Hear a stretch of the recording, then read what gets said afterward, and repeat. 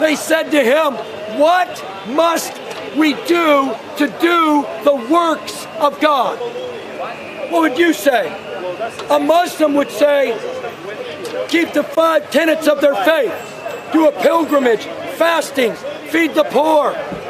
They would go on and do those things in their life thinking that Allah is happy.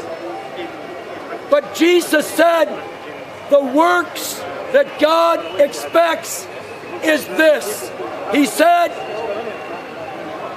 believe in the one that God sent. Do you know who God sent? His one and only Son. That is who God sent. He didn't send me. He didn't send you. He sent himself. And a religion that rejects Jesus Christ as the Son of God and the Savior of their sin rejects God because it's God's one way. See, God's given us over to choice. Right? You're standing there today because somehow you thought, I think I'll get dressed this morning. I'll put on shorts. I'll put on my favorite shoes with pink shoestrings. Right? I will put on a hat. You see, we choose. God doesn't take choice from us. That's love. God loves us so much that he chose us so that we could choose against him. How could that be? Love even says, if you don't want to love me, you don't have to. It's your choice. That is love. That's why the Bible says, for God so loved the world that he gave his one and only Son, that whosoever would believe in him would not perish, but have everlasting life. It's a choice. Now, let me ask you, do you have any question, anybody? Anybody want to ask a question? I've tried to entertain my Muslim frenemies, but they're not sure what they believe. In the Quran, their Quran, that is fake news, in their Quran it says Jesus, Surah 19:19, was born pure of the Virgin Miriam.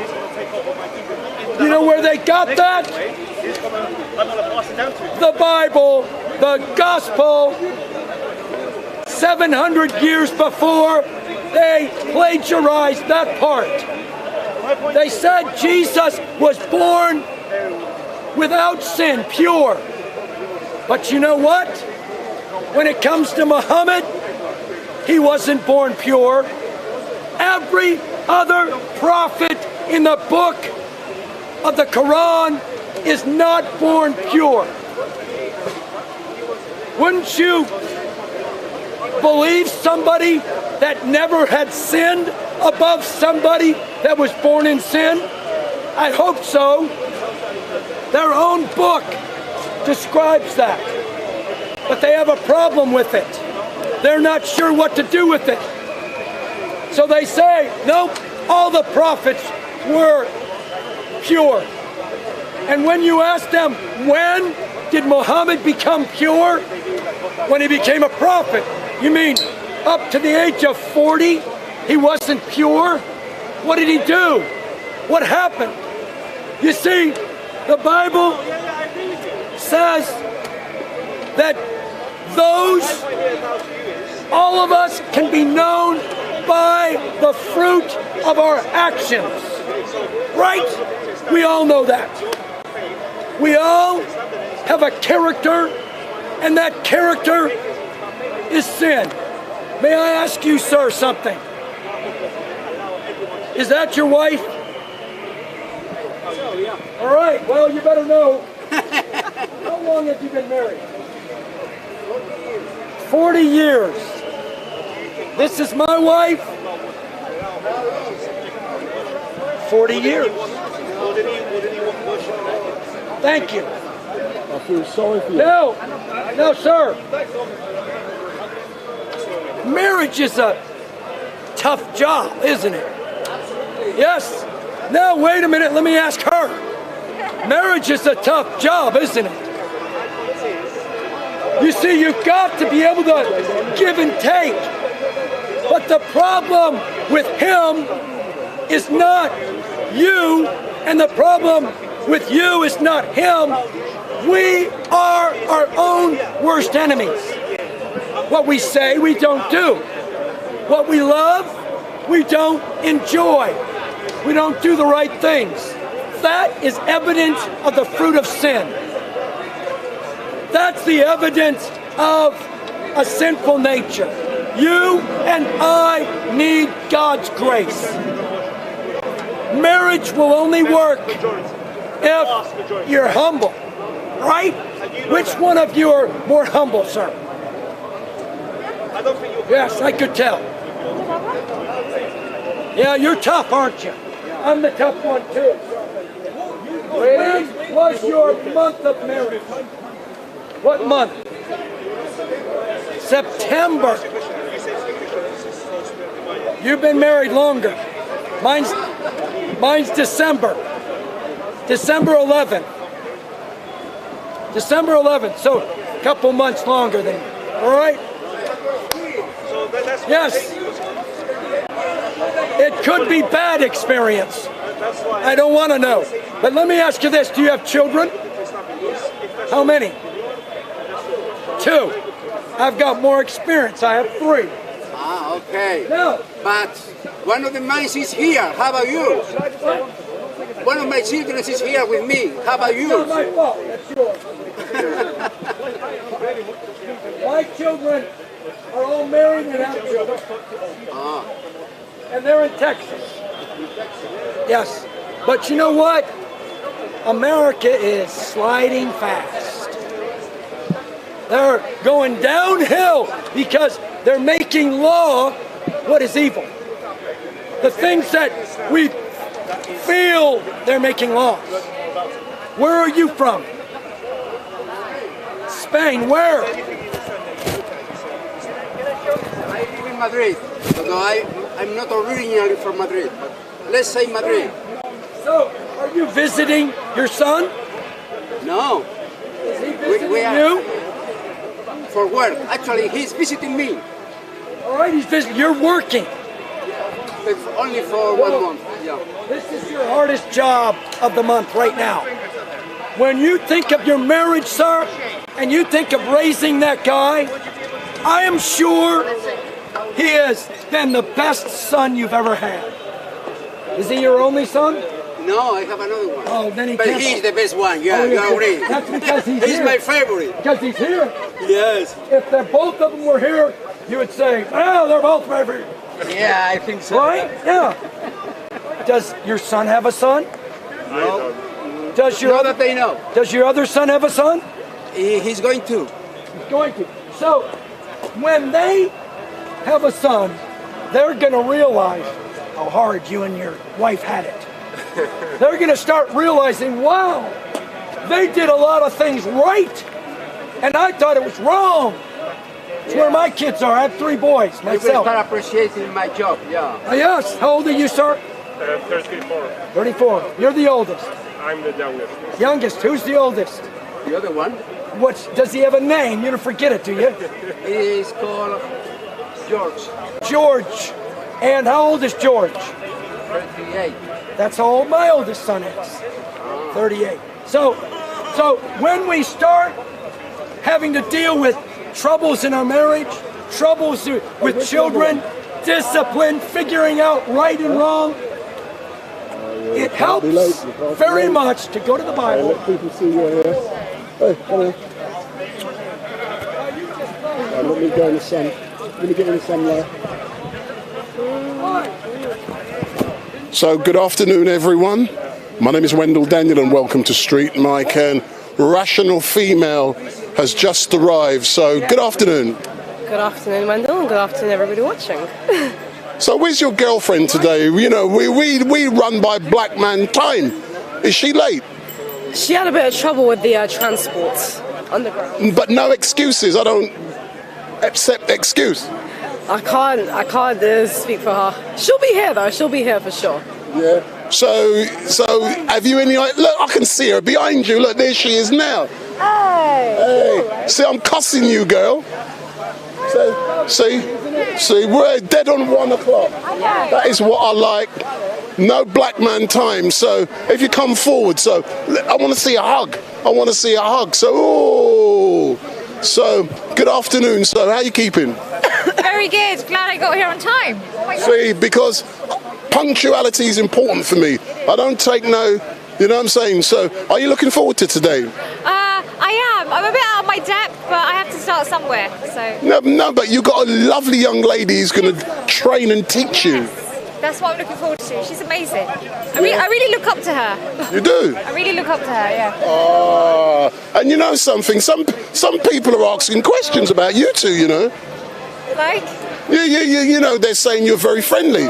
She's got a fiance. I say, that's now clarified. You dirty men having dirty thoughts. Oh, God. Right, yeah. I don't know. I'm too innocent for this.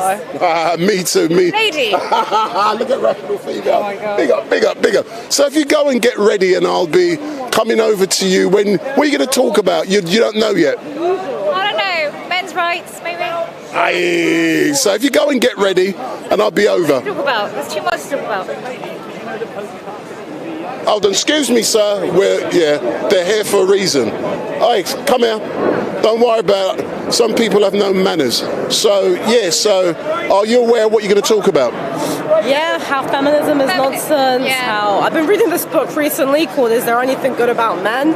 and it talks about how, you know, the differences between men and women and male and female gender relations. And it's really interesting because drawing on these kind of books really helps to sharpen up your knowledge, you know, when it comes to this fight.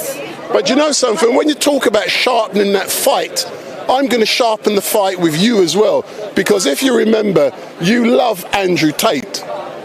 Well, love is a strong word. You like Andrew Tate.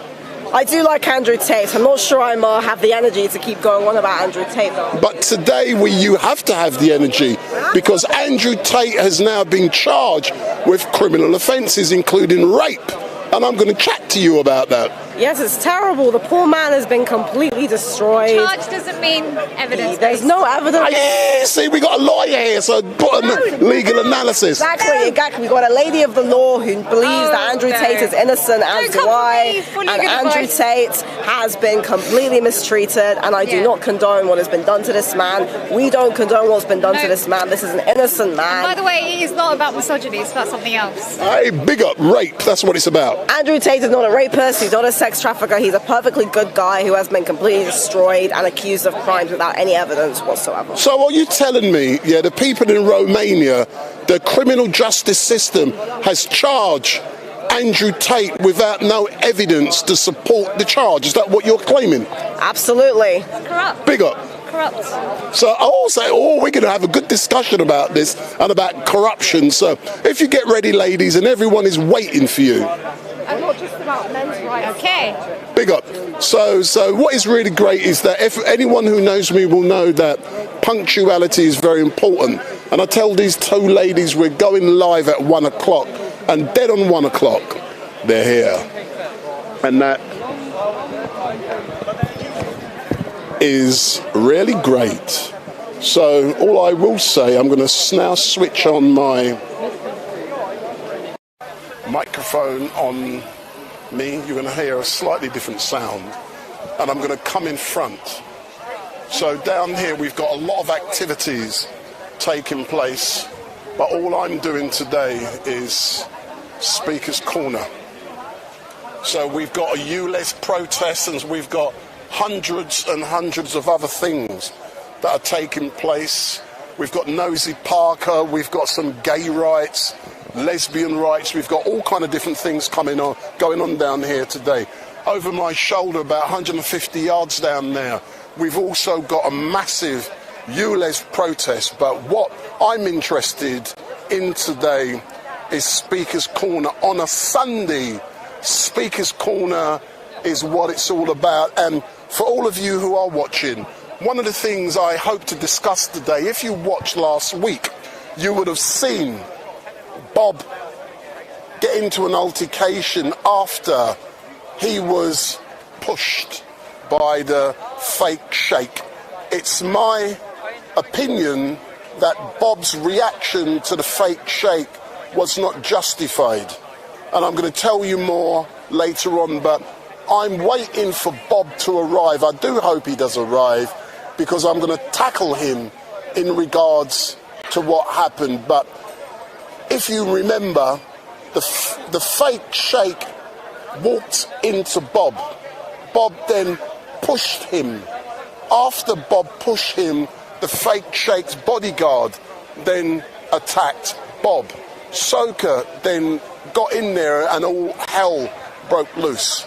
But I'm of the opinion that what I saw was that the fake sheikh walked into Bob and his actions were not intentional. Therefore, Bob's reaction was unwarranted and unjustified. So that is what I'm going to be arguing. But also, I believe that, no, I believe it's a fact that this is not the first time such an occurrence has happened down here with Bob. It happened about 7 weeks ago with the real sheikh. So I'm of the view that there is a pattern in Bob's behaviour or conduct in regards to how he reacts to people down here. And as we know, there is a history associated with Muslims, Christians, and therefore, just like it's heating up down here, and down here is a very volatile environment, and it's likely to explode at any time. So we are going to be engaging with Rational Female in a few moments. And all I will say, if this is the first time you've seen me, good afternoon, my name is Wendell Daniel from StreetMic, and we are live streaming on YouTube and also on Facebook twice. You can find me on Facebook on StreetMic LiveStream. You can also find me on Facebook on StreetMic Podcast. But on Facebook, bastards, I'm getting a shadow ban for about a year now, since I got a strike associated with Piers Corbyn. So I'm not happy with Facebook, but, you know, I don't rely on social media for the stuff I do. But we are going to be engaging in a few moments with Rational Female. I'm just looking at where she's disappeared to, but down here today it's very busy. I'm just going to pan the camera around and show you exactly what is going on. So right in front of me here, we can see there's some kind of pink event going on in the park. So there's a pink event going on in the park, and there's a man with a, excuse me sir, excuse me, come forward, come forward, come forward, come around for a couple of seconds. You're carrying a cross, so come on. You want to record it? Son, say that. I'll charge you. Hello world. Hold on, who are you to justify charging me? Who are you to justify calling for my attention? Yeah, because I'm well known down here, that's why. And who are you? Maybe I don't want to be well known. That's the best way, but what's your name? Jesus? One of them. Yeah. Oh, stay there. You're one of them, yeah. So hold on, yeah. So how comes you're walking around the cross with a cross and trespassing here at Speaker's Corner? Trespassing? Yeah, you're trespassing. Trespassing at Speaker's Corner. Yeah. Don't you feel a fool walking around with a cross? Absolutely not. I feel so blessed. Yeah? Come on, tell me why you feel blessed with a cross. Because no one else is doing it. Huh? Because no one else is doing it. Yeah, but you must be on drugs walking around with a cross in this heat. I've been sober for 3 years. You've been doing it for 3 years? Been sober for 3 years. You've been sober? Been clean for 3 years. So, but moving on, yeah. Yeah, no problem. So, no, I'm being quite honest now. So, let's talk about the cross. See, I'm disclosing to you, I know nothing about religion, and I don't care about religion. So I'm objective. So in regards to, I'm assuming, yeah, You're a Muslim, yeah? No, I'm Christian. What, with a cross? You're a comedian. I've got to be different, so come. Let me tell you something about religion. There's two types of religion. There's true religion and there's false religion. How do you differentiate between true and false? True religion involves you being kind to the fatherless. How do you define kindness? Showing mercy, compassion, being there when the person is in need. So do you believe that if one person attacks another, that person is being righteous? Most likely not.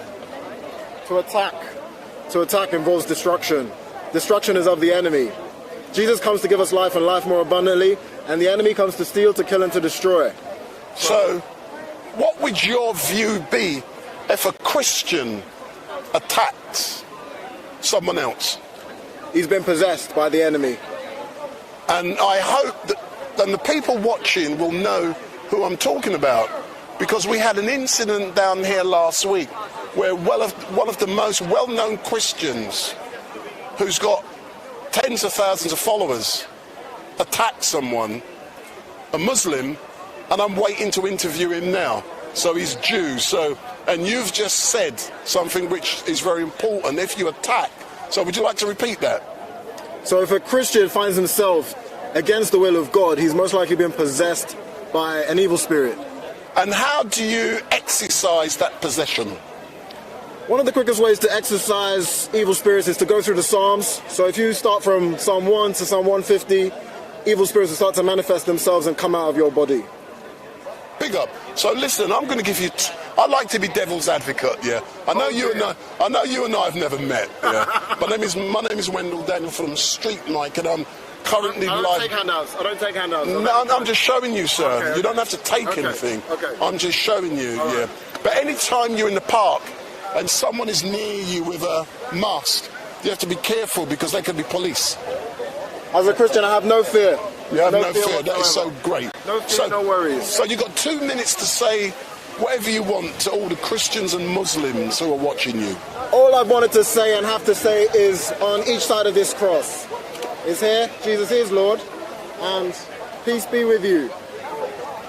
Big up. Thanks a lot, man, yeah.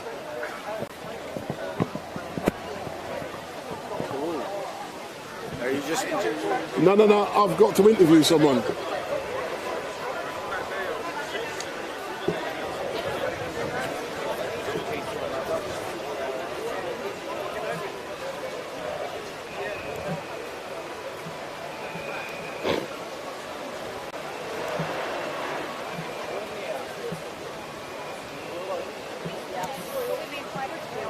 strong society, Good. strong, capable. I'm very upset that there's only one soapbox. I'm not the. Assuming it's the best. No, I just. no, there's two. No, there's both of you. I want a twin. So this is all about both of you today, not one. I'm not really the. You can bounce off my arguments. Yeah. So you can bounce off. Yeah, I like behind the scenes as well. Look, for you watching, I'm going behind the scenes now. Watch. This has a pocket. I bet everyone's getting jealous now. I'm touching you. Yes.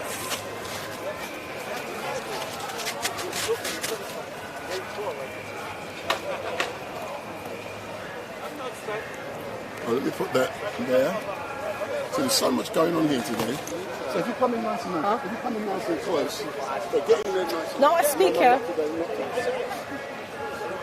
I'll be here for a few hours. We'll be here for a few hours. Not now.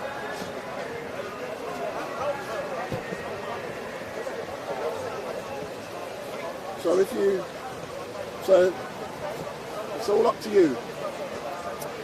Well, hello there, ladies and gentlemen. As you know, I'm the rational female, resident anti-feminist, defender of men and women, defender of truth, defender of social justice, real social justice. And I'm here with my lovely lady, Shahara. Together, we are embarking on a mission to take down the feminist movement and replace it with a real female empowerment that actually empowers women, that supports wives and mothers, that supports women of all backgrounds. Right. That doesn't tell women that they're oppressed by the patriarchy. So, before you go into your discussion, Sahara, how do you spell that to make sure we've got the right spelling? Your name? Oh, sure. S-H-A-H-A-R-A. And where are you from? London, England. So, I'm just going to have a little interview and let people know who've never met you before. So, originally you came down here about 2 weeks ago? Yeah. And you had an interesting discussion with Bob. Yeah. And you come back last week. Why did you come back last week? To support and listen to Zarina a bit more. Yeah. Yeah. So what is it about Zarina that you like? Zarina is my idea, like I just think she's a more, although I'm very passionate about men's rights, she's more vocal and I really admire that. She's here in a pool of, what used to be a lot of men, and she's standing, going against the grain and everything that I stand for, and I love just championing her on, and she's using her voice for a very positive thing. It's very necessary, especially as a woman, because nobody wants to listen to men if men are saying men's rights. If a woman says men's rights and highlights it, it's eye-catching for obviously. But don't you believe, like people have argued in the past, that you're undermining all of the great work that women have done for about 50 years by championing men's rights and saying feminism is trash? Well, they didn't champion men's rights, did they? They're talking about feminists. What? How? Where? No, I'm just saying in general, are you not undermining? No, not undermining, because they said they wanted equality, but we've seen that it's actually the eradication of men, and it's the argument that women were second-class citizens, and then they took the inch, they got the right, whatever, and then they took it a mile. Now men are second-class citizens in 2023. But isn't that good? No, it's not, because it's Why not not? equality, is it? But is there really such thing as equality? What is so wrong with women running things? If it's in their nature, that's the thing. True equality is when you have the same opportunities and you can achieve things within your means and within your nature.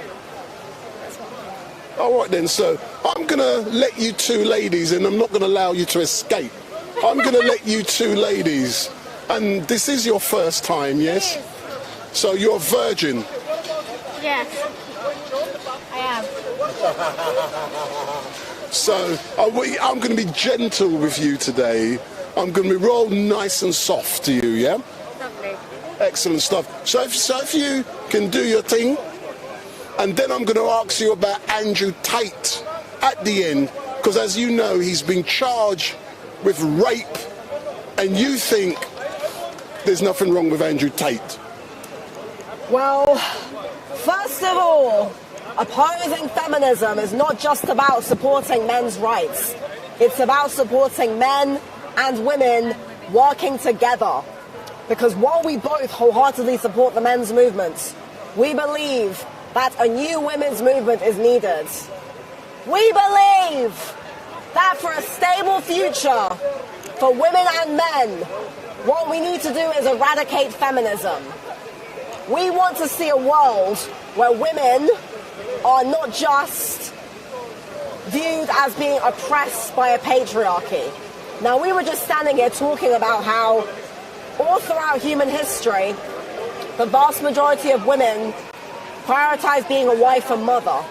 But there's always a few women, and they're usually famous: Boudica, Joan of Arc, Hypatia, Cleopatra, Marilyn Monroe, Frida Kahlo, Sylvia Plath, Marie Curie. There's always those few select women who go against the grain.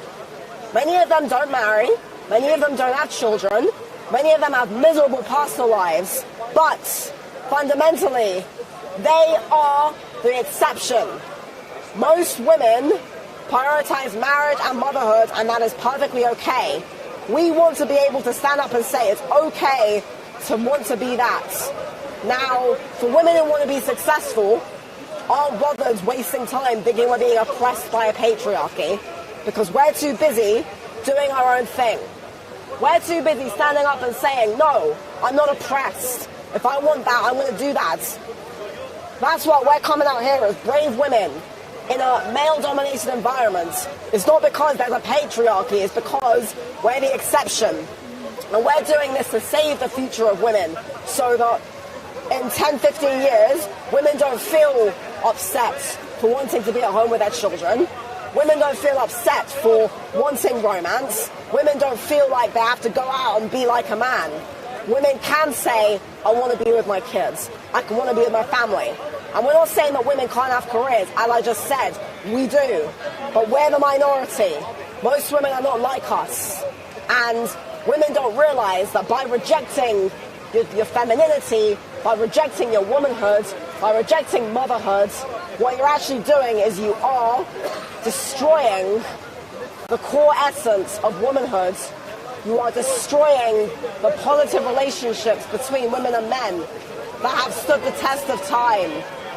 For women and men to be strong and successful, we must not be hating each other. We must not be telling women that they are oppressed by a patriarchal society. We must not be telling men that they are upholders of patriarchy and male privilege. We must not be telling women that they are second-class citizens, because this is all a lie. It's sexist towards women. It's sexist towards men. It's the destruction of complementary, positive dynamics between women and men. Now over to Shahara. She's going to add some things to that. Go for it, my lady. Go for it, girl. Big up. You want to stand up here? Do you want to stand? You don't want to stand? Don't stand on the box. Stand on, don't be scared. Stand on the box. Yes, you can. Do it. Yes, you can. Big up, big up, big up. Yay. Feminism is trash! Feminism is trash! It is the eradication and destruction of relationships between women and men. Here, I have a YouTube channel, lady. Feminism is a bunch of nonsense, and we are here protesting against it. Go on, Shahara, tell them. Hold on, microphone. First time speaker. Put the microphone so I want good crystal clear sound. Feminism is not a movement for equal rights. It's a movement for the eradication of positive relationships. If you stay there nice and close. Between women and men. You can put it probably in my bag or something. Oh dear. Feminism is not for the future of women. It's for the future of feminists and destruction of women. I'd like to highlight the hypocrisy and inconsistency of feminism. So it's for women's rights, but it's actually for only a few privileged women, because there is a woman who was kidnapped. Well, first of all, she's a woman of colour, and she was kidnapped by American forces and taken. She was imprisoned and tortured against her will. And no feminists were there to protest against her kidnapping. Her name is Dr. Afia Siddiqui. Please Google her and find out more about her case. The reason why I mention her name is because if feminism was really for women's rights and for equality and all that stuff that they always bang on about, then they would be out on the streets for Afia Siddiqui's release. She is the only female prisoner that was held in Guantanamo Bay. They lied saying that there was no female prisoners. She was one of them. And this has become common news. Everybody knows the name, a lot of people know the name of Afia Siddiqui, yet the feminists are quiet. Why is that? That is a question everybody has to ask. She is still in prison as we speak. She's been in prison for 15 years. She's an innocent woman. She's being held in America. She is not a US citizen. She is a Pakistani woman. She's been kidnapped and her children were taken away from her. One of them is presumed to be dead. There is so much more to her case, but my point is, if feminism is so good for women, why are they ignoring this particular woman? This needs to be asked. And that is one major inconsistency. They have been so quiet. Exactly. Even at the beginning. Exactly. Didn't want white working class women involved. Yes. I'm white working class women. Yes. We need to stick The together. suffragettes were not for us. No, they were what? They were for the middle class, upper classes. They have never been for the likes of And me, they were ever. eugenicists. Ever did nothing for me. They have absolutely ravaged black and white working classes. Yes, completely. she's right. It's only for a very select few women. Majority of women have been thrown under the bus by That's feminism. true. Feminism is hypocrisy. It's about celebrating privilege for a small cabal of women. They don't respect the working woman. They don't respect the wife. They don't respect disabled women. They don't respect women of colour. And they certainly don't respect men. No. Absolutely true. We supported feminism because we believed in the lie that they were second-class citizens. But now they have taken that and made men second-class citizens. For example, the CMS, which is the Child Maintenance Service, fathers are having to pay insane amounts of money which are false. The mothers, unfortunately, they make up lies that the CMS immediately believe without any evidence. And unfortunately, many men, thousands upon thousands, they die. These are fathers who commit suicide because they cannot pay the costs that the CMS have said that they owe.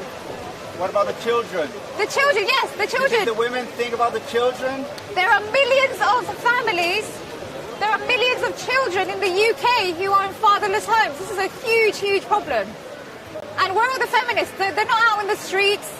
They're not, campaigning against this. It's always about the wage gap and all this, There is no wage gap. It's a lie. The breaking up of the family units. And that's the key, removing the Divide and father. conquer. They only want weak men, and obviously women are biologically weaker than men, but also mentally weak as well. That's not actually true. In some ways, women are much stronger than men. No, I know. But in the ways they know where they are. They try to become men. That's the problem. Yeah. And no, it's not. We're against all feminism. All feminism is equal. All feminism is equally bad. And she's right. The feminist is a massive hypocrisy. Feminism is a hypocritical movement, and we want to take it down. We don't want to do this in 5 years. We want to do this now. It must end today. No more feminism for the future protection of women, men, and children. And you ask about the children, and we say, what are they doing to children now? They're telling children that you could be something other than a male or a female. Children are being told that you can be non-binary, that you can take puberty blockers. And who championed this? Who said that gender is a social construct? Who said that there is no difference between a male and a female? Feminists. Who said that women are inferior to men and the only way for us to be the same as men is to become men? Feminists.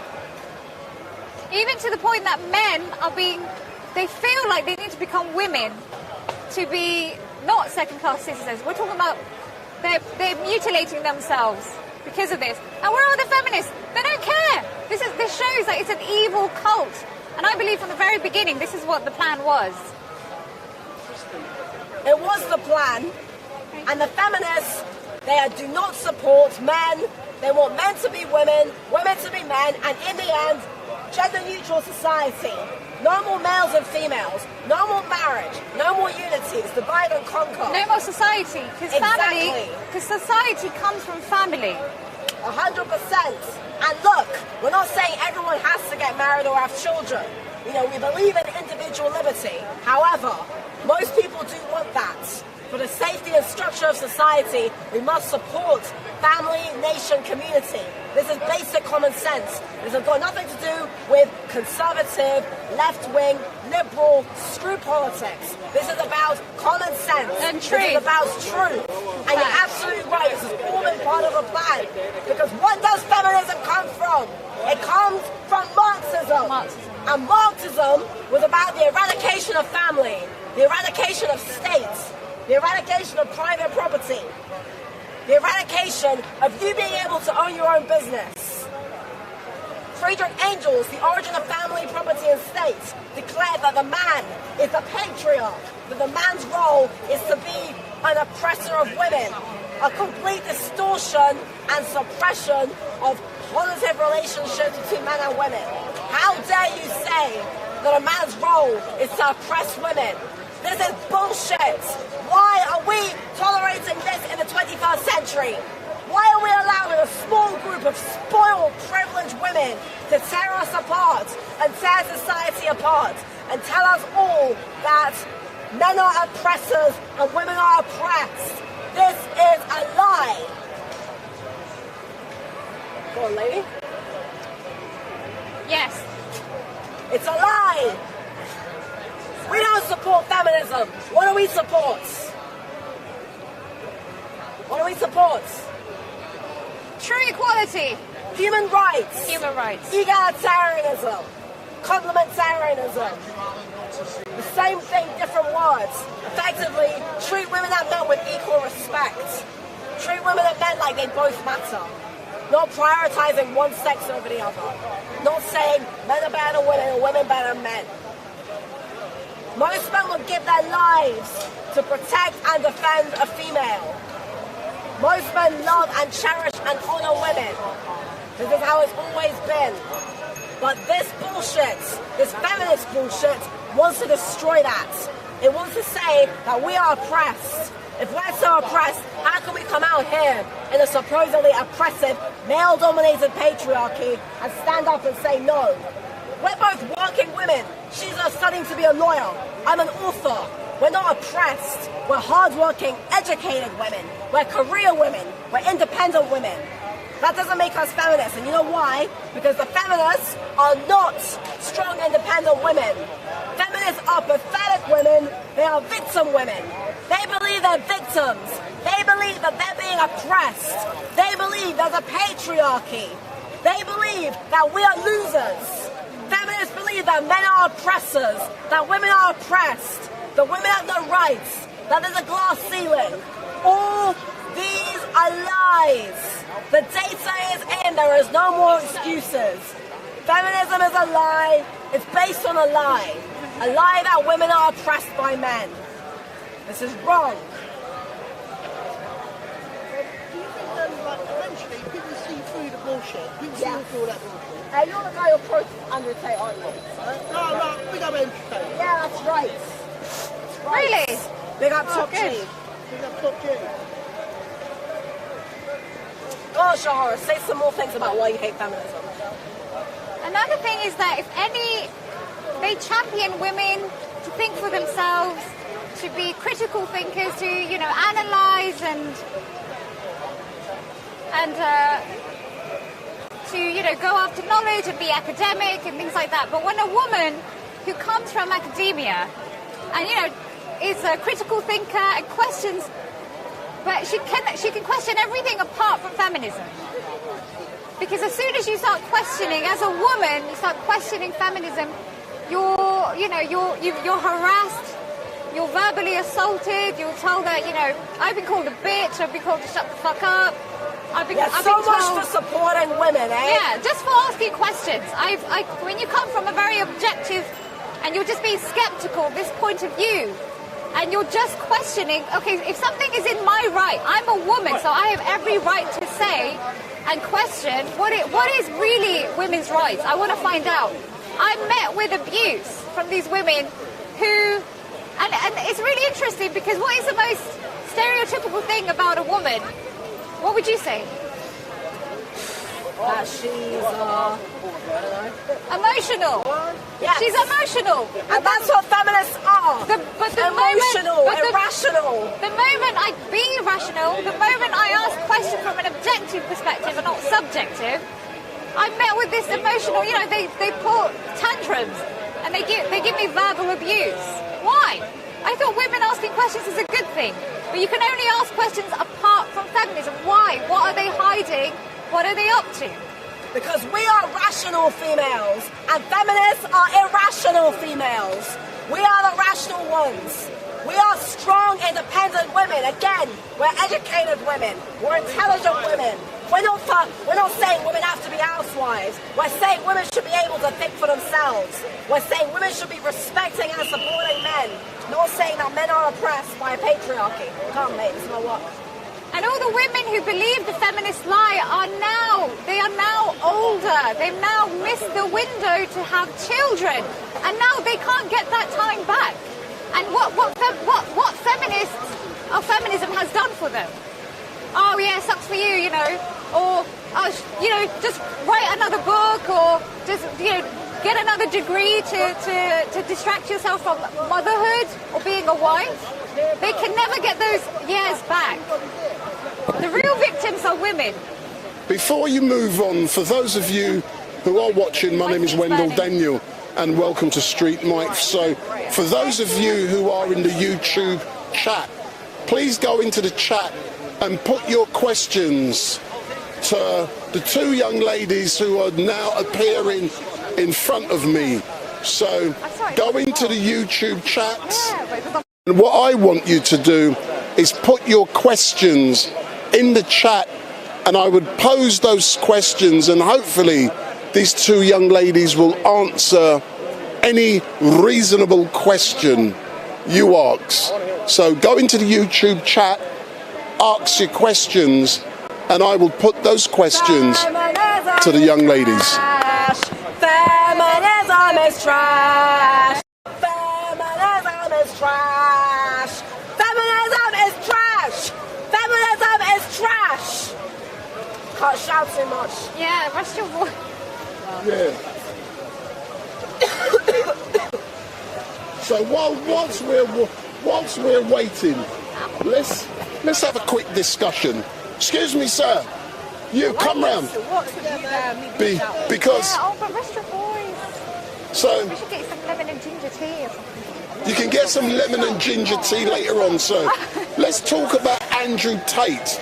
Because tell me why you believe Andrew Tate, who has been arrested and charged with 3 criminal... Hold on. Sorry. He's been charged with 3 criminal offences in Romania, including rape. Why do you believe Andrew Tate is a good man? No, it's funny you say that. Last year in October, I hated Andrew Tate. I made a video on my YouTube channel talking about why he was a narcissist and a misogynist. I did not like the guy. Then, I watched him full interview on Piers Morgan. I watched his actual videos and I realised he's a satirist. He doesn't hate anybody. He is using dark comedy. So are you telling me that a satirist and someone who's using dark comedy didn't rape a woman? Is that what you're saying? There is no evidence that he raped any women. He loves women. He respects women. He loves and respects people. He's a good-hearted man. So are you saying the Romanian prosecutors, the Romanian police have no evidence to back up the charge that Andrew Tate raped women? Have they not got evidence from women to justify the charge? There's absolutely no evidence. Thousands of women have come forward supporting Andrew Tate. There are accusations. But those women are not the woman who has made specific allegations. The thousands who have come forward can say he hasn't done nothing to me, but if one person said they have, then potentially there's justification to have a charge. There's justification to take the case to court. Then the evidence is then tested, but he's innocent until proven guilty. True. Wendell, one thing. That is as solid as me accusing you of raping me right now. How do you know? Because it's just an accusation. It's a he said, she said situation. Have you seen the evidence that the prosecutors have? But you see, how do we know they're even real women? How do we know that the women who have accused him even exist? Let's assume they are real women. Let's assume they are real. Yeah, they're on camera leaving the premises at will as well. Why is that not mentioned? Because one of the accusations... One of the accusations is that he never let them leave. There's so much video evidence, not to mention that the prosecutors refused to look at the evidence supporting Tate. Why would they refuse? It's not a fair trial. It's not. But it's you not fair. are giving, evidence of someone leaving. No, I'm saying because if the victim says he didn't let me leave, but there's evidence of you leaving at will, ordering a pizza. So what does that mean? Hold on. Let's go back. She's studying law. She knows her stuff. Yeah, I've studied law. That's why I'm arguing with you. Yeah. Just because you see someone walking out of a room does not mean something didn't happen in that room. Well, let's look at the context. It's not the room. It's the main gate of the whole complex. She had every opportunity to leave. She ordered a pizza, for God's sake. The door was wide open, but for those who are actually fair and sincere, have watched that evidence, and they know the truth. But do they know the truth of what happened in the room? In the room? The complex where an attack allegedly took place. Andrew has been investigated for months and months and months, and there is not a shred of evidence that he has done the terrible things he's done. But do you believe the prosecutors will be laying evidence out in public for you to see prior to a trial? Making up statistics, that's what they're doing. We believe Andrew Tate is innocent. Completely innocent. But you believe Andrew Tate is innocent because you are deluded, you are crazy, and you like the fact that Andrew Tate is a satirist. You know, you don't consider the possibility that he does coerce women into doing things against their will. But there's no evidence that he's coercing women. Like what? What are we talking about? Is he forcing them? Is he pushing them into a room, handcuffing them? There is no evidence. And excuse me, I'm sorry, but look at the BBC, the way they vilified Andrew Tate. They knew about Jimmy Savile and how he's like. What's that got to do with anything? That has everything to do with it. Because it's called it's an inconsistency in journalism, and they're not consistent with their outrage. This is look. If they really cared about women, every single perpetrator against a woman will be, the same justice will be done to them. Jimmy Savile was predicted. Let's agree what happened with Jimmy Savile was wrong. Let's agree that he was a child groomer. So long. He was BBC a pedophile. Yeah, but it was confirmed that Jimmy Savile was a paedophile after he had died. Very convenient. After death. And everyone said, oh, what a bad man. We are currently having a trial. Let's be honest, the attack on Andrew Tate is not about women, okay? It's about the fact that they don't like him because he's speaking the truth just like us. The elites, okay, are using the argument as a shield, the misogynist argument as a shield to cover up why they really want Andrew Tate, why they really want to shut him up. So don't you believe that Andrew Tate's behaviour... He spoke against COVID, which was a massive thing. That is why. And he also revealed massive other truths about big corporations. That is why. They don't give a damn about women. If that was the case, Jimmy Savile would have been prosecuted a long time ago. Because everyone knew he was a paedophile, especially the BBC. But knowing and having evidence, that is what I'm disagreeing with you. Yeah. Just like the other day, with the guy with Breakfast TV, what's his name again? No, the other one. What's his name? Danny. No, give me a name. So Philip Scoville? Yeah. No. Who's the one who allegedly had sex or kisses with a young boy? Or 22-year-old. See, I wasn't said it, you said it. So it's Philip Schofield. A lot of people claim they knew A, B, C, D, E, F, G about Philip Schofield, but no evidence come forward. So therefore, I'll apply that to Jimmy Savile. Yeah, people knew, but no one stepped forward into the ring, to ensure that evidence was provided, to ensure that he went through a criminal justice process so he can be proven innocent or guilty. That is what is now happening with Andrew Tate. So what is wrong with that? Big up. So isn't it correct? Yeah.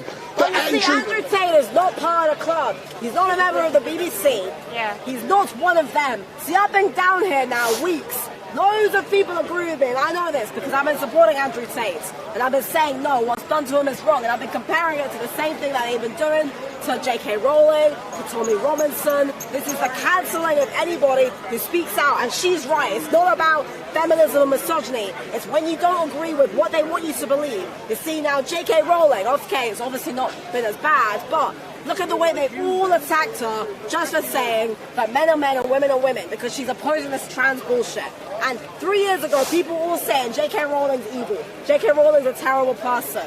Now, what has she done that's so bad? And they're all jumping on Andrew Tate for the same reason. Now, obviously, him it's worse because he's got all these accusations. But it's the same point. The point is, they don't like anyone who stands up and speaks out. There's no one to say that you're a misogynist or a sexist or a transphobe because they can't handle it. We're going to be cancelled soon.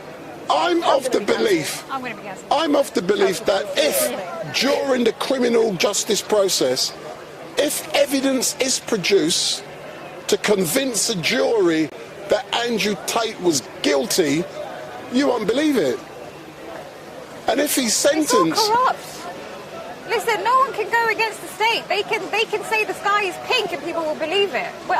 Andrew Tate, it's a man against the state. They don't care about women. This is not. He's not a misogynist. So they how know about that. when a genuine woman comes forward and makes an accusation of rape? That's the thing, genuine. Have you met her?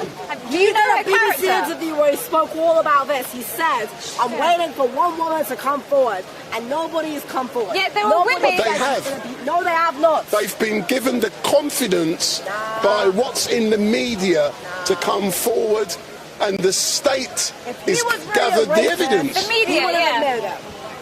Pure and honest journalism from the media, yeah. They haven't paid off people to tell lies. See, I'm now going to go in the chat to see said if... Michael Jackson was a paedophile. He was. No, he was not. he That was wasn't. all nonsense. Rubbish. Michael Jackson was not a paedophile. This is what they do. Look, it's a pattern. It's a pattern. So are you telling me, yeah, in 2023, a big man, yeah, using his power to groom young children, bring them in his bedroom, sleep with them, and do all kind of rascal thing, that he's not a paedophile? Oh, there are men like that, but they ain't Michael Jackson. But you Michael Jackson was not one of them. So Macaulay Culkin, whatever his name was, He yeah, said that MJ never laid a hand on him. Yeah. But all the charges against Michael Jackson were found to be false. There was no evidence that he touched kids. Again, I once believed that he did. I'm a big Michael Jackson fan. Don't you think it's a coincidence any time a man speaks against a state or exposes things, suddenly he disappears, He's or a pedophile, there's bullshit a claims rapist. against him, and then suddenly he dies. Oh yeah, it was a suicide. Next thing you'll be telling me is that Andrew Tate is just part of the pattern. Yeah, you'll be telling me next year that Michael Jackson woke up a white man. Michael Jackson was mistreated and abused. He had an abusive childhood. He was a beautiful man, a hard-working musician. He was used not by a his child parents as molester. well. Exactly. He was worked and worked and children. worked. He had depression. No one looks at that. No one. So Michael Jackson had depression, yeah? So he had a disturbed mind. So he surrounded himself by children. Doesn't make you a disturbed mind. It's cultures. You're offending many depressed children. I'm sure your viewers have suffered with depression. They share beds with children. It's a cultural thing. Yeah. I'm not saying I agree or disagree with that. I'm just saying that it's not sexual. You know, young boys and girls share a bed together in certain cultures, Indian cultures, African cultures. But there's no evidence Michael Jackson was a pedophile. There's no evidence Andrew Tate is a rapist.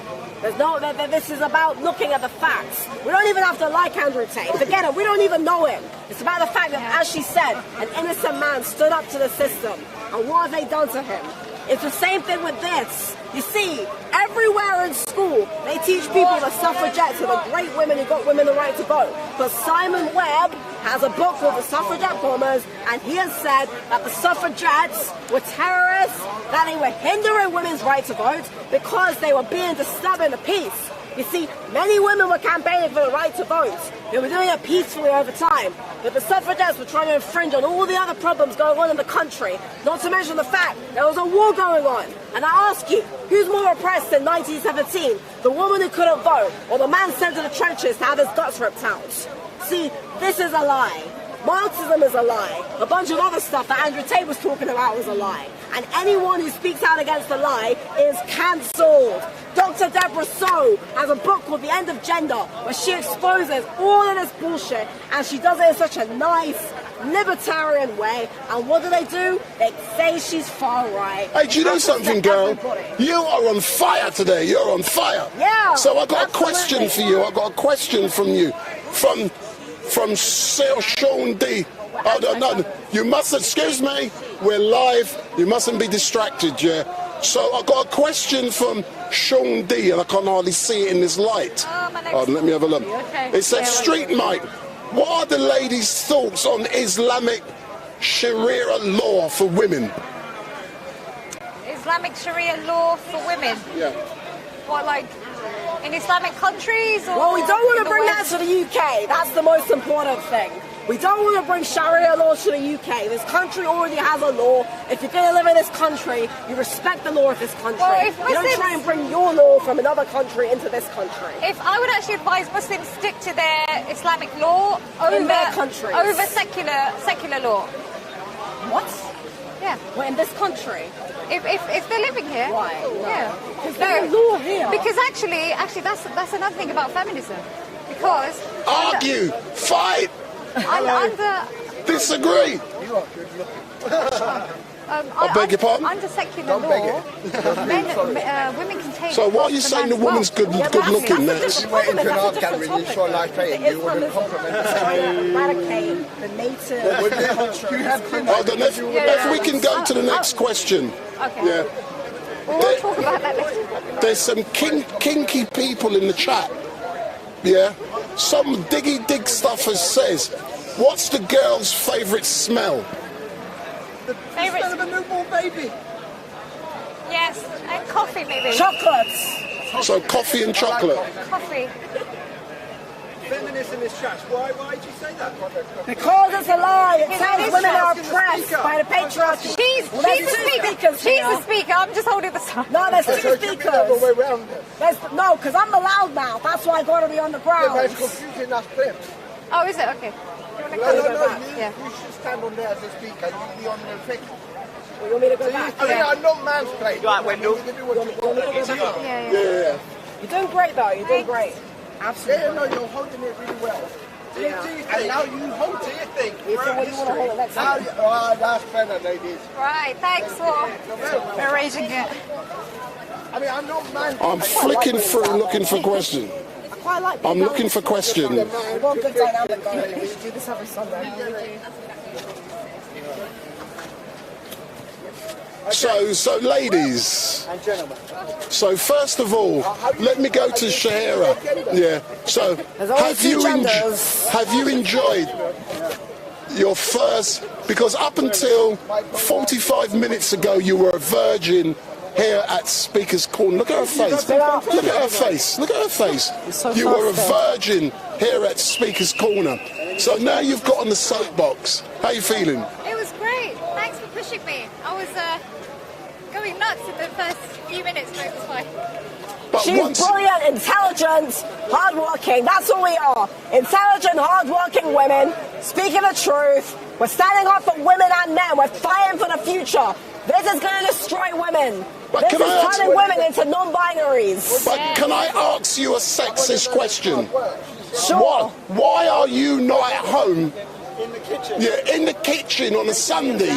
I want to be. Cooking roast beef and Yorkshire pudding. I want to be. Because we believe in being an individual. We don't believe in isms, okay? We're not against women wanting to have careers. We're against a society which tells women that they're oppressed by men. This isn't about saying women have to be housewives or anything. Yeah, but I want my Sunday dinner. Well, ask your wife to make it. Big up. Hatun, are you listening? This is about standing up for really facts. It's about standing up for the fact. There's no patriarchy. There's no oppressive male-dominated patriarchy. Is that for all of history? So let's say like in the past 200 years. The whole idea of human male and female relations is to work together. together to bring stable societies. Do you think men have ever taken like some liberties in like oppressing? What?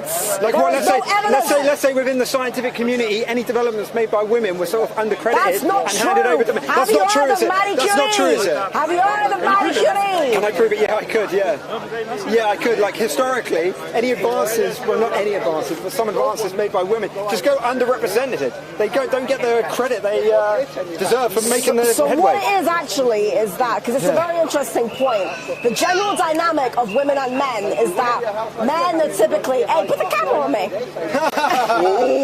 The general dynamic an assertive is woman. that men were typically more respected and women were typically more loved. So men were more respected for their achievements and their accomplishments, and women were typically more loved for being wives and mothers. Let's say a group of women gather together and say, actually, we like the love, but actually we want a little bit of respect as well. So we're going to create an ideology that sort of walks around and says, we are going to demand our respect. So I don't know, maybe like the suffragettes, so they get their vote, and maybe in other areas of work, they sort of say, we should stand up and sort of unite under a banner, some sort of ideology that says, yeah, we are on equal footing. So again, the point I was trying to make is that the feminism has distorted roles between males and females. It's created this illusion that men were trying to take advantage of women and oppress women. And the point I was making is that men were typically viewed as more respected, and women were typically more loved. And that wasn't about the fact that men were trying to dominate women or women weren't being respected. I'm saying this is how it overall was. Now, the fact is that it was typically harder for women to be as respected, but it was also harder for men to be loved. Why are we only looking at women? This is a big problem. We are ignoring the fact, because you sat there and you stood there and said, right, well, women. Why are you not telling me? Hang on a minute. Why weren't these men saying they want some love? Because you said women want to respect. Why don't men get to feel more love? I want some love. Exactly. Hatun, are you listening? So that's the problem here. It's the fact is that if we strip away everything else, we're only ever looking at the women. This is gynocentrism. We're only looking at how things affect the woman. We should be looking at how things affect the man and the woman. I'll meet you halfway. Yeah, I'll say. Women and men face troubles, yeah? Yes. Some of the troubles are different. Men have got different troubles to women. But they face an equal amount of troubles. That's the point. I won't say that. I'll just say... But you're saying it because you've been brainwashed, sir. You've been brainwashed. And as a man, it's very unattractive for you as a male to be brainwashed by some stupid feminist ideology which wants to turn men into beta male simps. This is why Andrew's saying is fucking important, because he's a real man, that's why. And we need real strong men who are masculine. Go on, answer that. You've been brainwashed. You're brainwashed. I was going to say we can meet halfway, yeah? I was starting to say, look, we all face our troubles, yeah? Surely, maybe in the divorce courts, this speaker over there says men get a bit of a hard time and Exactly. She knows this because she studies law. Good on her. But that sign is just very detrimental to the whole cause this sign of trying to create... trying to destroy the cause. That's why. No. I've never seen him. I have never seen you go quiet. You are being crucified by rational feminism today. Rational female. Oh, sorry. Rational anti. That's sorry. Rational anti-feminist. Sorry. Certain people have been spreading lies that I'm a feminist and posting very, very unfair videos of me, calling me a crazy redhead feminist. It appears certain people are too afraid to show up today because certain people are a bunch of pussies. Oh, I heard you're in love. And I heard you're in love with Ali Dawa. Oh, he wishes I was in love with him, doesn't he? Ali Dawa would absolutely shit his pants. You liar. He wishes. You loved it when he was kissing you. He wishes. Pretending. Hey, was he good? I was enjoying the discussion. He was good. He ran away, man. He's scared. coming. So you... He's scared because I'm fighting all but you lie. You love. I'm of the opinion that you have fallen in love with Ali Dawa. Maybe Ali Dawa's fallen in love with me. Then what have you got to offer? For the prick that he is. And I said it to the camera. He's a prick. He uses his platform to make fun of people, take the piss out of people, and spread lies. A lot of Muslims don't like him. A lot of people don't like him. He ain't nobody. The first time we met, he said to me he was nobody. He proved me right. He is nobody. A pathetic loser who can't even show up. Absolutely typical. So look in the camera and talk to Ali Dawa. Ali Dawa, I think you're the most pathetic person I've ever seen. I've already said it in a video. Everybody knows I think it. You have absolutely no idea what I've had to go through over the last month and a half thanks to your bullshit. Most of the people who follow you have the IQ of a bumblebee. I ain't afraid to say this. I'm saying this because we need to know.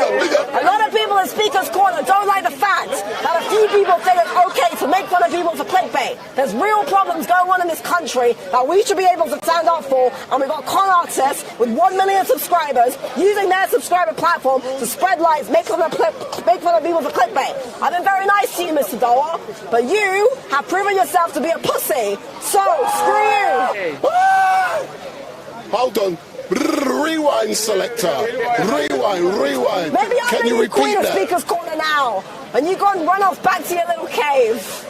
Hold on. I'm talking about shit which concerns people. We're standing here talking about the rights for men. We're standing here exposing the truth about feminism. We're standing here standing up for human rights. We're engaging with these lovely people. We're not making fun of them for clickbait. We're having civilized discussions with them. But you are too dumb to have civilized discussions, Mr. Dawa. Okay, let's go. I got a question. What's up, mate? Obviously, biologically, male and females have got different muscle masses and strengths, yeah? And that's just throughout the ages. Do you think the dynamics of like power plays throughout human civilization have made it so women have had to sort of play a different game than men because of this difference in strength? Well, absolutely, and that's very well mentioned. Effectively, the fact is, and I'm actually currently reading a very good book called Is There Anything Good About Men by Roy Bannister. Yes, I'm an author, so I should be able to read. And effectively, it's a bookmark. If you continue, don't get distracted. It's got my work on it. So effectively what it is that effectively, as you were saying correctly, women are different to men, and the way in which women are built, our bodies are made to be raising the children, and women are also less likely to take risks. Why? Because throughout most of human history, women's number one primary concern has been reproducing to further the human race. So let's say some bright spark said, I know what we should do. We should sort of like build a campus, put all the smart people there, and they can go there, study and learn to become greater people, yeah?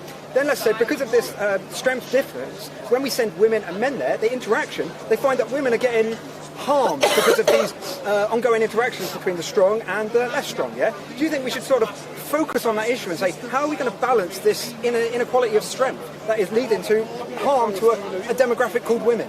What do you mean that women are getting harmed? What do I mean? I mean people on campuses are getting sexually harassed and harmed. Well, what do you mean by sexual harassment? I don't want to talk about rape or sexual abuse, but I'm just... Well, that's a completely different topic that's got nothing to do with feminism. A lot of them are being falsely accused. They've been proven to be false.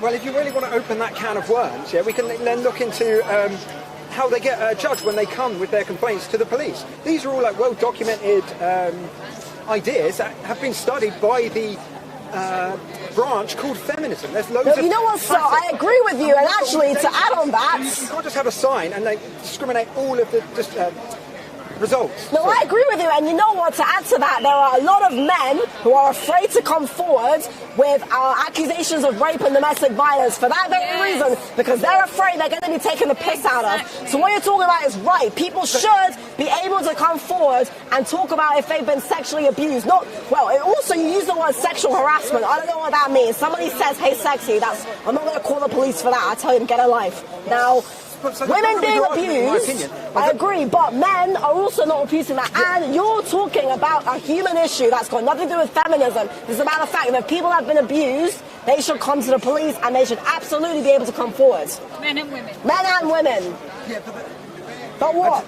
This is complex. I'm trying to say there is an issue with females, women, not being taken seriously, or there's a bigger issue with men not being taken seriously. A much bigger issue. The point I'm trying to make is like quite big, so you can't interrupt me. Yeah? The second point is, men face issues too. This is obvious. Yeah, men face issues too. But you're never going to solve the world problems, or you're never going to make any progress, is every time one thing gets highlighted, you say, oh, look at this problem, or oh, look at that problem. You're just going to be, your attention's going to get jerked all over the place, like issue by issue, or rank it by like scale of the issue. So where is the scale of issue? Where's the scale of harm?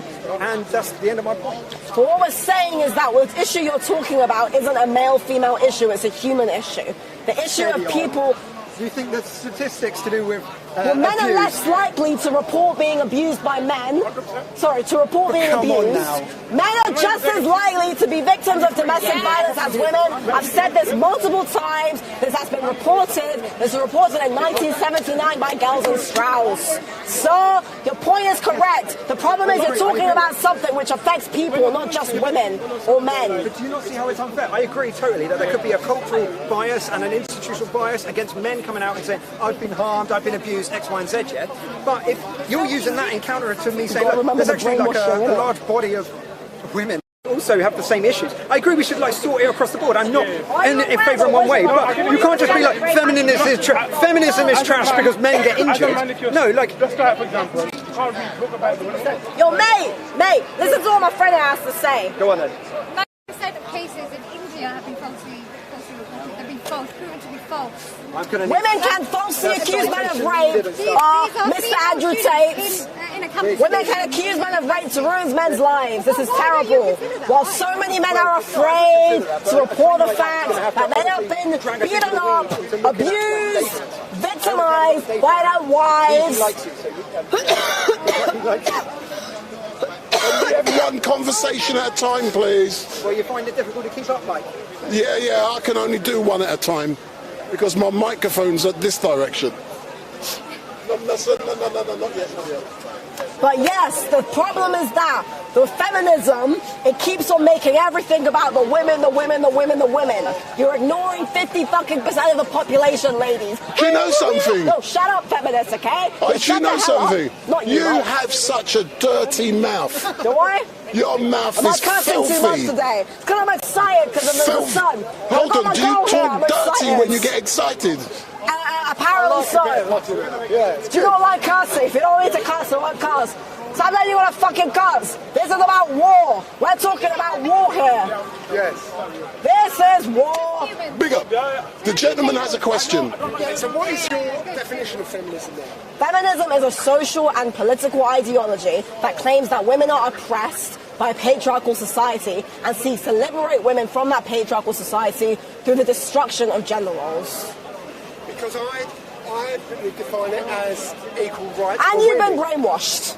That's where it starts. Feminism is not equal rights. And you know what the funny thing is? Feminists agree with me. Feminists, actual real feminists will say feminism is not about equality. It's not about giving women choice. It's not about girl power. It's not about sexual liberation. It's not about any of that. It's about liberating women from the patriarchy. The two key premises of feminism are women are oppressed by patriarchy and gender roles are oppressing women. Those are the two things they want to destroy. We keep having to bring it back to that. And the more you say, oh, but it's about here.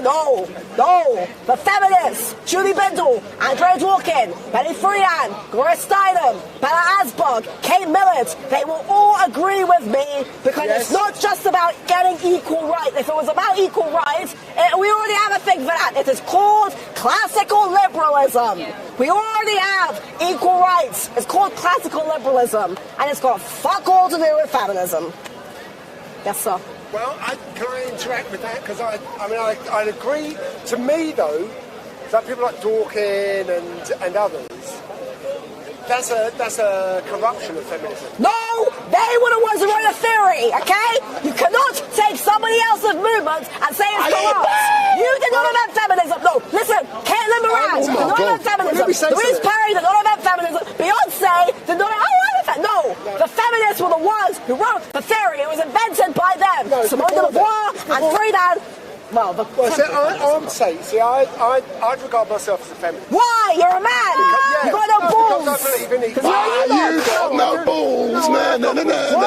It's not about what you think. It's not about what you think. It's about what it actually is. Let me just say I really appreciate your point, but I've got slightly, maybe I'm wrong, but maybe I've got a different perspective, and that is, I look to people like J.S. Mill, George Bernard Shaw, Sylvia Pankhurst, these people who campaign, Germaine Greer, who campaigned for equal rights and fair standards for men and women. And although I haven't read The Female Eunuch, and I know I disagree with Germaine on a lot of things, I really always thought that you could debate and have an engaged adult conversation about those issues. And sexual liberation, that to me was, those are laudable ideals. Can I ask you a question, sir? Finish this point. There is a corruption in sort of what is now seen as feminism and widely subscribed to as feminism, which I agree with what you're saying about that. It's an ideology of patriarchy, which, I mean, there is elements that is a problem, but I think it's overdone. There's a lot of man-hating in so-called feminism, which is really a derivation as far as I can say. But as the fundamental thing, the dictionary definition, equal rights for men and women before the law and in society, I agree with that. Yeah, that's what it says on paper. That's part of the lie that they... Yes! Yes! Big up! Big up! Yes, big up! They would disagree with you. You should look up Janice Fiamenko. She refutes everything you say. And sorry, hold on. Let me answer my question. All right. Sir, how does it make you feel being accused by rational females of having no balls? Big up! Well, I've got no issue about that. I've got no complex, so I'm confident, you know, I've got no problem, got no hang up with that area. So. Excellent stuff. So what I'm now going to do, I'm now going to wrap up, then I'm going to go and speak to Bob. Can I just respond to this fellow on the camera first? Effectively, so first of all, what I wanted to say is, what bloody rights and privileges did all the people you mentioned, all these upper middle class white academics have that they needed to complain about? Now, you're saying patriarchy. Patriarchy theory is an integral part of feminism. You cannot call yourself a feminist if you don't believe in patriarchy theory. No, you cannot. Because no, it's not what you think, okay? This is a corruption of someone's ideology. Patriarchy theory is an integral part of feminism, okay? John Stuart Mill was a liberal. John Stuart Mill was a liberal, okay? Sylvia Pankhurst was a bloody suffragette. The suffragettes were terrorists. They were campaigning for votes, for rights, for upper middle class white women, not for working women, not for men, and not for women of colour. Is the exception in that regard.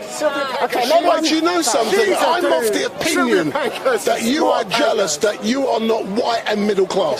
Well, the feminist movement was always for them, wasn't it? It was always for them, never you are for us. black and broke. Exactly, and it was never for us. But a lot of white women agree to. White women who want to be like fucking Suzanne Venker would agree with me. Janice Fiamenko would agree with me, and so I can call you to look up Janice Fiamenko because she will refute everything you said. Everything. Germaine Greer was one of the liars. They're all liars, okay? Germaine Greer. Oh, women are being oppressed. I read The Female Eunuch, was it 10 years ago? Oh, women are being... She goes on about how all women want is to be teachers. They're all just being teaching. Why is that bad? Why is it bad that more women want to do certain professions? Why do you want to make everything 50-50? Why can't you just leave women alone? Yeah, so for all of you who are watching, my name is Wendell Daniel. I'm now going to be going over because I can see Bob has arrived and there's issues I need to put to Bob in regards of the altercation he had last week with the fake sheikh. But all I can say to Rational Female and her new sidekick, she was a virgin up until an hour ago here at Speaker's Corner. That needs some context. I said here at Speaker's Corner. Yes. And I added the context. So what I'm now going to do, I'm going to Bob, but I'll be coming back. But I hope you've enjoyed the first hour. Big up. And have you enjoyed the first hour? And send Alidor my regards. Mwah. Big up. You're on fire today, man. I really enjoyed it. Thanks for pushing me. You've enjoyed it? No, that's great. That's great. So what I'm going to do... Andrew Tate! They love Andrew Tate. Thank you, sir. They love Andrew Tate. But I'm now going to chat with Bob. He's just a normal guy. Listen, Andrew Tate has been charged with rape. And let's see the evidence, how it unfolds. Bookmark. You read books, don't you? They're very important. Sometimes. For me, Good one. You seem lovely. Yes. But you need to educate yourself. Sometimes I am. Oh, no. Can I answer a question? The gentleman is... This is an important question. Can you repeat it? So you said to Ali Dawa you'd give an arm for 100,000 subscribers. Is that true? That video was a very, very poorly out of context done video. I think most people could tell I was genuinely upset in that video. And the fact that Ali Dawa showed absolutely no remorse, no emotion whatsoever, goes to show that he is a narcissist who doesn't respect the fact that small content creators who come to him innocently thinking that he is going to help increase But as you seen, the gentleman following. has lost his arm. Well, I'm very sorry that happened to you, sir, but that's got nothing to do with the point I was trying to make. Rubbish is the point you made. You know I was being sarcastic, and you know Ali Dawa was a twat. And I'm also sorry about your arm, but it's got nothing to do with me. So I'm going to be coming back later on, and... Did you enjoy that? Yeah. It was funny. Did you enjoy that? No, I did. Thank you so That's much. excellent stuff. I'm going to come. I've got to tackle Bob. I want to speak to him at some point too, actually. I've not actually spoken to him. Bob.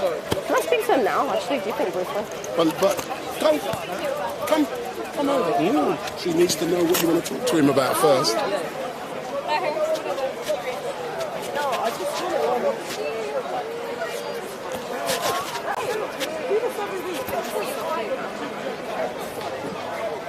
So I'm now going to go over to Bob because I want to tackle him about an incident last week.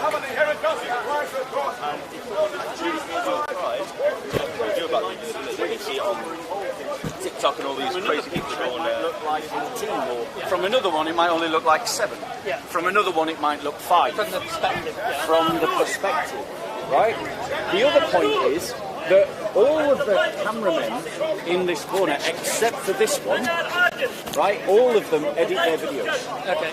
So he's the only one that doesn't do any editing on his videos. You edit your videos? Yeah, of course. I'm not denying it. There's nothing wrong with editing your videos. What's wrong with that? Oh, yeah. Exactly. It depends what you're editing. So my point is, when someone edits a video, they're editing a video because they're trying to focus in on a narrative. They're trying to highlight a particular point. Yeah. So they're drawing something to the fore. So if you look at Revelation 22's video of last week's attack, right, he edits the video to emphasize the fact that I was pushed first. Okay. It's a fact I was pushed first, but he edits the video to emphasize, to underline, to underscore, to highlight the fact that I was pushed first. And so that's what's happening in the Gospels. There's editing of the story to highlight theological points. That's not lying. And so when details contradict, what you're looking for is like an unedited video. In a court of law, that's lying. No, it isn't. Of course it is. If you come up to the stand and say one thing, and I come up and say something completely different, who's telling the truth? It depends. Well, that's the point. Both can be telling the same truth. So, for example, if me and you go away, and this brother here, and anyone else who watches this, if we go away and write our account of what happened today, like my initial introduction, right? If we go away and write down an account of what happened in the four of us, do you think that all of our details will agree? Well, no, because I didn't get the bit about... Exactly. I just got from the argument across. Exactly. But does that mean you're lying? No. Does it mean I'm lying? No. There you go. So it doesn't mean that someone's lying just because there are editorial differences or differences of emphasis. The reality is that you can have details in... So for those of you who are watching, my name is Wendell Daniel and welcome to StreetMic. If this is the first time you've seen StreetMic, please hit the subscribe button. In a few moments, I aim to ask Bob about what happened last week, and I'm going to put something different to him, and I'm going to blame him for what occurred. So he doesn't know, but Bob's all right, and I will no doubt, whatever I put to him, he will rebut. So hit that subscribe button, And in a few moments when Bob finishes speaking, I'm going to question him factually, first of all about what happened last week. Then I'm going to be arguing with Bob, saying that his reaction to the push was unjustified and it was unwarranted. So let's see what Bob has to say.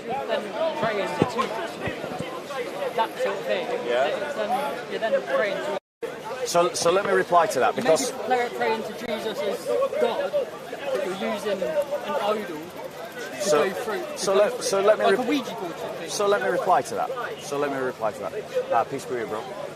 Good to see you. So let me reply to that, because a lot of people misunderstand what the Bible's actually saying on this. So let me show you. All right, I'll stand this way so that. Do you want to come a bit closer so I can show you? Right. So you're referring to this in Scripture. You're referring to Exodus. How are we doing?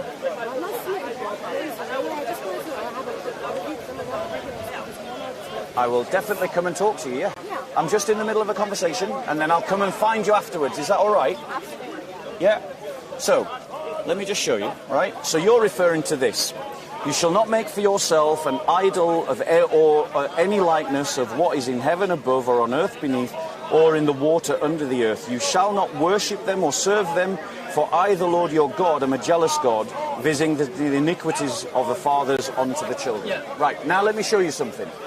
The same God that gave that command commanded this. So let me show you. Yeah. Bear with us. Right. So in the same book, look. So that this now we've moved 5 chapters. Okay. The same God that gave that command is now saying this. Listen very carefully. You shall make a mercy seat of pure gold, 2.5 cubits long and 1.5 cubits wide. You shall make 2 cherubim. Do you know what cherubim are? Yeah, cherubs, yeah. What are they? Like angels. Baby angels. You shall... No, they're not baby angels. No, they look like babies. They're not. They don't look like babies. That's just art. Oh, well, okay. They're just angels. Yeah, okay. Yeah, right? Cherubim of gold, make them hammered work at the 2 ends of the mercy seat. Now tell me, is a seat something on earth?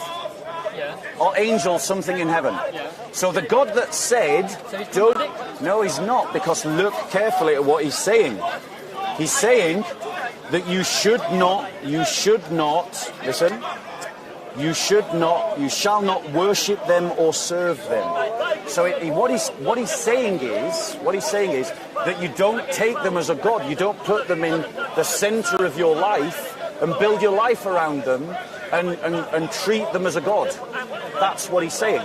So the commandment is not saying that images are forbidden. It's saying that treating images like a God is forbidden.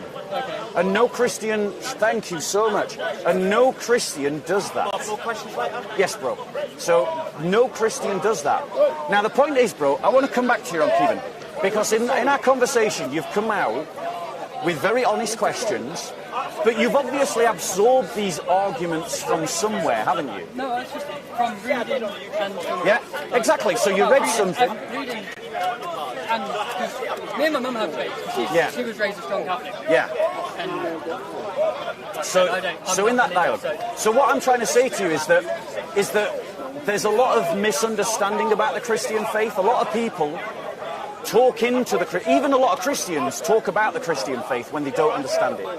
And sadly, because a lot of Christians talk about the Christian faith when they don't understand it, a lot of people also talk about the Christian faith when they don't understand it either. So it's important for you to speak to a person who actually knows his own faith. I don't know what that one is. Yeah, this is a Bible. I know that's a Bible, but there's how many versions. Right, so let's talk about that then. Why does some have, I don't know, flip to a chapter and it'll have that chapter, yeah. You go to another, and it'll go from that chapter, and that verse won't be in there, that chapter won't be in there. Right. So why is that then a contradiction in itself? Again, no it isn't. So what you're talking about is textual variants. So let me show you a textual variant. Alright? Okay, bear with us.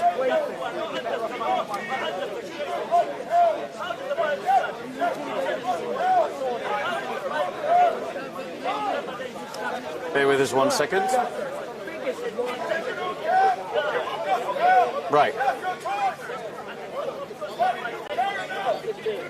Right, so I'm not being rude, it's just... It's okay. My way of getting message. Yeah, no, that's fine. So I want to show you a textual variant, okay? And this is again a misunderstanding of what Christianity is about, because you think that a textual variant somehow disproves the Christian faith. I'm going to show to you it doesn't, okay? So every verse, basically from here on, from 14 onwards, every verse of that, all of it is a textual variant. You'll find some Bibles that don't include these words. I am happy to read that Bible and treat it like a Bible, just as I am happy to read this Bible and treat this like a Bible. Why? Because textual variants, and even biblical scholars like Dr. Bart Ehrman, who's a critic of Christianity, like, he's not a friend of Christianity, right? And he talks about textual variants all the time.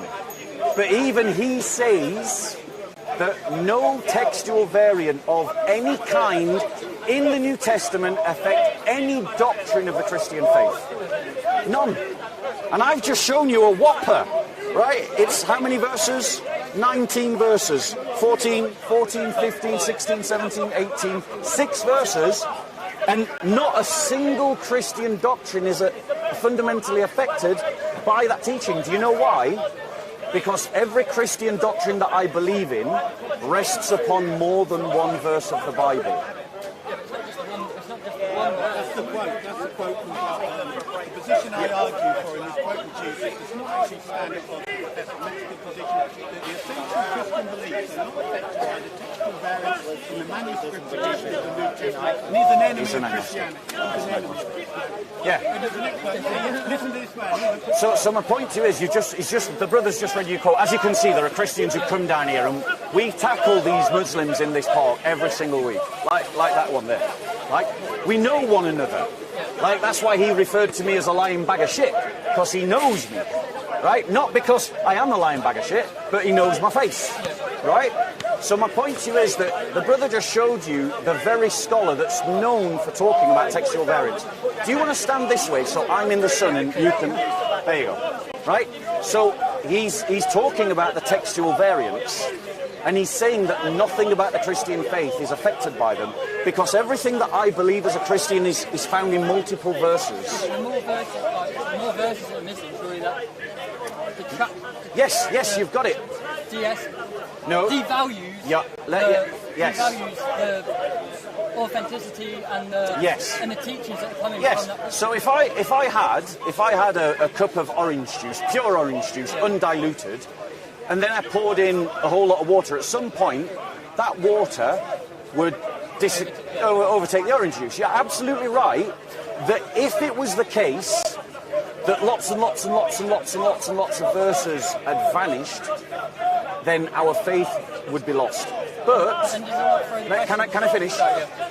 But every study of textual variants, every study of the textual variants of the New Testament shows that the problem that Christians have is not that we've lost lots of verses, but we've gained some extra verses, and the extra verses that we've gained we can identify. We can say what they are, where they are, and we can point them out. So that's actually the problem that we have.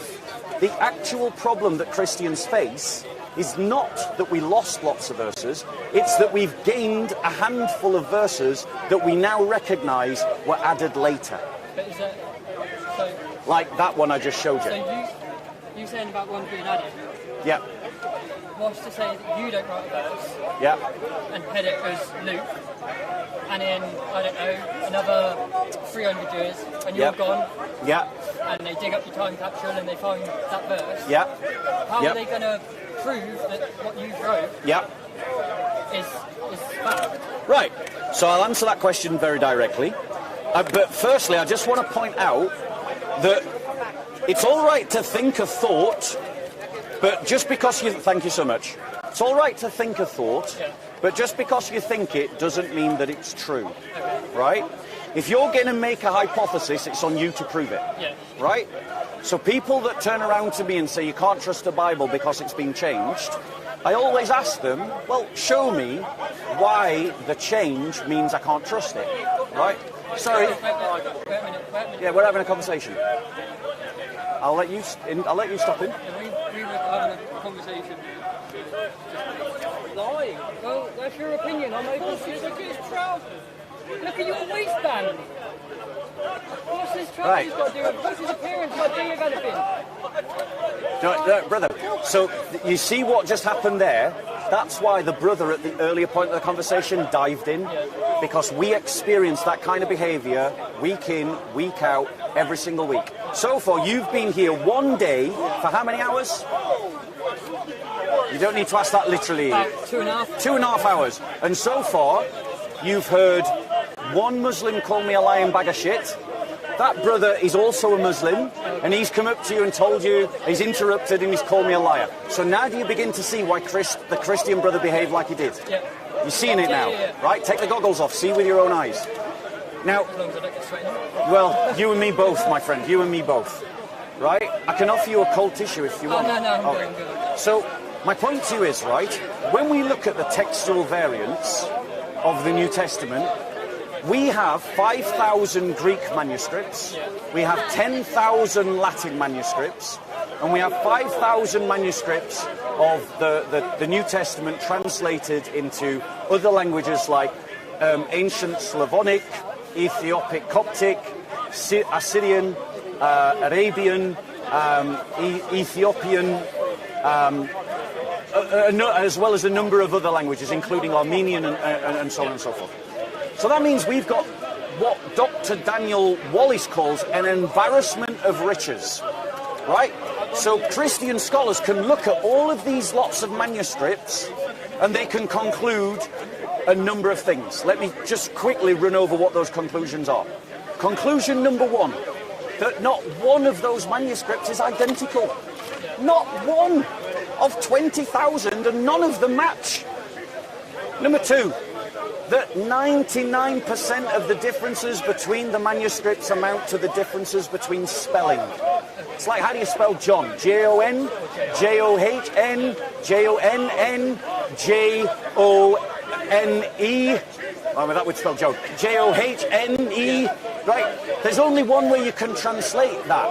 You translate it as John. And that accounts for 99% of all the textual variants that you could possibly think of, which leaves us with 1%. And that 1%, thank you, that 1% gets divided into two. Those that are translatable, those that are translatable but meaningless, and those that are translatable and meaningful. So it's like saying, Kieran joined the Christian Union at university, right? And then in another manuscript it says, Kieran joined the Christian Onion at university. Is there such a thing as a Christian Onion? No. There's no such thing as a Christian Onion. Do you know what I'm saying? So that means that even though there's two documents with two statements, The message is the same. Only one of them is meaningful, the Christian Union one. Because everybody knows there's no such thing as a Christian Onion. So that reduces that 1% now to less than 1%. And that less than 1% are examples like I've just shown you. 6 verses. I can show you other verses, there are other verses. But you've got 6 verses in Mark. You've got a handful of verses in John. You've got one in like the first epistle of John. But none of them, and scholars agree on this, none of them affect any Christian doctrine. So that means that yes, we have to admit that the Bible has had some changes to it, but yes, we can also say with confidence, you can trust the Bible. Yeah.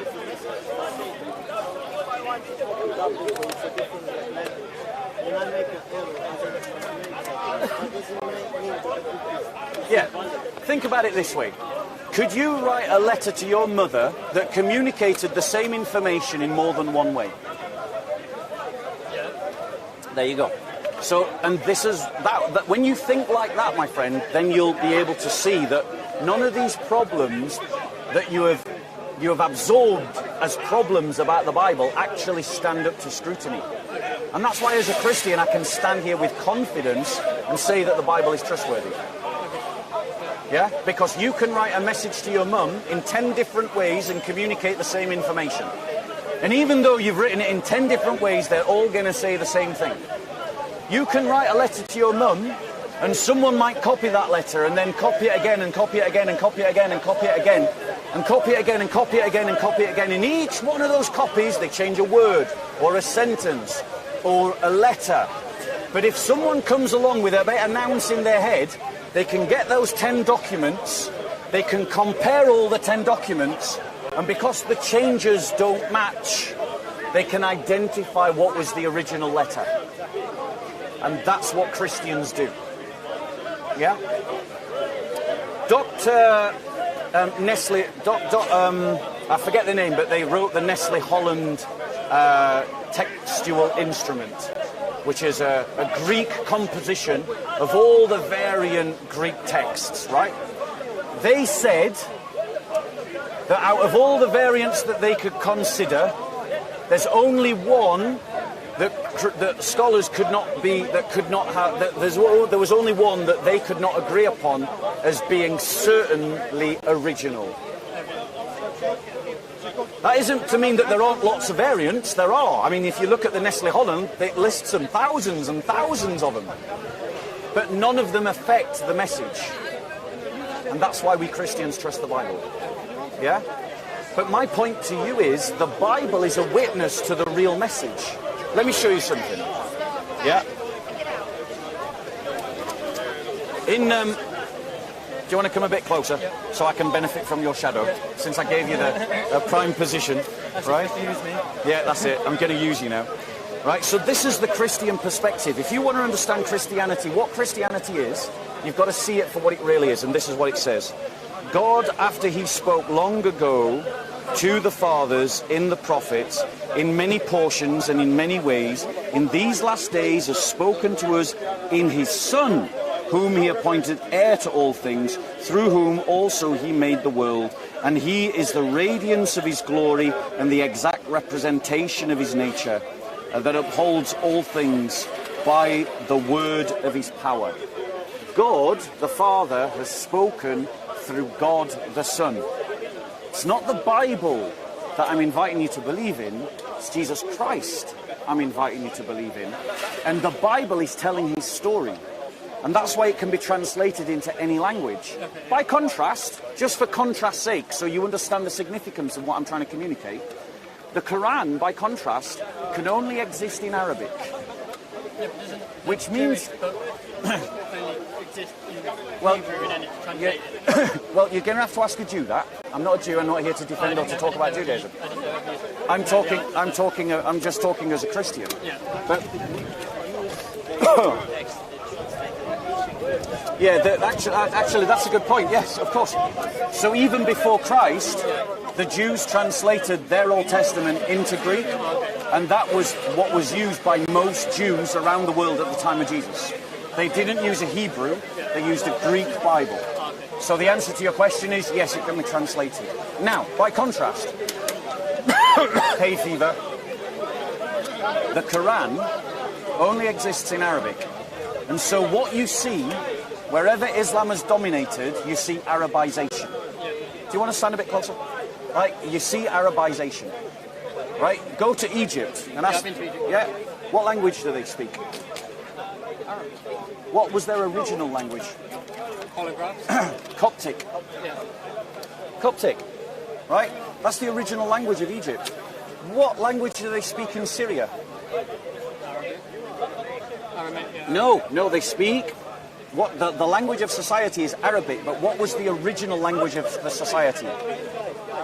Aramaic. What was the original language? What was the original language of Algeria? I'll give you a clue. Wasn't Arabic.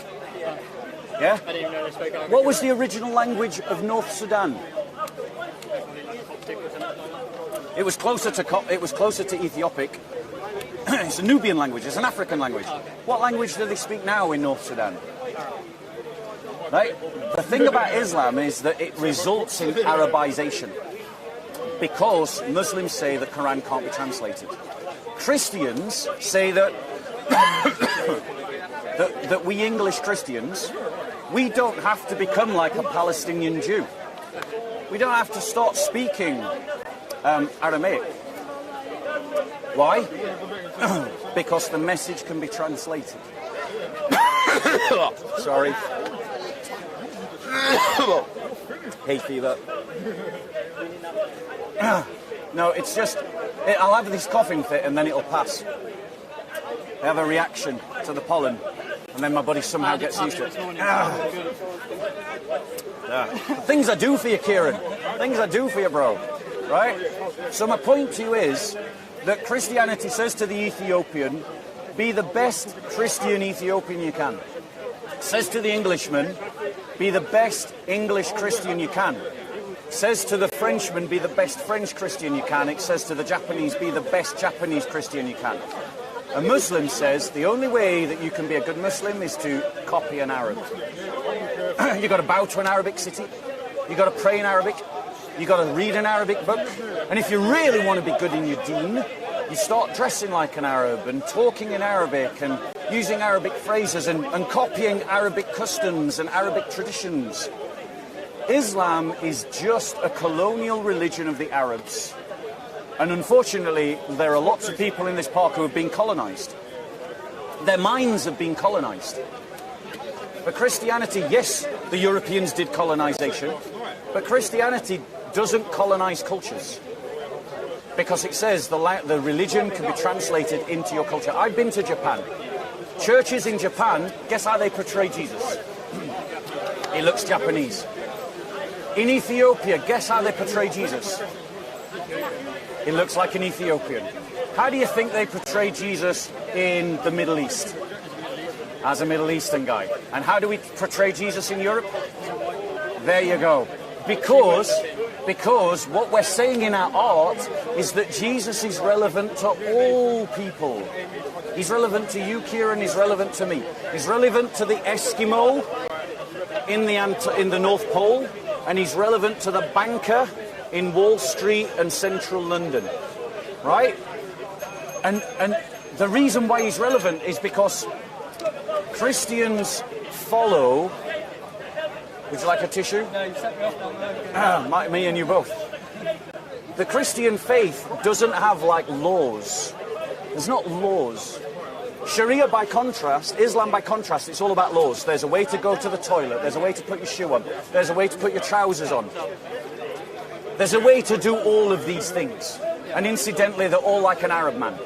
Right?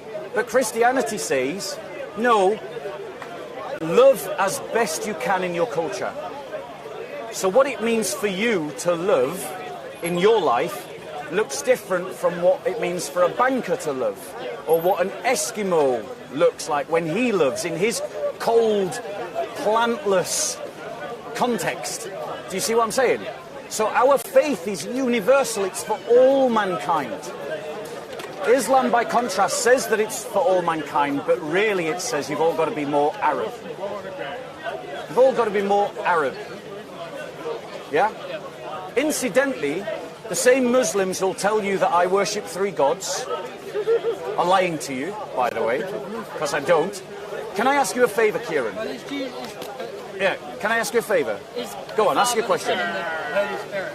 They're not equal. They're not one, are they? They are one. I mean, it was invented during the Byzantine Empire. Yeah.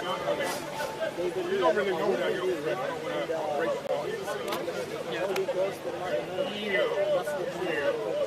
Yeah.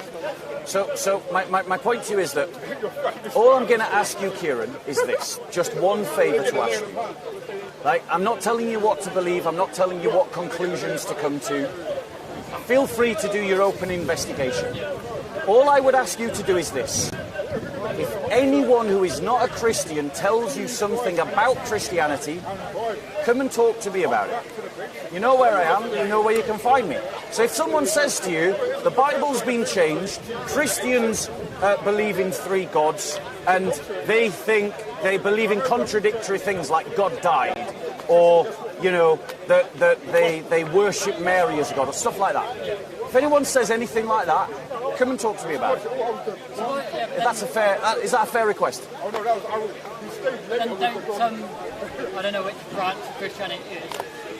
Do you pray to Mary?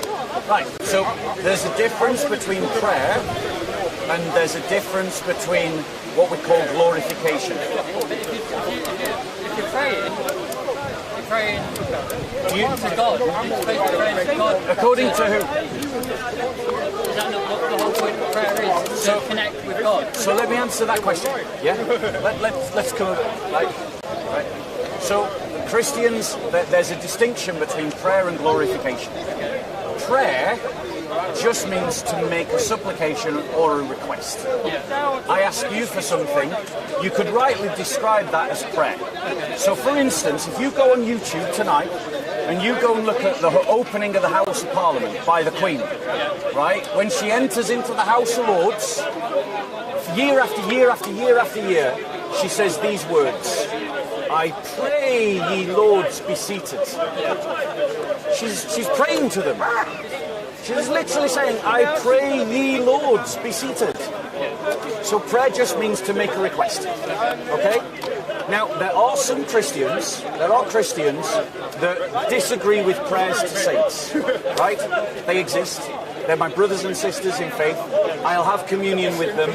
I'll study the Bible with them. We'll go and have fellowship together, right?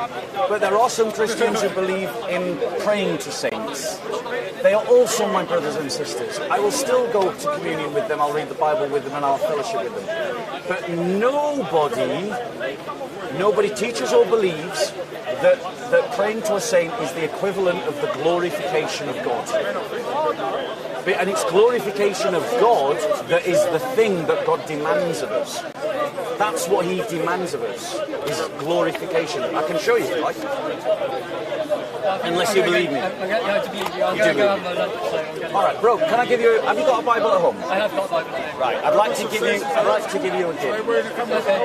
give you a gift. So hopefully this will now be my opportunity to engage with Bob after he gives a gift. So I'm now going to try and engage with Bob.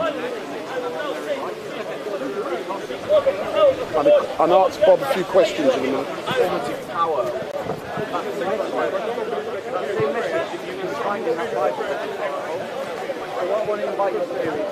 Read that Bible and come back with your toughest question.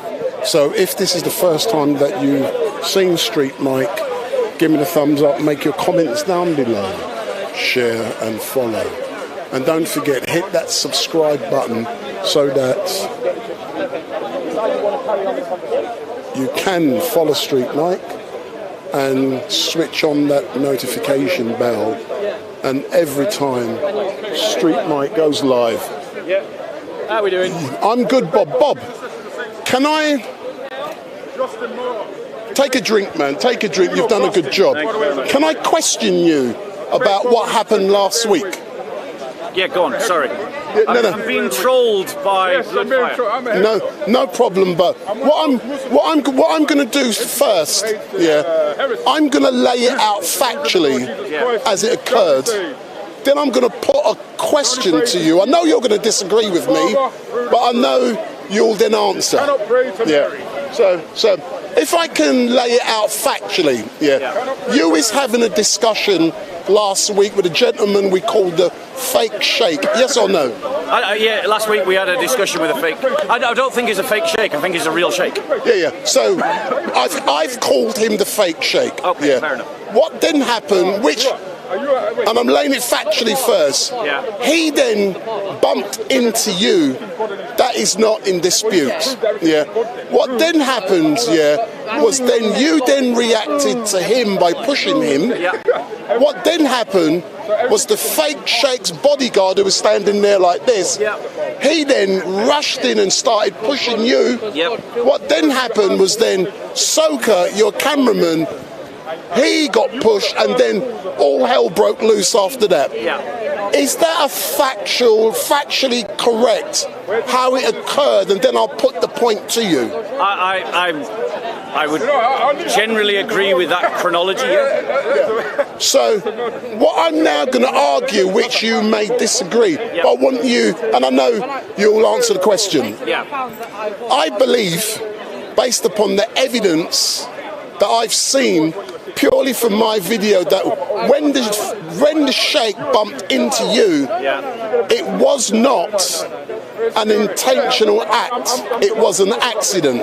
That's my opinion. But you can contradict that. I then argued your reaction was disproportionate based upon the fact that his bumping into you was an accident. The third point is, over the last couple of months, I've seen similar incidents twice, where with your disproportionate reaction.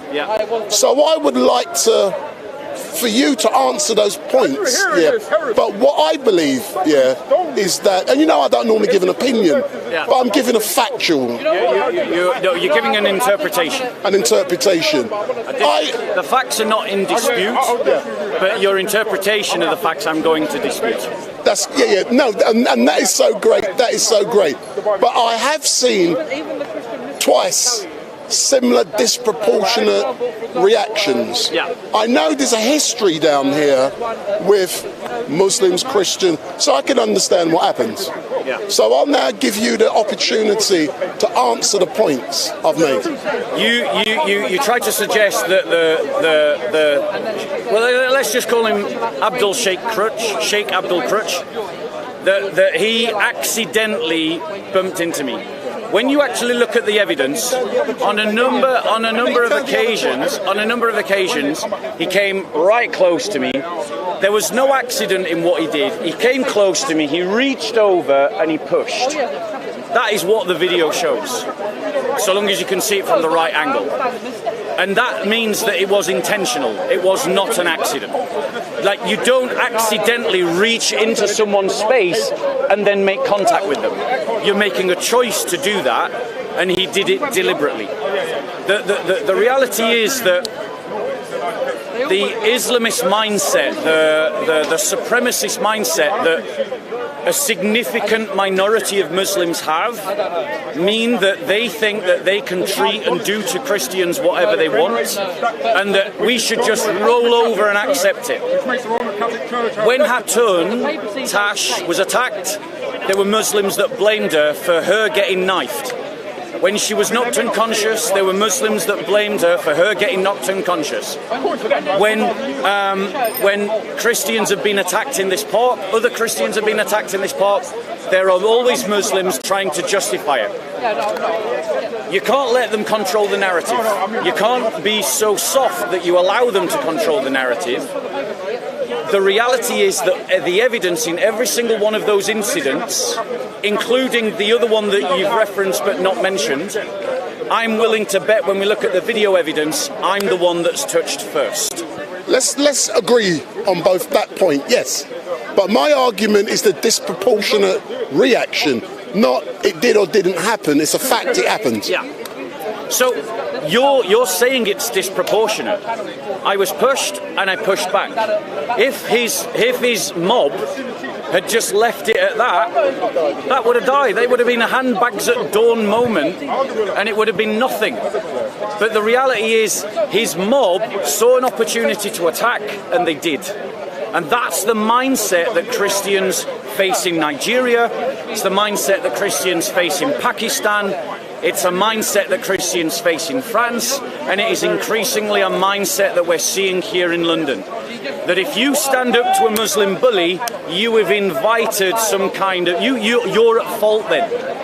And I simply refuse to accept that that's the way the world works. No one has to back down to this bullying ideology. No one has to back down to Islamist supremacism. Last Sunday, the Christians literally got their ass handed to them. Like, we all got beat up. We all got beat up. Yeah, we all got beat up. But, intellectually, the sheikh's religion got minced. And you have all these Muslims saying it was a great victory, we beat up the Christians. That's no victory, it just shows you lost the argument. And you lost the argument because you couldn't defend your religion from criticism. And that is a demonstration of truth, that truth can stand up to criticism, and Islam is collapsing in the face of criticism. Does it say somewhere in the Bible that you should turn the other cheek? Because I'm of the opinion, and I'm giving you my opinion, because you reacted, I'm arguing it was disproportionate, but we can disagree.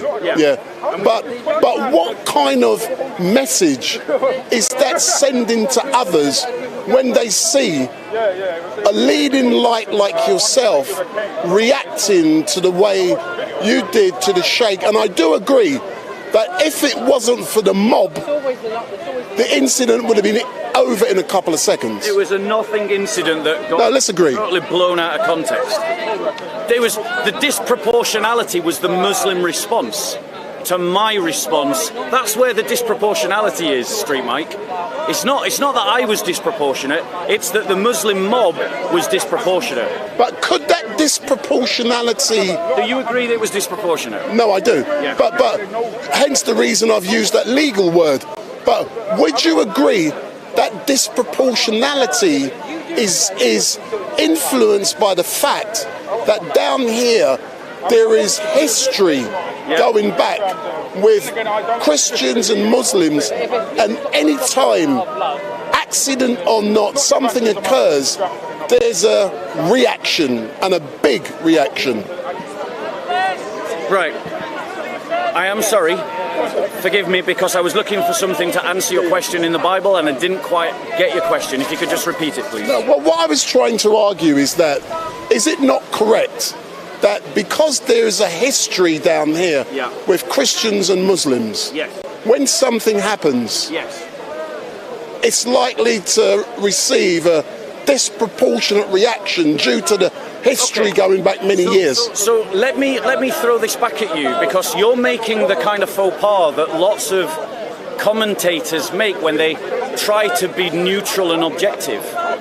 Is that the history of this park is that in the 1970s, the police riot brigade used to have to do baton charges against violent mobs. Sorry, 1980s, violent mobs who were attacking people for defending Salman Rushdie's right to write his book, The Satanic Verses. The history of this park is Muslims attacking non-Muslims and Muslims attacking one another. So when you frame the story as if it's somehow 6 of one and half a dozen of the other, you might be striving to sound neutral, but you're forfeiting honesty for neutrality. And the liberals do this all the time. When Christians were being butchered in the Molucas Islands of Indonesia by Islamic jihadis, the British media reported it as sectarian strife. When Christians are being butchered in northern Nigeria, the British media report it as sectarian strife. It's not sectarian strife, it's one religion slaughtering another religion. And if, for the sake of objectivity and neutrality, we sacrifice truth, then that objectivity and neutrality is not worth the paper it's written on. We must speak truth, even if it clearly puts the blame on one side. As you know, Bob, I love you, and I know in asking you the questions, you will always give an honest and rational response. And there is nothing between me and you which is bad. But one question I will ask, I don't see your regular cameraman down here today. Is he okay, because he was also attacked? Yes, JC was brutally beaten by a Muslim mob, along with another brother in the park. and I was lightly beaten by a Muslim mob in this park last Sunday. As far as I know, JC is fine. But there's many reasons why someone wouldn't come to the park. But can I go back to something you said? You can. You said that, isn't there something in the Bible about turning the other cheek? And you're right, there is. In the Gospel of Matthew, and Christ says in his Sermon on the Mount that he says that it is said that when someone an eye for an eye and a tooth for a tooth. But I say to you that when someone strikes you on the right cheek, turn to him the left cheek. Right? Now, there's lots of misinformed Christians who think that Jesus meant that literally. I'm going to show you biblical evidence that shows Jesus did not mean that literally. Why can I say that with such confidence? Because we actually have an account of Jesus himself being slapped in the face. So if Jesus meant it literally, we would expect to see Jesus do what? What would we expect him to do? We would expect to see Jesus turn the other cheek. So let's read the story and see what Jesus does. Reading in John chapter 18 from verse 22. When he had said this, one of the officers standing nearby struck Jesus, saying, "Is that the way you answer the high priest?" Jesus answered him. So at this point, you should expect Jesus to go, "Now strike my left cheek also," because Jesus said, "Offer him the other cheek." So if Jesus meant it literally, Jesus should now say, "You've struck me, now strike me again." That's what we should expect Jesus to say. But here's what he actually says. "If I have spoken wrongly, testify of the wrong, but if I have spoken rightly, why do you strike me?" So in other words, he doesn't turn the other cheek. He challenges the injustice in the only way that he can. And Christians, if you ask me what kind of message I want to give to Christians, is don't be bullied. Stand up to the bullies. Stand up to those that attack the church. Defend the church. Defend your brothers and sisters. Always operate within the law as you best can under the circumstances. Don't do vigilantism. Don't do gangsterism. Don't do thuggism like we saw last Sunday. But don't be bullied. Don't be a doormat. Christianity doesn't teach pacifism. It doesn't teach being a doormat. As normal, Bob, thank you very much. You've addressed all of the points with such clarity, and I note earlier on that Rational Female wants to have, I don't know if it's a private discussion or a public discussion. So I'll follow behind, but you got the microphone. If you need to, you can mute it. But if she wants a private discussion, I'll go away. Yeah. If it's public, I'll come over. I have a question. He's going to run. He's running. He's running.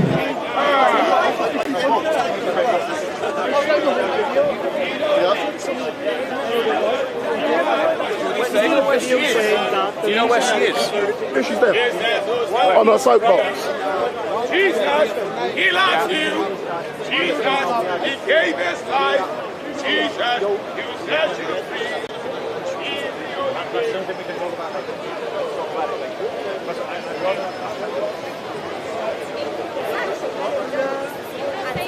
Individual men standing right next to you discussing You want to do a word with you?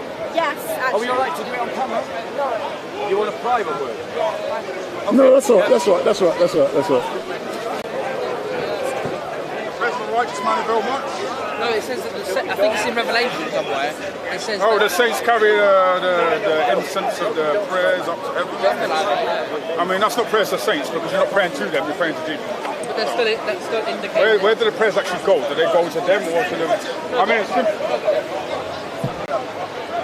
They do it, I think, to vet them. They are.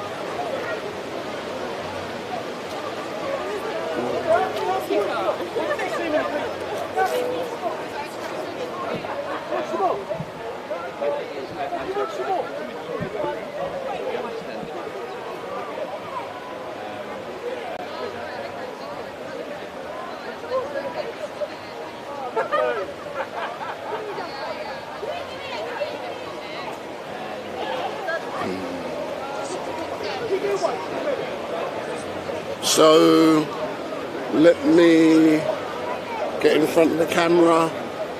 I'll get some light in my face in a few minutes, making sure the stream is good, and it is.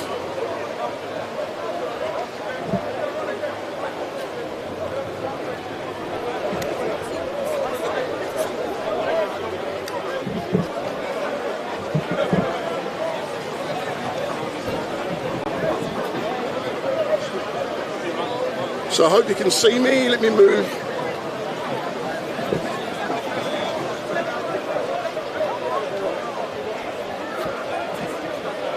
I know you can all see me. So, good afternoon all. My name is Wendell Daniel and welcome to StreetMic, and we are coming to you live and direct from the regular Sunday mayhem down here at Speaker's Corner, and it's called Speaker's Corner Unleash 2023. And I've just had the opportunity to speak with Bob, and in doing so he was able to address the issues which I had with him concerning the way he reacted to the incident which took place down here last week. So Bob has addressed those issues, and now Bob is currently having a private discussion with Rational Female, and hopefully at some time today we can link up with both of them yet again. But I'm going to make a couple of announcements before I actually go and engage with a few more contributors down here. Just behind me I can see Ali Darwar is in the house. So Ali Darwar is in the house. He's currently speaking, but also we've got Omar is in the house. So Omar is also in the house, and Ali Darwar is in the house. A lot of the regulars are not down here today, so I would argue Ali Darwar, Omar, Bob, and also Rational Female, they're the only regulars who are down here at this moment in time. It could be due to the fact that it is a beautiful sunny day, but I've got three announcements to make. The first one is that on Wednesday I will be doing a live stream, fortunately from the London Transport Museum in Covent Garden. So I'm going to be live streaming from the Transport Museum in Covent Garden from 7 p.m.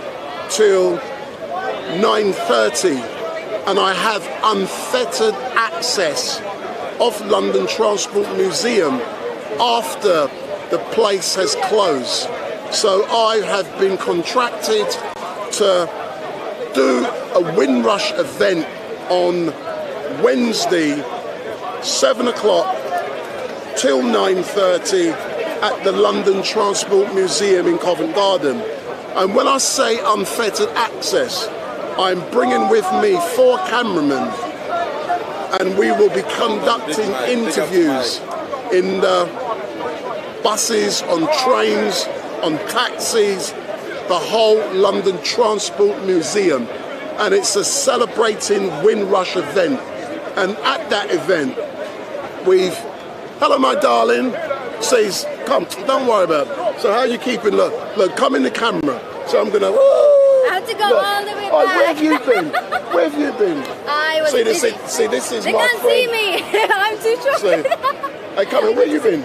I'm just studying. You've been studying? Yeah. So where's the big man today? Who big man? Soka. I don't know actually. I'm actually looking for him as well. But all right then. I thought you got kidnapped. I haven't seen you for so long. Yeah, kidnapped by my studies. And what are you studying? I can't give out personal information. You can talk to StreetMic. Yeah. What are you studying? You don't have to tell me where. What are you studying? Yes, accounting. Accounting. Do you know something? I've got an accountant. Her office is in Covent Garden, and I pay her £115 a month to do my business accounts. Okay. So you can do it for less. Eventually. Eventually. I will. So I'm going to be ringing you. You get what I'm saying? Yeah, I'll make sure you get taxed as less as possible. Of course, that's what business is all about. I don't want to give the tax man too much. Yep. Excellent stuff. But thanks a lot, yeah? Yeah. And it's great to see you. I'm seeing you for about 4 weeks. Yeah, so I just finished my exams last Tuesday. So what year were you in? Masters. Masters. Ah. So you're a woman of intellect as well? I don't want to brag, I'm just kidding. I did, my darling. Thanks a lot, yeah. Yeah, so going back to the London Transport Museum, there are 250 invited guests. And that is going to be really great, and I have unfettered access. But also the final announcement is that on Friday, many of you will know that I make my money by, and it's getting very sunny. So many of you will know that I make my money by doing private events. Yesterday, I did a 60th birthday party in Croydon, and that was really brilliant and amazing. But on Friday, I'm doing a funeral, and I have to tell you about this because it will be in the national news. I'm doing a funeral for someone who was brutally murdered in London, and that funeral will take place on Friday, and I will be live streaming for 6 continuous hours on Facebook, YouTube and TikTok. The person was brutally murdered in London, and I will be live streaming their funeral starting from when their body is taken from the funeral home, driven to the family home. So you will see all of that. You will also see me behind the cortege, live streaming, and we're going to stop at the scene where the person was murdered. So we are going to stop at the scene where the person was murdered, and you will see that, and I will be in the family car live streaming. But also, yeah, what will happen was that we will then go to the church. You will see the church service. You will also see the burial and the reception. So it is going to be a funeral service for a gentleman who was brutally murdered in London. And for me, it is a privilege to be invited by the victim's mum to live stream to the world that event. So I will be doing that on Friday, and you will get the notification when that comes up. So that's on Friday. I've got a lot of other things coming up, but I'm now going to go around and see who else is down there. But Bobby's now having a chat.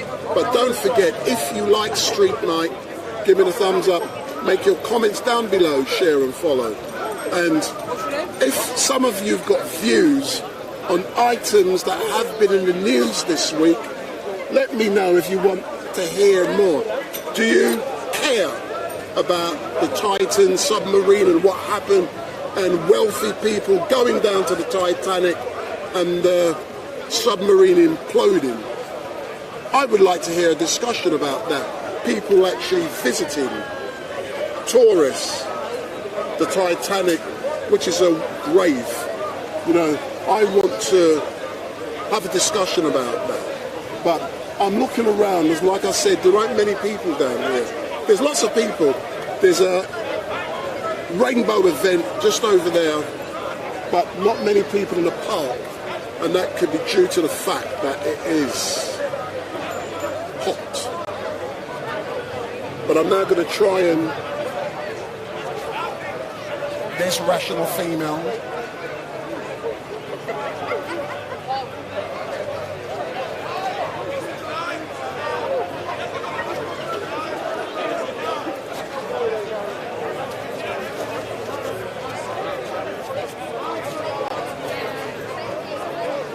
So, rational. What are you guys doing now? Are you chilling out and relaxing, or are you getting on your soapbox again? Ah, here's the provocateur. Come, provocateur.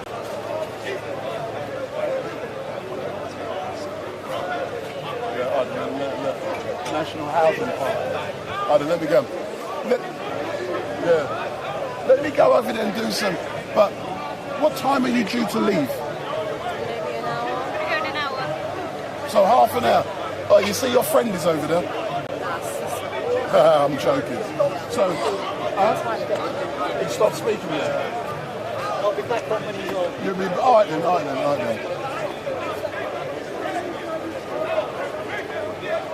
Well, you stopped speaking now, so let me try and catch a few others, and then I'll come back to you because they've already had you. Yeah, so let me find someone different, and then I'll come back. Yeah. Don't have many people down here today. Let me find some Christians.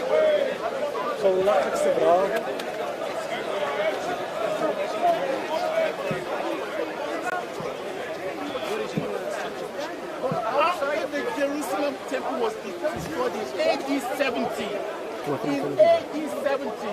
it became impossible.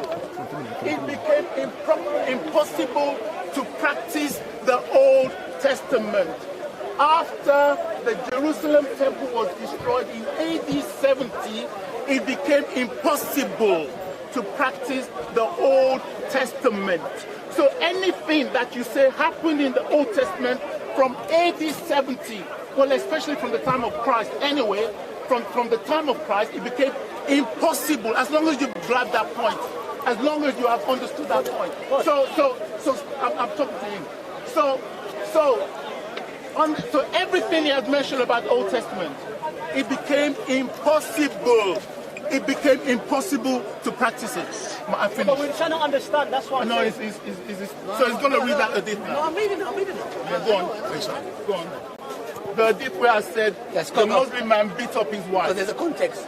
Go on. No, are you finished? I finished. Okay, no problem. Let's read the hadith in context. This is what I'm seeing with the Christians. Okay, number one, this woman is coming to complain. Okay, now check this out. This woman, it says here, look, read it for yourselves. Okay, she is accusing her husband for hitting her. Okay, now the hadith says what? That the woman is saying that she is basically not sexually satisfied. This is the right Islam gives a woman. Look, these Christian, bro, imagine a Christian man, a woman coming and saying that, God knows what would happen. In Islam, if a woman is not sexually satisfied, she has a right to divorce. So the matter at hand is about what? It's a matter at hand is what? She has been giving him the vibe that she wants her ex-husband back.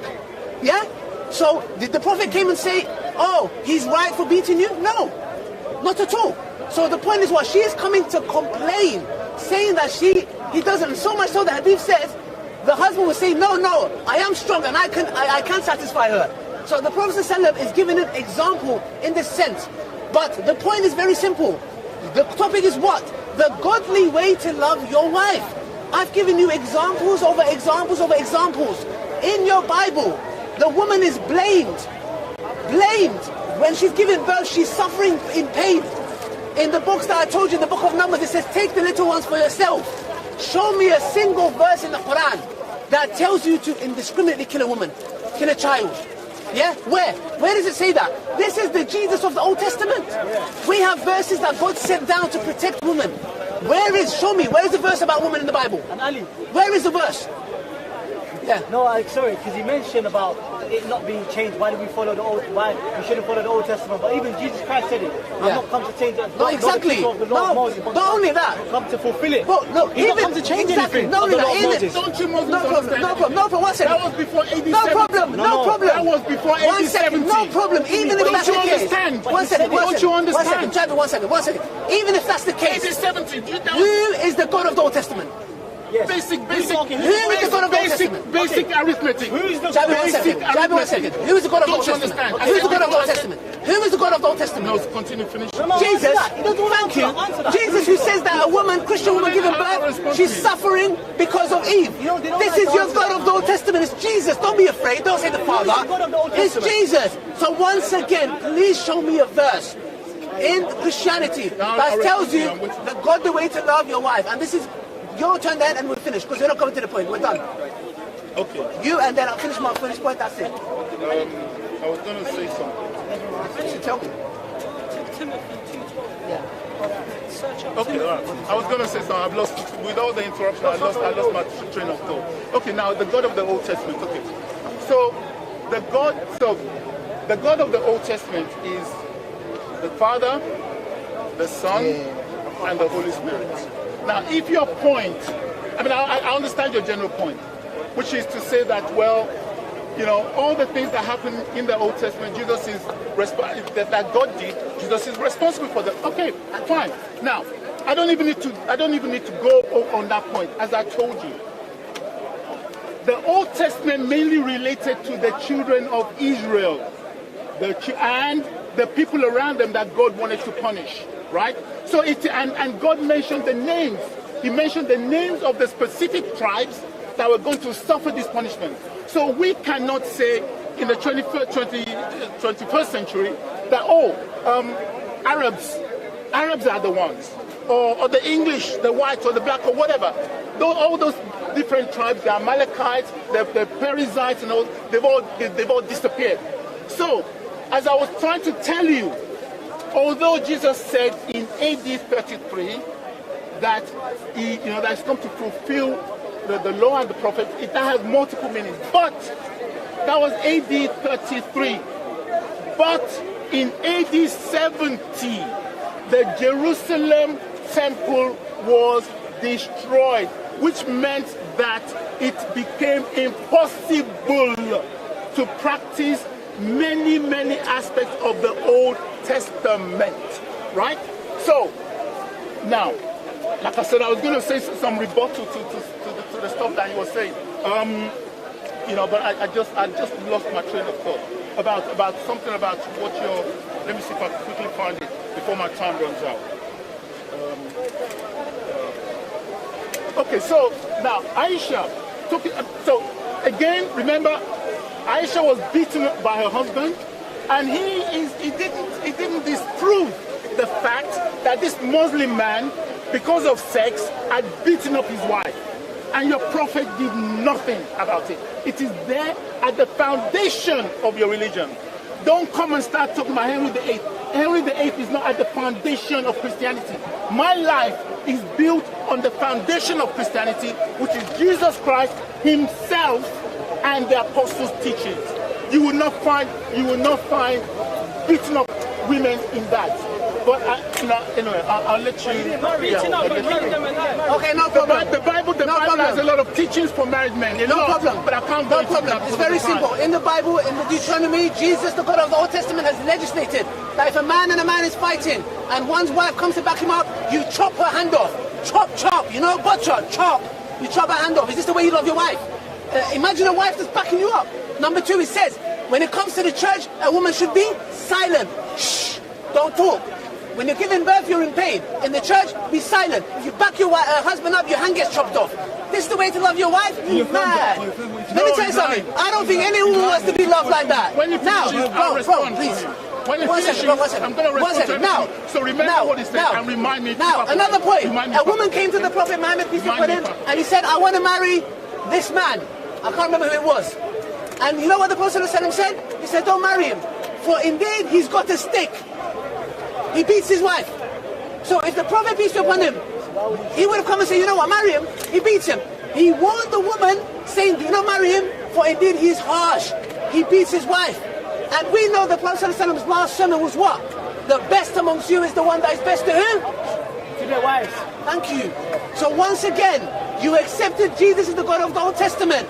I have given you verses over verses. Is this the way? How could you pick this topic? You butchered yourself. You should pick another topic. You pick the topic, the godly way to love your wife. Your wife giving birth, you have to. When your wife is giving birth, you know what you need to do? You need to be silent and happy.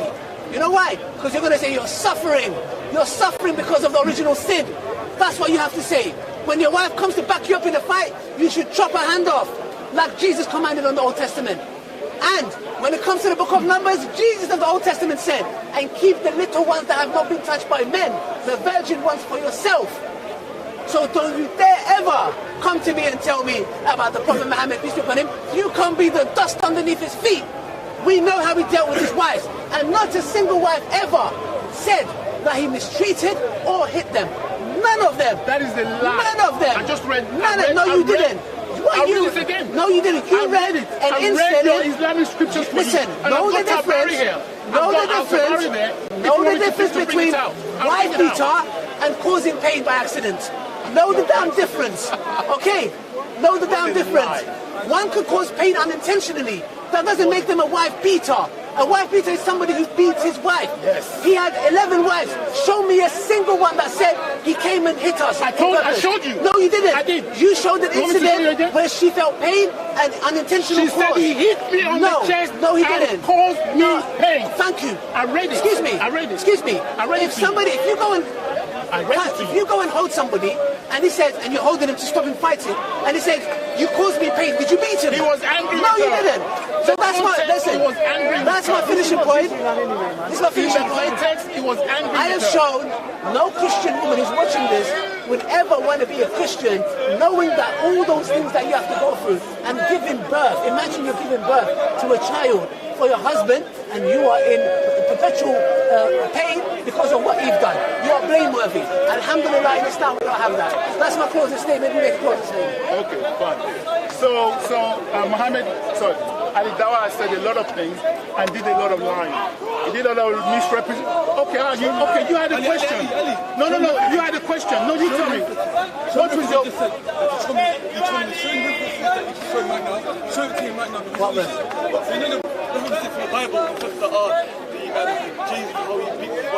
Okay, I remember what he said. Listen, so let me say again, so that all Muslims understand this. When you look, sorry, thanks. When you start reading from the Old Testament, like he keeps doing it. There are a number of things you need to remember. God was determined to wipe out certain people, Amalekites, Perizzites. They were all named, specific named people. It's just like if God says, wipe out all everybody called Omar. Then it's only Omar people you're going to wipe out. God gave the names of the specific people. And so everything is mentioning, it relates to those specific people at that specific time. And it was all to do with the children of Israel. But anyway, let's assume we wanted to do any of those things. Let's assume I wanted to do, let's assume. I can't. Why? Because the Jerusalem temple had been destroyed in AD 70. It became impossible to follow the Old Testament laws. AD 70, that's 2,000 years ago. Apart from that, I am a Christian man. And in terms of my marriage, I wasn't able to share much. But there are many, many, many teachings that tell me that, one, I must love my wife more than I love myself. And what I was trying to show you earlier from Genesis is that my wife,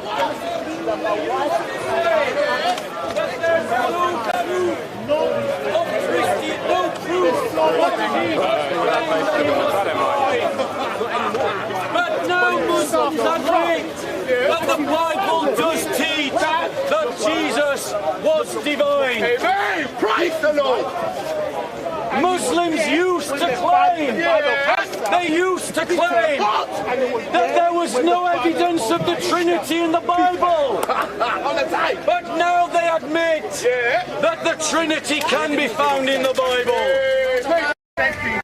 Muslims used to claim that the Quran had scientific miracles, but now they admit that they were wrong all along. Thank you, Borat! Okay, JC, calm down, JC. So, ladies and gentlemen, So, ladies and gentlemen. So, ladies and gentlemen, what, madam? Does the Bible ever get wrong? I don't know. They're wrong. So the claim is, madam, about the claims that Muslims make about Christianity. We're not talking about what the Quran says. We're talking about what Muslims say about Christianity. Hatun is in the house. Hatun is in the house. Over the last 20 years, that they have spread lies. Hatun is in the house. Hatun is in the house. Come to the clear water. The majority accepted it. How can they be gone? Gee. Oh no. Now this man has said to me there's an agenda behind that. So why did you explain yourself, sir? What's the agenda behind it? So for all of you who are watching, Hatun is in the house. Hatun Tash is in the house. Big up. The guarantee our freedom and our freedom. The hospitals in this, the vaccinations which were So the wife is back. Hatun is in the house.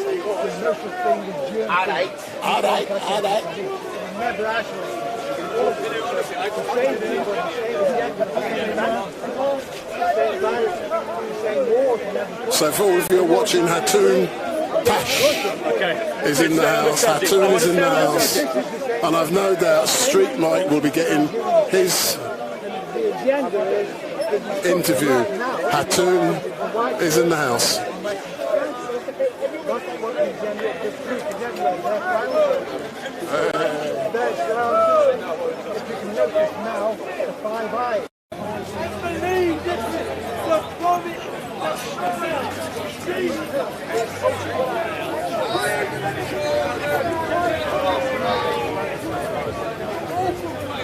I've been to Israel. It's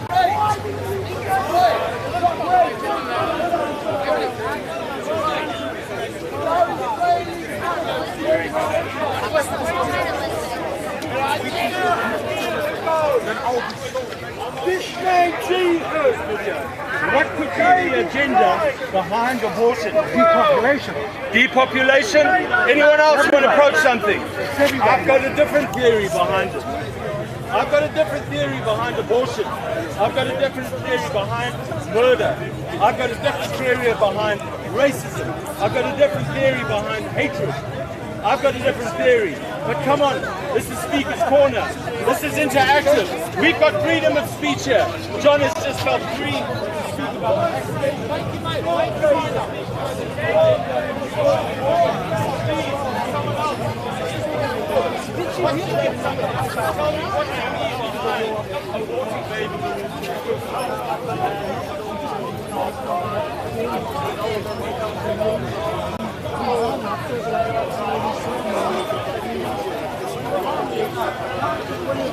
scholars say that Christian area history.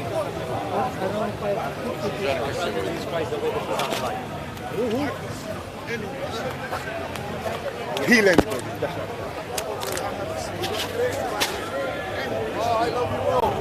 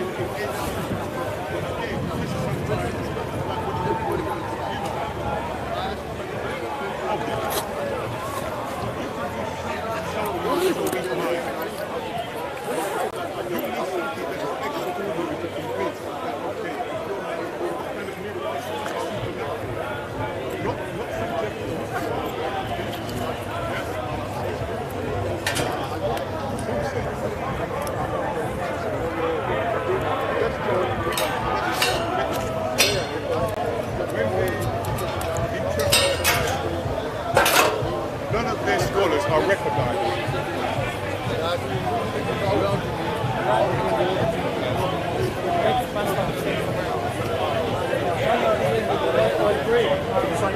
speak.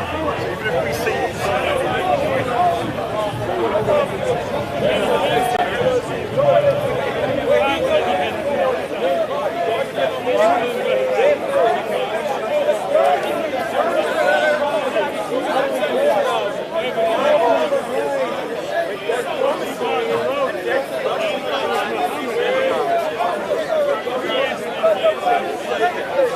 Who is the Savior? The name Yeshua means salvation. So you've got Psalm 110, Psalm 2, Psalm 22. You've got all these Psalms, you've got all these scriptures. Not one history book written by any Middle Eastern people have refuted the Old Testament. This is called the Tanakh. The Tanakh is all the books of the Old Testament. The point I'm making is the hidden agenda behind abortion, the hidden agenda behind Islam, the hidden agenda behind everything is all satanic.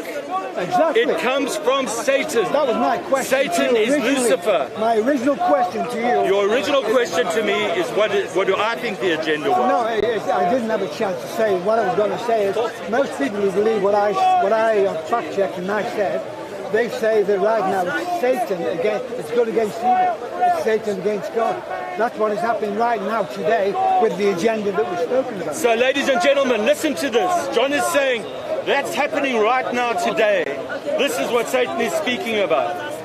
I spoke to an astrologer last week.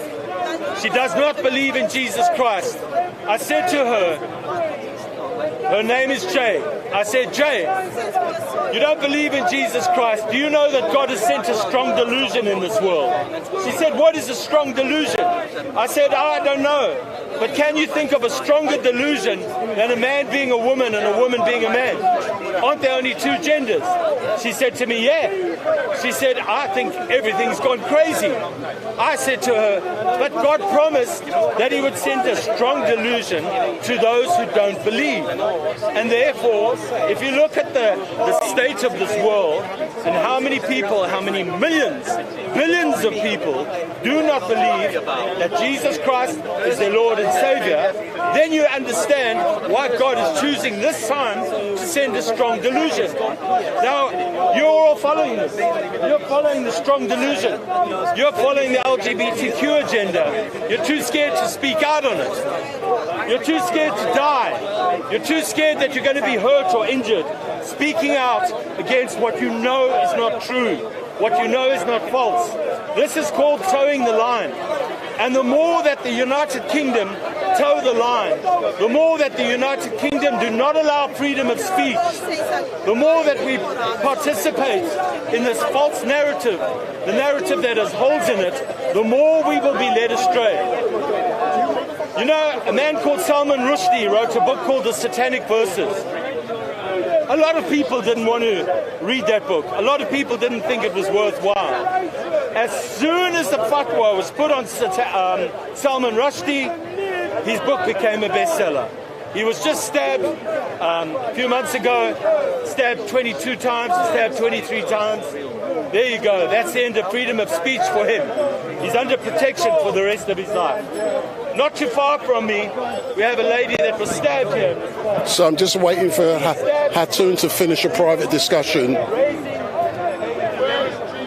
I'll just send you a message. Have you? I'll just send you a message. I'm waiting Would it be inappropriate to hug her? I wouldn't agree with what without you getting jealous. I'm waiting, mate. He's got a new T-shirt. Steve the atheist. His worldview is ludicrous. He's an atheist, I'm not ludicrous. And he knows he's not an atheist. Hello. He's just suppressing the truth. But this is a man who I disagree with. You're not the first to have said that. But we can still be friends. What has happened to debate in Speaker's Corner? You can't beat a masturbate, I always say. Oh, here we go. I'm sorry the intellectual capital has fallen, ladies and gentlemen. I made him laugh. I'm sorry that he's lowered the standard.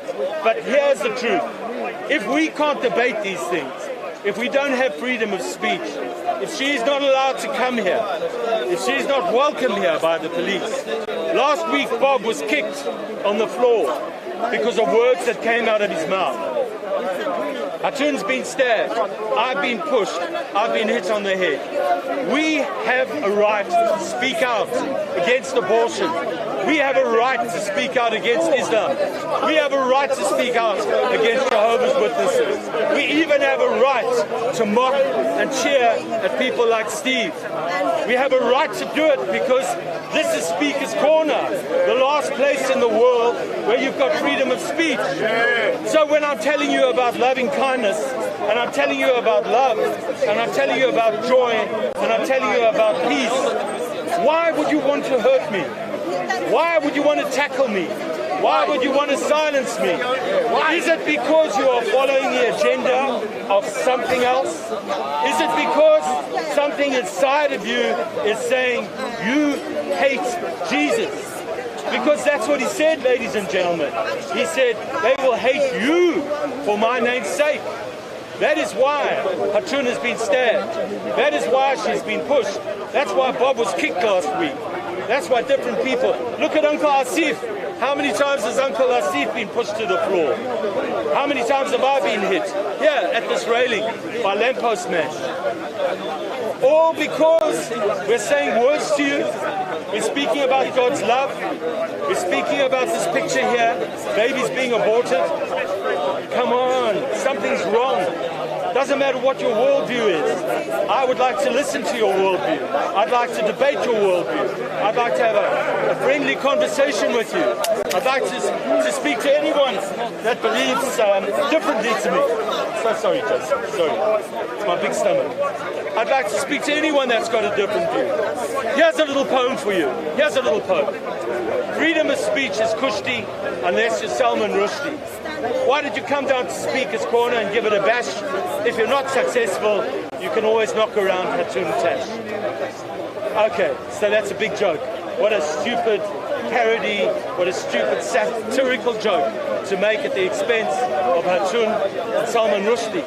The problem is, it is only stupid and satirical because it's true. This is actually happening today at Speaker's Corner.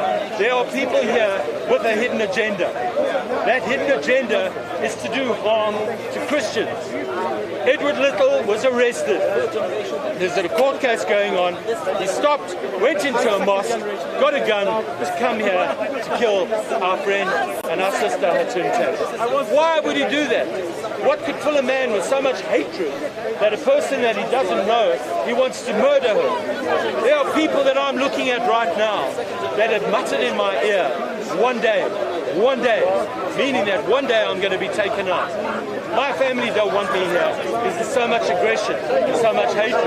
I want to be here because of freedom of speech and because, most importantly, God loves us. So I'm currently waiting for Hatun to finish, and she will be very soon. And then I will, as you know, get an exclusive interview with Provocateur and my wife, Hatun Tash. Promises that he would make a way for us and that he would give us salvation and he would trample on the head of the serpent, on the head of that great Satan. So make sure, whilst we're waiting for Hatun, if this is the first time you're seeing StreetMic, give me the thumbs up, make your comments down below, share and follow.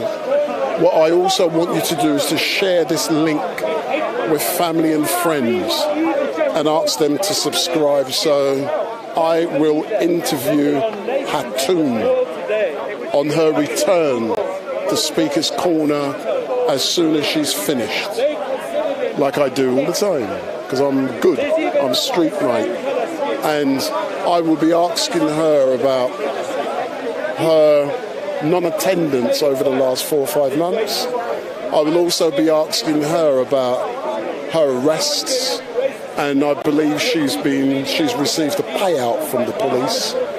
And I will also be asking her about the gentleman who was convicted of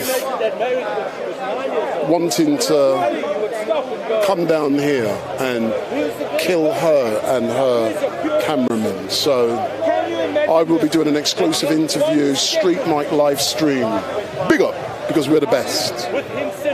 And I will get that interview, so hit that subscribe button, make your comments, share, and also ask your family and friends to subscribe. So make sure you share the link with 20 of your family and friends, because we are going to engage with Hatun and Tash. 2,000 years before Jesus was crucified, Psalm 22 promises that his hands would be pierced, that he would go to the cross and he would die for our sakes. 2,000 years before Jesus was crucified, the prophecy rang true. Who are you going to call on? Jesus, who never sinned, or anything else? What I am going to do now, whilst I'm waiting for this gentleman to finish, I'm going to change the battery on my live streaming camera.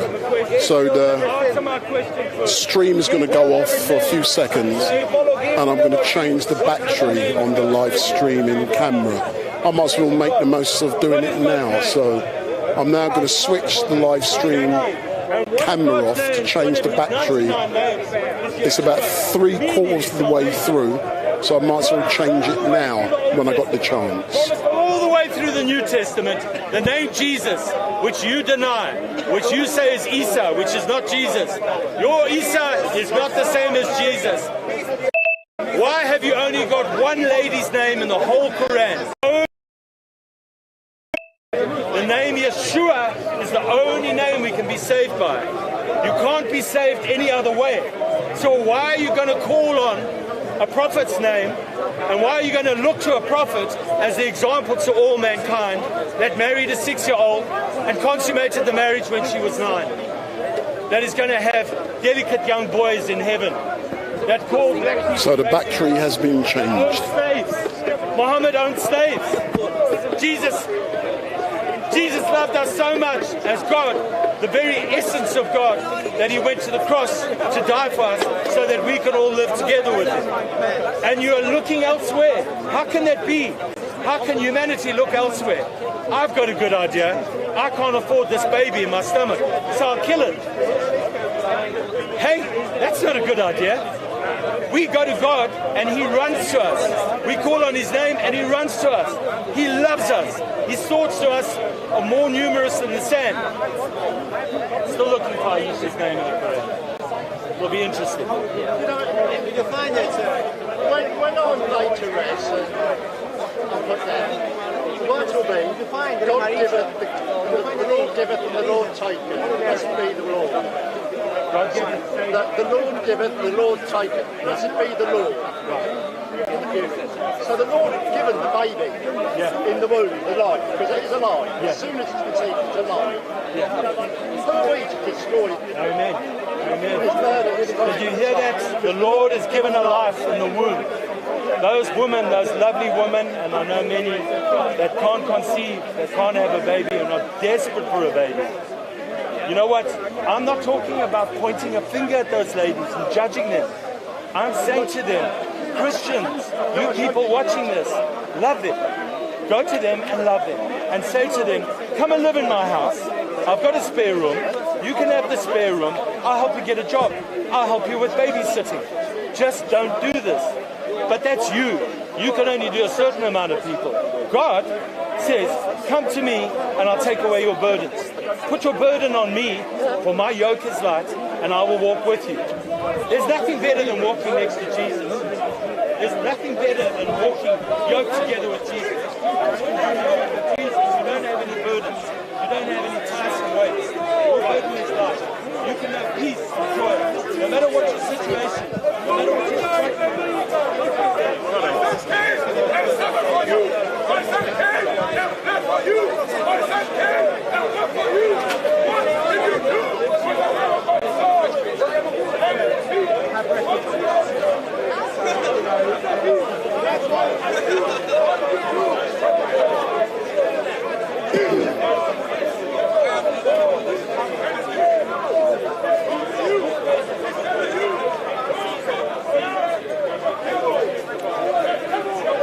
So good afternoon. Let me turn the volume up.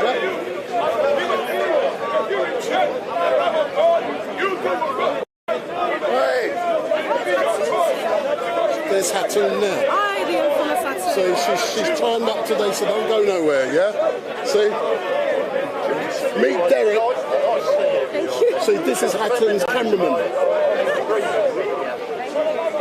So, good afternoon all. My name is Wendell Daniel, and I'm so happy and welcome. Welcome to StreetMic, and we are coming to you live and direct from the Speaker's Corner Uncensored down here at Speaker's Corner, and I'm feeling great because Hatun Tash is only a few feet away from me, my future wife. So I'm now going to divorce rational female. Come here, girl. So here's rational female. So what's this, Wendell? We're a wife swapping party. We're wife swapping. So rational female. So you wanted to meet Hatun Tash. Yes. So you'll get the opportunity, and for all of you watching, big T's in the house. Big T's in the house. Big T's in the house. So there's another character. So big T's in the house. So we got Big T, rational female, and Hatun. All of the rabble-rousers in the house today. Big up. Busy today, yeah, big up.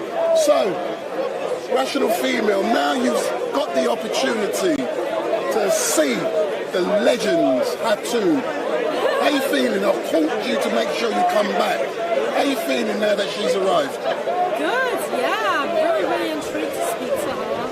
She's quite a character. Yeah. I'm sure we'll find some interesting things to say about. But I'll introduce you because one thing, see the t-shirt she's wearing? Because one thing you'll find with Hatun, if you approach her and she's because people touching her, and there's always people around here want to do things to her. So you don't just walk up to her and you'll see. But I'm really happy she's here. I'm going to get the opportunity to interview her. And all the ladies are here today. So where's your friend?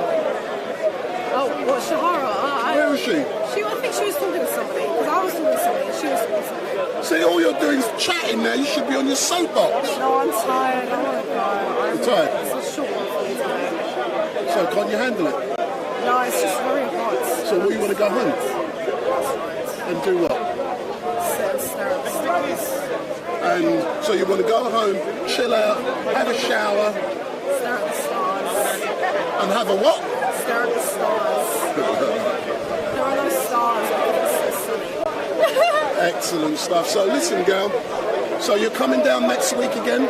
Actually, next Sunday I'll be at Students Against Tyranny. I'll be doing a part of protesting. They're protesting against this Marxism event, and they've invited me to speak, which is wonderful. They want me to speak on one of the guest speakers, so I'll be speaking about feminism there. So sadly, I won't be here. So. All right then. So I'm not going to see you next week. I don't care. Hatun's back. I can get rid of you now. It's terrible. You're breaking my heart. You know, I'm only joking, but we can. But are you going yet? Because I need to chat with Hatun for obvious reasons.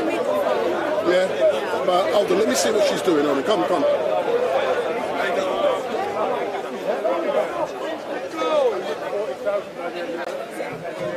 No, Christian, another Christian brother, and he needed help. So the great Hatun is in the house. You should have rung me then.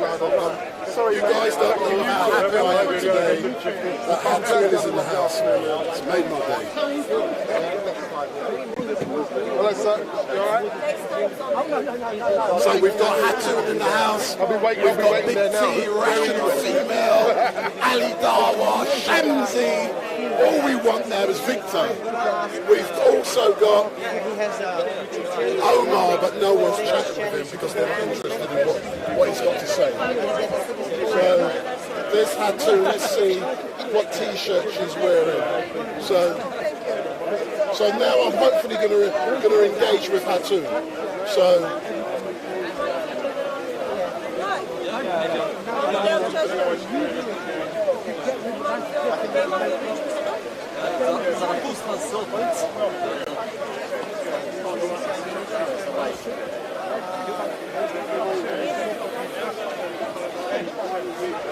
Excuse me, sir, I don't want to be rude, but I've been waiting for 6 months to talk to this young lady. I know. I felt like I've been divorced. Yeah. Biblically, there is no divorce. Can I put this on you, my darling? You good? Are you all set up, Derek? I'm good, man. Hello, stranger. Hi, I am woman. Hey, I can see your back. Nice day.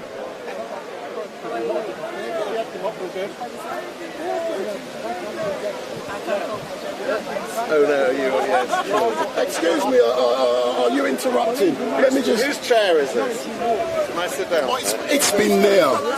Whose? Is it a Christian chair? I don't know. It's been there all afternoon. Can I take this down?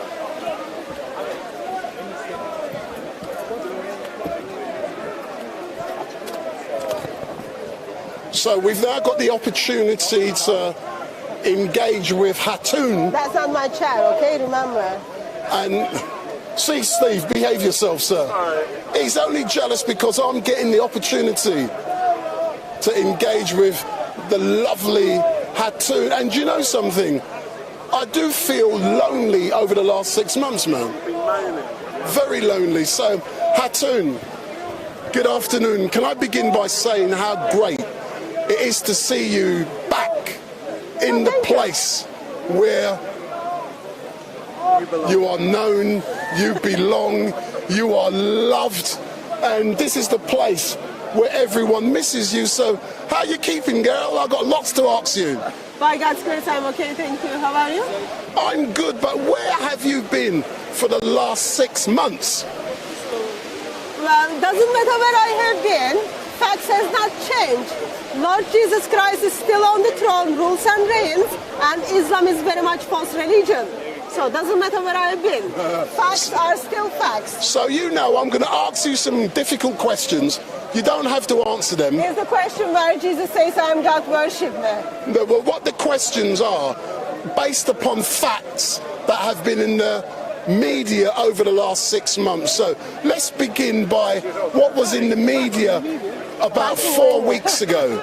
And in the media about 4 weeks ago, there was a report that a gentleman had been arrested and subsequently imprisoned because he was on his way to Speaker's Corner to do something very naughty against you and your cameraman. Can I ask you, when did you find out about this? Which part? Because you made a couple of statements. Which part are you asking, when did I find out about? That someone had actually been arrested who was coming to Speaker's Corner and they had been arrested with a gun. I found that out back in September. Wow. And that person has been subsequently convicted. How are you feeling now that someone has been arrested, charged and convicted?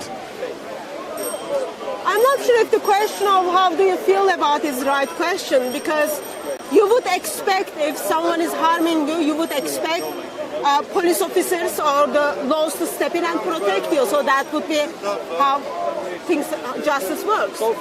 So on this occasion, we can say that the police done a good job because we've witnessed the police doing some bad things here, and we can come to that in a minute. But on this occasion, the police done what they're empowered to do. Yeah. And thank you for that. Excellent stuff. So it is great, and we would like to recognise the Metropolitan Police on the great job they've done in arresting... I don't think it was Metropolitan Police, but yeah, I'll let that go. Or the police then. I'm doing a job, apprehending someone, and they were eventually convicted. But let's look at the opposite. I've been here on many occasions with you when you've been arrested. I believe on a few occasions you were falsely arrested. And I've been falsely arrested in all occasions. On all occasions you were falsely arrested. And as a direct result of that, you brought a claim against the police and you won the case and received compensation. Yeah. How was that for you to go through that process? And we all know what the police is like. I've been asking you about it for months. But to finally get justice for their bad behaviour, but in financial terms. I'm not sure if you would call that justice. So you pay tax. Yeah. We pay a lot of tax. So your tax money was given to me. Why? Because at the first place, group of people whose job to protect you, you pay them for them to protect you, was so afraid of Muslims, therefore they put you in a jail for 24 hours. So I don't feel that comfortable to have the taxpayers' money because police makes mistakes. That's like overall it's all just wrong. Going through that process is strange because Mr. Policeman doesn't even bother to respond the emails, respond the communications. At the end, for me, like it was money given. I give it to the certain organizations I believe who need it more than me. But receiving taxpayers' money because the mistakes of organization or because the organization doesn't want to offend a certain people group. In this occasion, it is the mistake of police officers who don't want to offend Mr. Muslims. Therefore, they are just handing out your money. I think it's just overall, it's just wrong. Did you get an apology or just compensation? I got an apology and money. Do you think the apology was genuine? No. It's not funny. Like, I don't think it was. I think they just said, okay, write something down, and then they put a couple of sentences down there.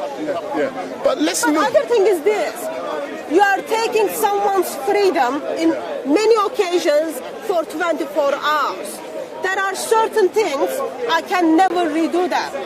Like my dog was very, very ill in one of the occasions, and I wasn't with my dog in her last days. I had to, like, my property is being stolen, and my property is still being stolen. I remember, and the thieves are still at Speaker's Corner. Yeah, I remember, and certain things are precious. Like, Mr. Police Officer simply took my water bottle, which was all the way from Hong Kong, and they never returned it, and they think it's funny.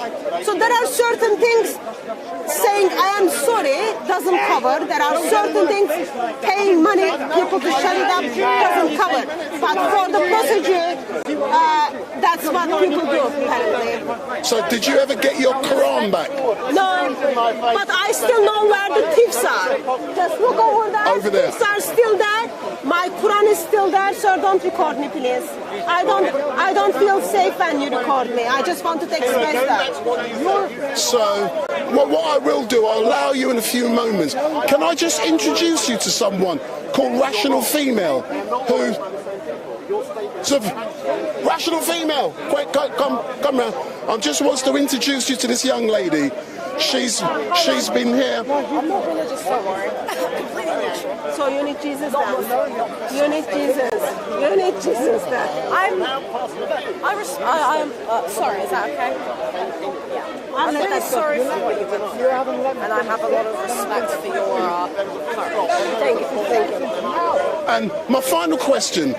We've missed you over the last 6 months.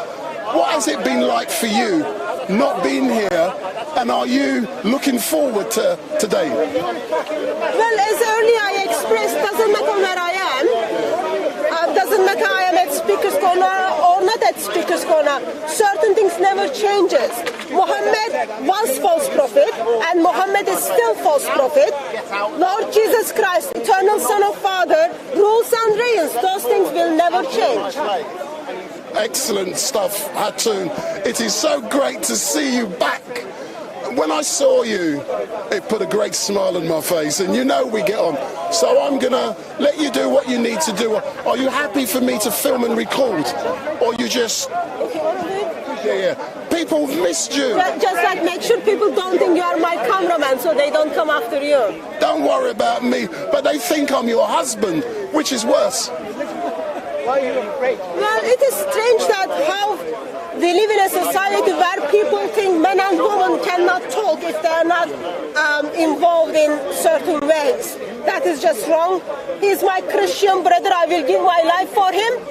I will go out and have a cup of tea, cup of coffee with him. It is strange that when people see two individuals chit-chatting or talking or having fellowship, their mind goes to the different wrong. Bible identifies that whose heart is pure, everything is pure for them. Whose heart is not pure, nothing is pure for them.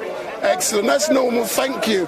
And I'm glad you've put that to bed because these people have a dirty mind. Big up. They need Jesus.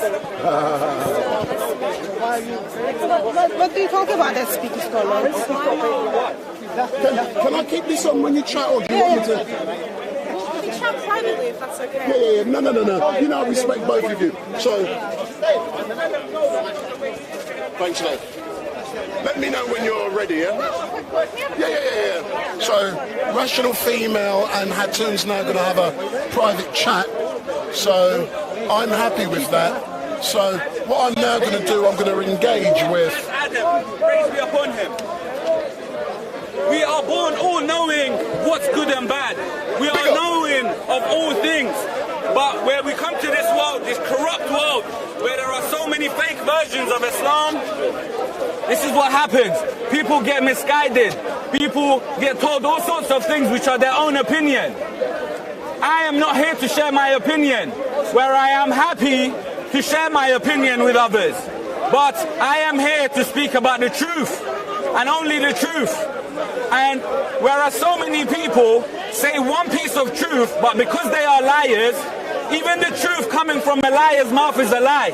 It doesn't matter if a liar is saying a piece of truth. That's still a lie. Just because he said something that truth, that doesn't mean that he's the truth teller and he tells the truth. Truth coming from the mouth of a liar is still a lie. We have so many liars here that try to say something and try to gain the attention of other people by saying some piece of truth which everyone can agree with, and then they continue by lying. They continue by trying to misguide other people. Whereas where they say the truth, they guide people to the truth, and they say, follow me now. Where they are not chosen by God. They are not divinely chosen. We are here to be chosen by God to lead others. This is what we're here for. When I say these sort of things, the munafiqeen, the hypocrites, try to call me a disbeliever. And a lot of people here know me. And more people are getting to know me. As I come here, we know who the cowards are here. All the speakers at Speaker's Corner are afraid of me. I've been coming here for 3 years, and not a single one of them has had the guts to step up to me for a decent debate, for a decent bit of guidance. Because they are so afraid of what they've done in their life in the past. They don't want to accept that they've been wrong their whole life.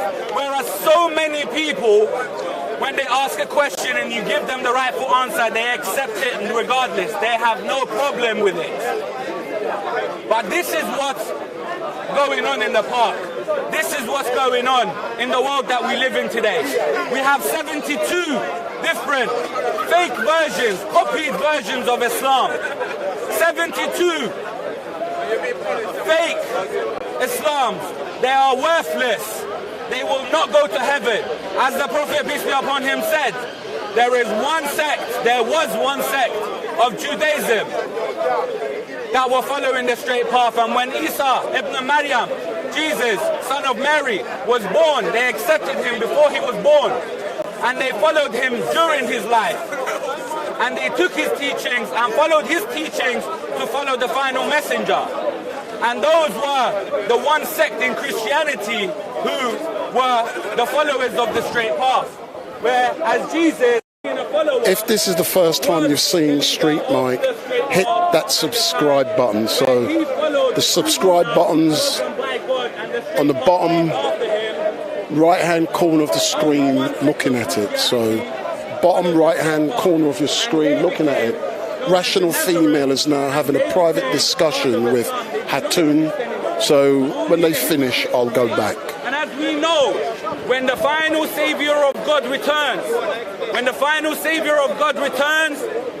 these hypocrites will be the last to accept the truth, whereas the whole world will be accepting the final messenger, final savior of God, pardon me, not messenger.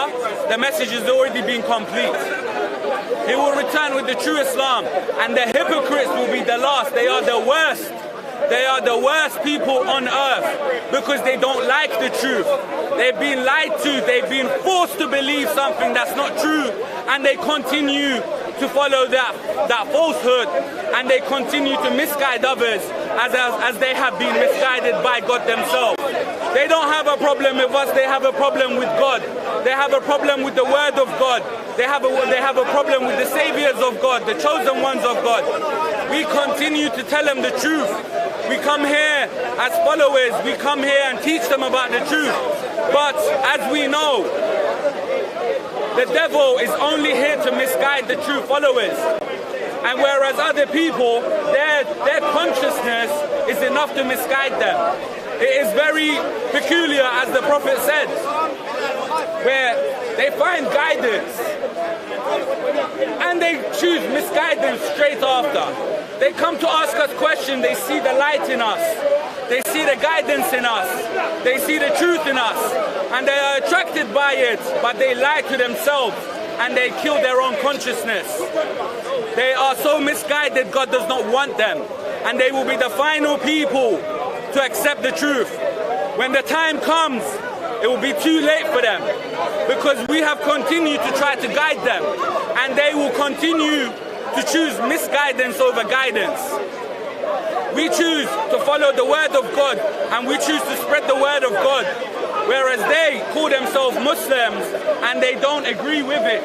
They disagree with the word of God. We continue to tell them, we continue to guide them, we continue to teach them. Although they are bad to us, we already know the final messenger, the prophet of end of time, he told us at the end times, from his coming is the end time, has started. The answer to good is bad. Anytime we try to be good to them, they return to us with bad. And anytime they do bad to us, we teach them through good. But through the guidance of Imam Mahdi, the final savior of God, is the answer to good anything other than good? No. The answer to good is always good, and that's why we continue to expect good in return. We do good and we do not expect anything in return, but we do like it when they accept the truth and they try to be nice. We don't need nothing from anyone.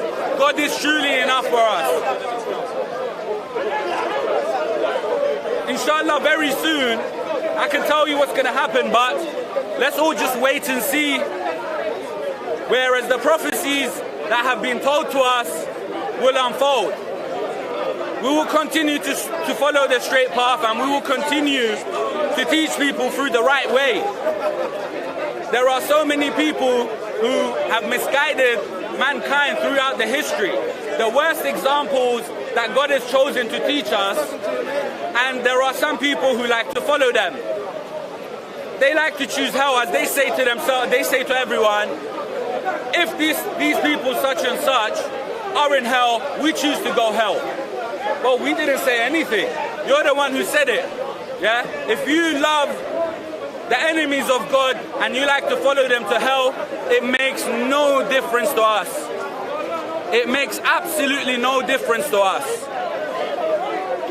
We love God for a reason. We love his chosen ones because he loves them. We choose to follow the chosen ones of God, and we don't follow any other people. We stick to those who God and the Prophet told us to follow, and whoever they told us that we can trust. The rest, we know, they know that there are so many hypocrites within every religion.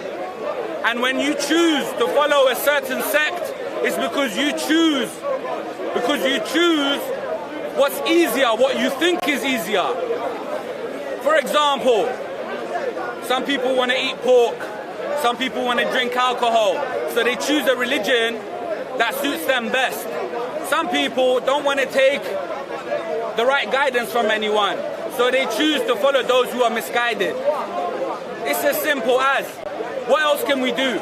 Nothing. There is no compulsion in true Islam, where we've had so many different sects, so many different hypocrites, so many different liars throughout history, where they've taken the name of Islam, they've taken the name of Muslim, and they have been trying to misguide others, and they've been trying to force their ideology on other people, whereas nobody wanted to accept them, and they forced people to accept them by the sword, because they were such bad people. Can I ask you a question? Honestly, are you a hypocrite? Yes. You're a hypocrite. God judges hypocrites. No, you're okay. Listen, look, I'm very good at what I do. Yeah, I know you're ignorant, and I know you're a liar, and I know you're a hypocrite. Now, whether you can, he asked me, okay, I'm about to answer before you even ask the question. Yeah? He asked me, can I ask you a question? Now he's saying, I asked you a question. Ask your question, what do you mean by no compulsion in Islam? He's asking, how is it that there's no compulsion in Islam? There is no compulsion in Islam. It's so simple. Why would you need to ask something? You say the sky is blue, how they say, how is it? Do you believe that you should kill an apostate if they leave Islam? You have no idea what an apostate is. An apostate is someone that denies Allah and wants to leave Islam, like people over here at Speaker's Corner. And you've had Ali Dawah and you've had different Muslims saying they should be killed under Sharia law. And when Sharia law comes to the United Kingdom, and he even finishes the talk saying that's as it should be. So is that what an apostate is? No, it's not. As we know, there's one true Muslim here. All these fake Muslims give their opinion and what their sects have been teaching them. And that's where innocent people like these, they find themselves mesmerized by the answers these fake Muslims give. They have no true understanding of Islam. So do you believe an apostate should live? If they leave Islam, should they live? You're saying there's no compulsion in Islam, so you're saying they should live. I can answer your question, but it makes no difference to you. The reason you're asking a question, whether you want to know whether what they said is true or not. No, when and I'm saying you're telling a lie. You made a claim. You said there's no compulsion in Islam. See, this is why, my brothers and sisters, this is why I don't engage hypocrites who are ignorant and liars. You can't answer the question, you don't engage. He thinks I can't answer the question, whereas everyone that knows me knows I answer this question daily. Okay, for those who actually seek the truth. Teach us, make me a Muslim, make me a good Muslim like you. The only good Muslim in the park, make me one like you, please. He's changing my words. I'm the only true Muslim. You're already twisting my words. That's already signs of hypocrisy. You're ignorant. I'm not here to convince you. I'm not here to convince anyone. That's your opinion whether my claims are false or not. You said you were going to answer the question. Prove it, then. So if an apostate leaves, ignore the ignorant. He should live. Let's ignore the ignorant. He's so rude. This guy is so rude. As I'm giving a speech, I tried to give him some respect. Where I withdraw my respect to him. I have no respect for this guy. Because he's so rude, he couldn't hold himself while I was giving my speech. I was speaking, God loves and I love you. I love you. Yeah. I love Jesus. Jesus loves me. God loves me. I love God. Yeah? I don't need to tell you what the truth is, whereas an ignorant person who's a liar, who lies to himself, as we see many times here right now, within a few minutes, he tried to put words in my mouth, same way they put words in Jesus' mouth. The word of God. I am the word of God. I am same as Jesus. Yeah? I follow the same path as him.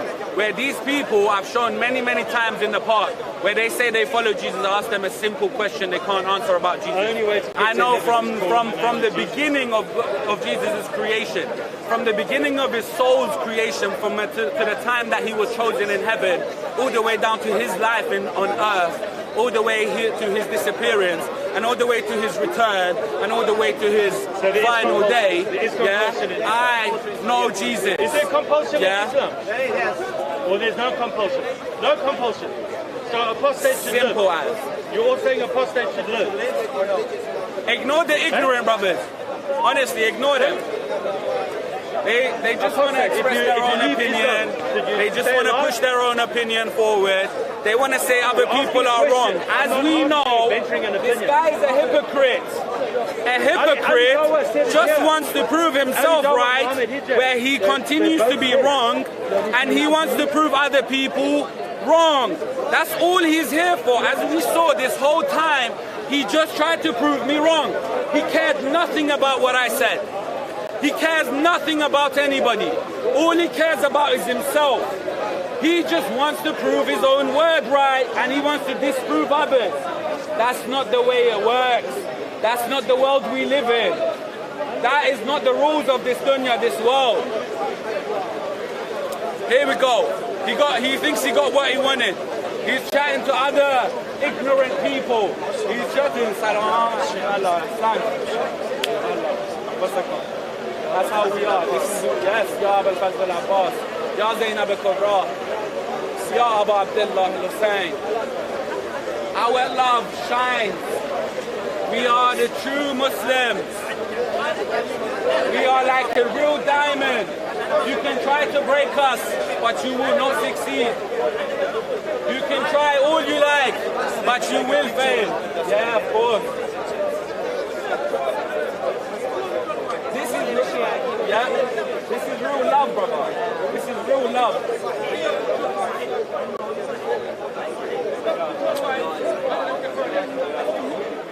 Yes, where we see people who are true followers, they show love. And their love is what attracts. Our love is what attracts people to us. People look at us and they see the shine. They see the brightness. They see the true love. They feel it. They see it. They hear it. Whereas hypocrites, they don't like it because they are dark. Their souls are dark. Their hearts are hardened to the hardest point. And their faces are dark as well, as God has revealed. Their faces on the day of judgment will be burned. And we all know what that means. Let's not try to twist the words of God. Everything is being simplified for us. Whereas the hypocrites like to complicate things. They like to complicate everything for themselves and for everyone else. They like to be passive aggressive. Everything that we know, I can speak about it, but it's more important for people to realize for themselves. If I start to explain things, which right now is not the time, yeah, you'll start to realize everything I'm saying is the truth. And when you follow the straight path, you start to understand these things. Because God has chosen specific people to show us how things work. And all we have to do is simply follow in their example. It's not that hard. It is so simple. These hypocrites come and go. There are infinite counts of them. They will never run out. But we are here to guide those who deserve guidance, who God wants to guide, who God wants, who God loves, and wants the best things for them, wants heaven. These hypocrites, they like to stay far in the back, point fingers, bust jokes, yeah, but they are the true enemies of God. And anybody who's the enemy of God is our enemy. As we know, the true Shias always have enemies. Musa had enemies. Ibrahim had enemies. Isa had enemies. Every prophet of God who is a true follower of the 12 Imams had enemies. We don't expect any difference. We have enemies. Our friend is God and those who God chooses. We don't need anyone else. God is truly enough for us. Alhamdulillah Rabbil Alameen. والصلاة والسلام على سيدنا ونبينا بالقاسم المصطفى محمد اللهم صل على محمد وآل محمد وعجل فرجهم ولعن أعداءهم أجمعين في الأولين والآخرين الله آمين يا رب العالمين. الحمد لله الذي جعلنا من المتمسكين بولاية أمير المؤمنين علي بن أبي طالب علي عليه السلام. When we recite these words, the hypocrites are nowhere to be found. لا حول ولا قوة إلا بالله العلي العظيم. There is no power but God's power. These people are powerless. They cannot control even their own tongue. They cannot even control their own consciousness or their ears or their hearts, because God continues to increase the disease in them. They have so many diseases, where we try to cure them, as God is mentioned in the Bible, in the previous books, that the leaves of the tree of Tol, the tree that's mentioned in all the holy books, we are those leaves. Our names are written on this tree, on the leaves of this tree, and we have the quality to heal the entire world. And God willing, God has wanted this, and it will happen. We continue to follow the same guidance that's been given in every book, the same stuff that the hypocrites have no knowledge of, and they cannot change, because their knowledge is worldly, whereas the true knowledge of the chosen ones, those followers of the chosen ones of God, their knowledge is godly. Their knowledge comes from a different place. And I don't need to say so many times, but we continue to do so for those who listen. We are the true followers. That's why we are the only sect in history of the entire world who are allowed to call themselves followers. The rest had to choose different names for themselves at different times.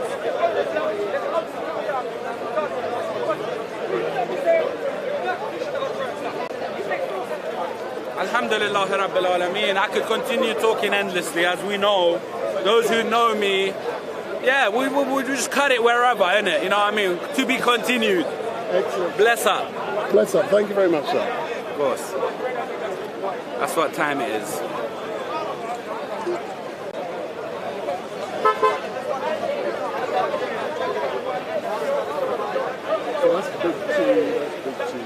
Big trouble. Trouble. Don't trouble unless trouble troubles you. Bless up all.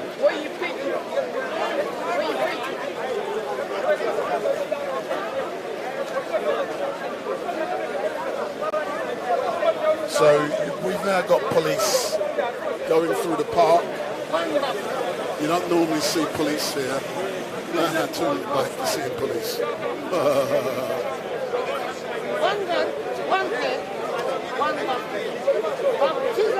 So for all of you who are watching, I'm going to come round and I'm waiting for Rational Female to start chatting with Hatun, and then I can capture what she's saying.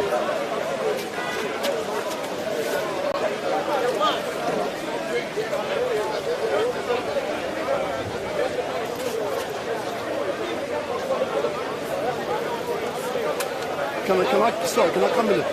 People are complaining they can't hear Hatun, man. They want to see you and Hatun. No, I know, and you know I respect that.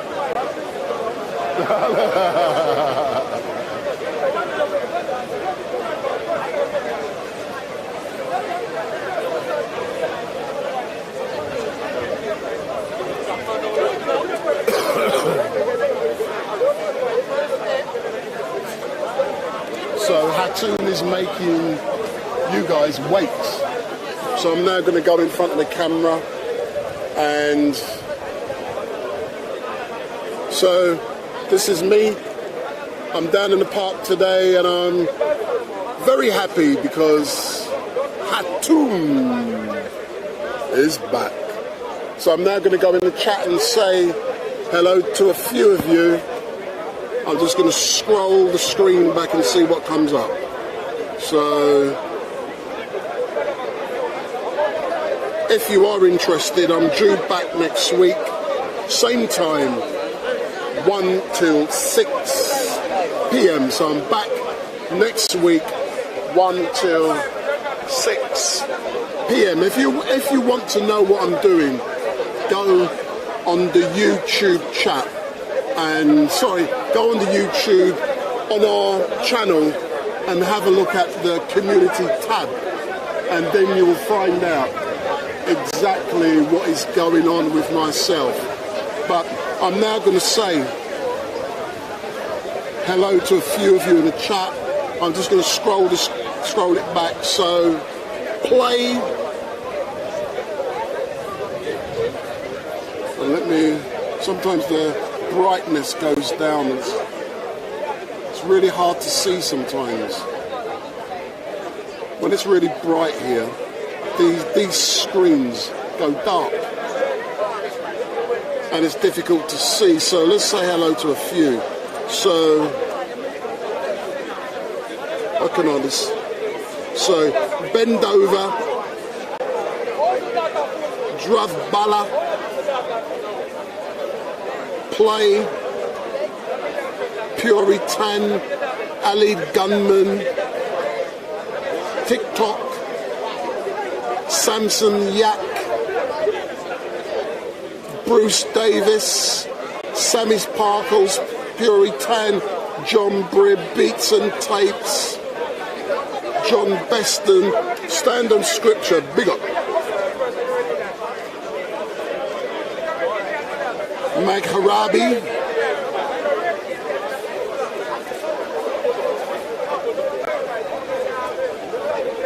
It's really hard to see.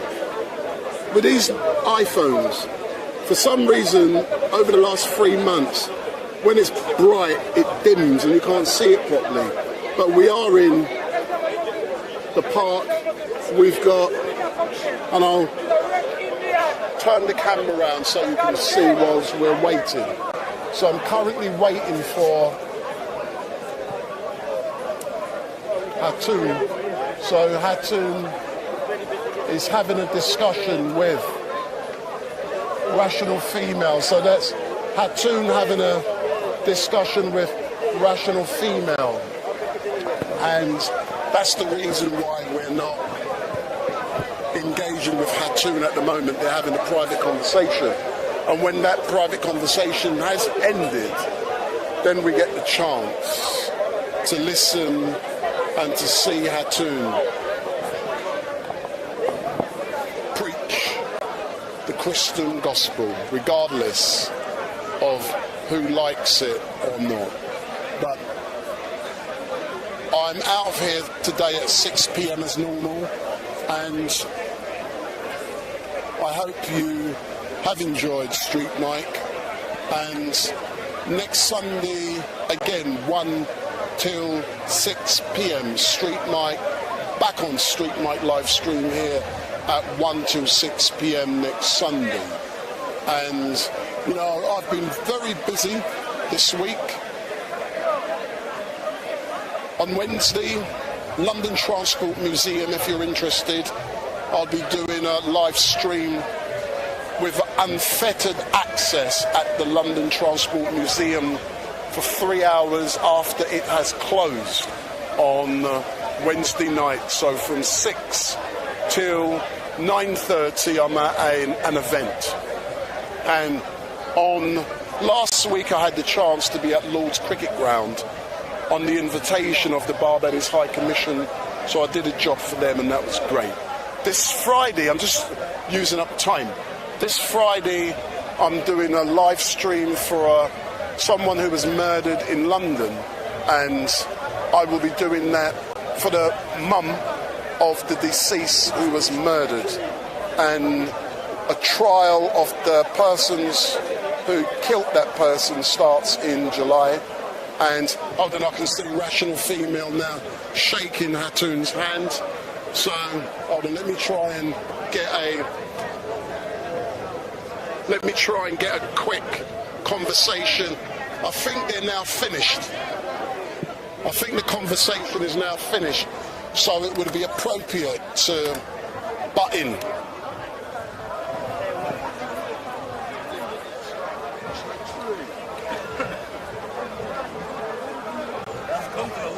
So I can see both ladies, they've got on with each other. Let me try and get a photograph for my thumbnail for next week. Everyone has different concerns. No idea. Concerns for solo Muslims, concerns for the equality of women, and then concerns for the If you can turn the other the way, please, because with the sun in the background, I get bad light. I just want to... It's not only concerns for the company, it's concerns for us. Perfection. You see the grief I get off Hatun, and you can see we love each other. I don't want a man in it, sorry. These are two famous people. Jesus. Smile, rational female. So no hugging, no? No hugging, no. Brilliant. See, people are going to love that. So can I just ask you, you're a rational female, and then I can engage you with Hatun.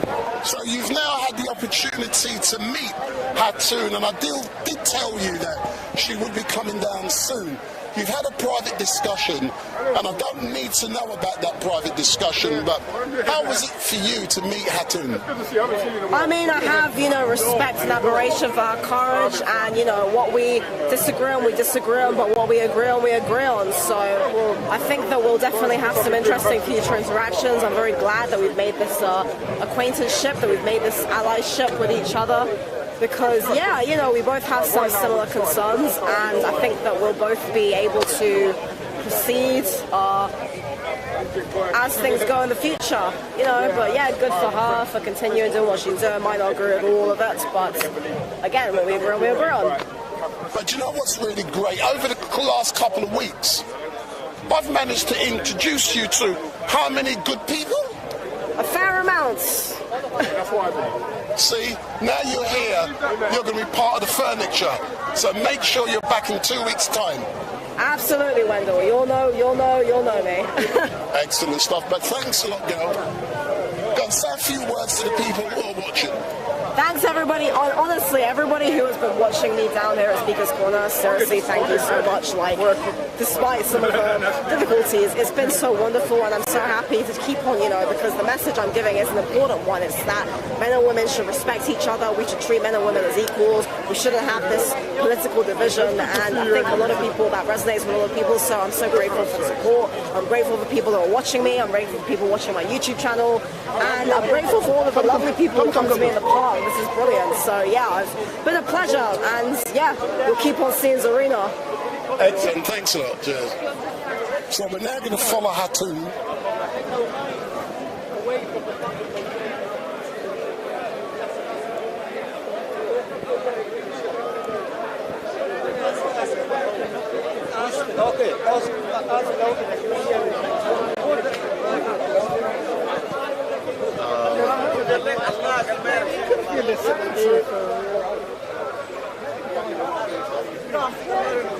That's a big box.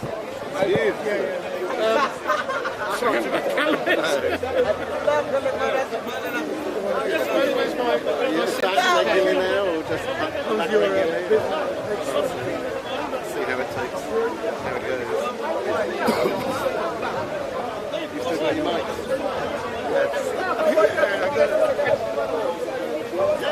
I don't want to be associated. Well, seeing someone.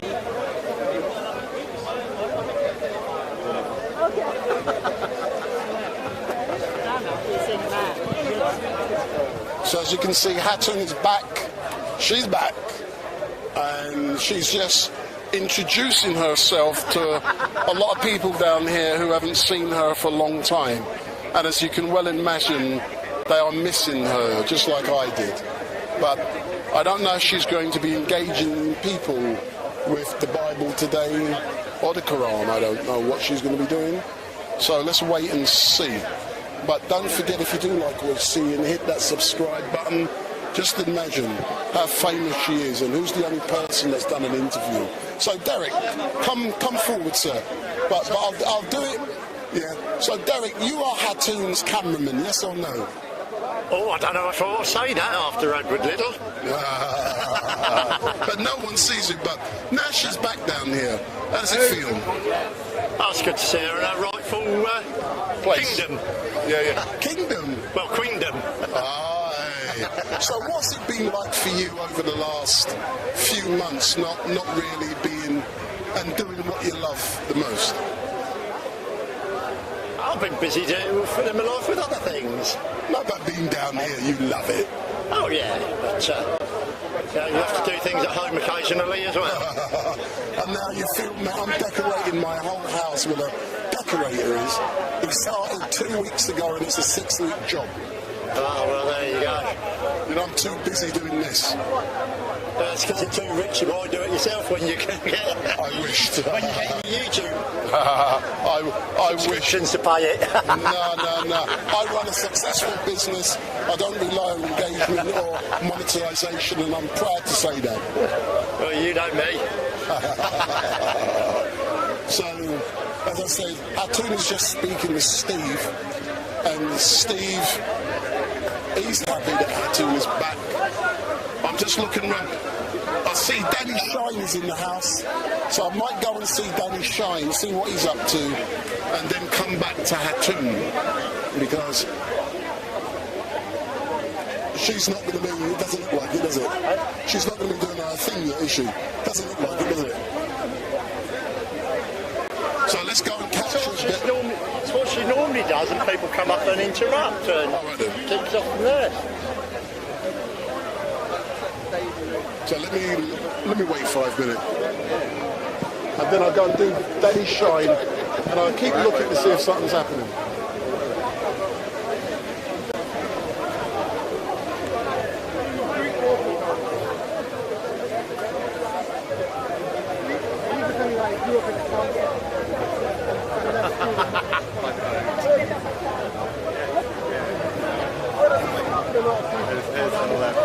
Shamsi always gets a crowd following.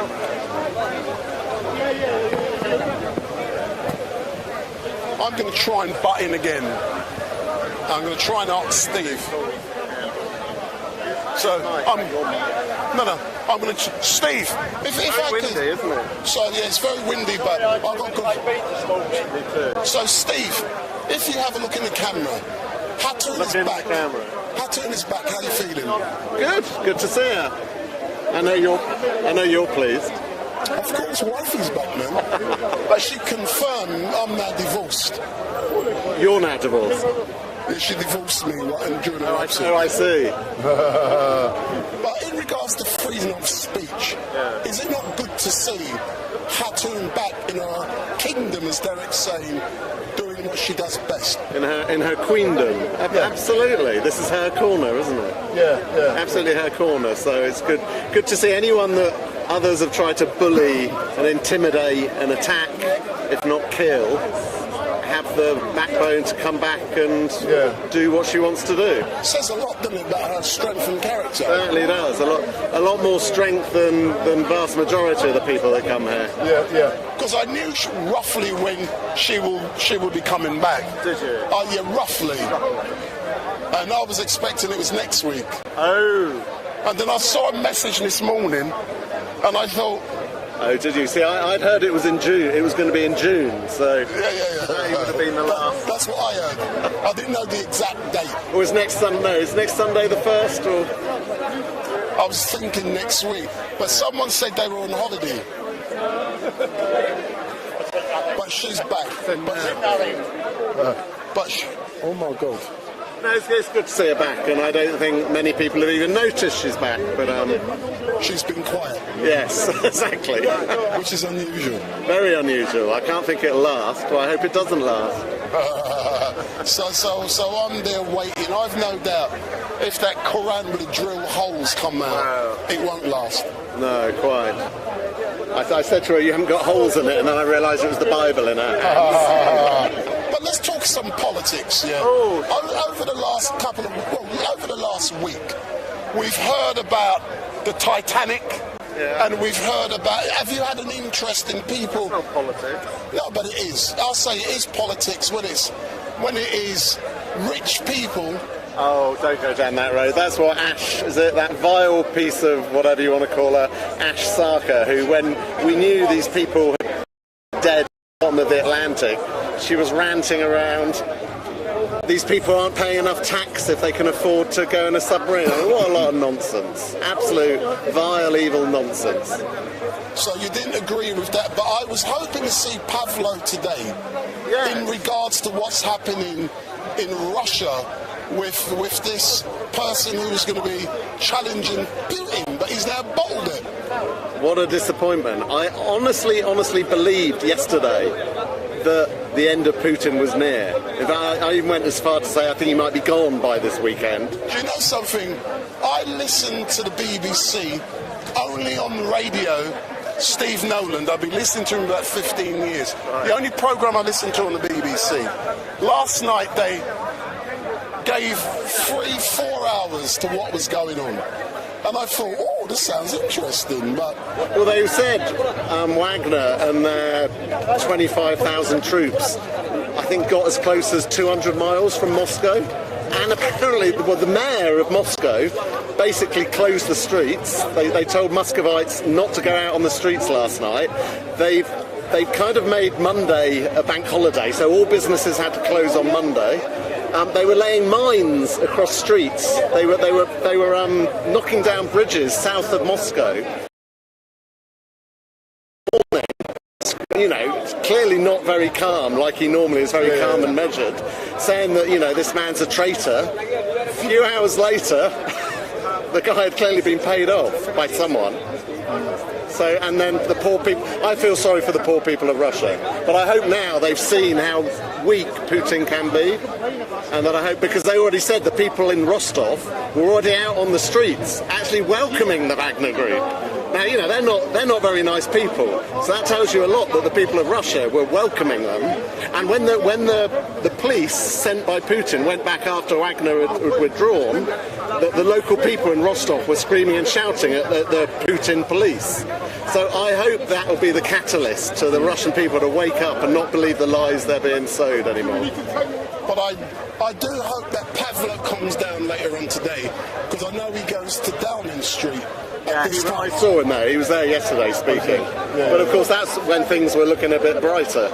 But and the other thing is that Moscow's pulled lots of troops out of Ukraine to back up Moscow.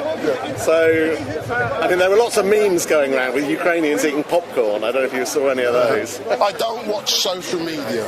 Zero. So, yeah, I can understand why Ukrainian people were probably feeling pretty hopeful yesterday. But I think their hope may not be worth much yet. Excellent. As normal, Steve, thank you very much. I've got a big smile on my face because wifey's back. Let me go and see what Danny Shine is doing. I'll go and catch up with Danny Shine, then I'll come back.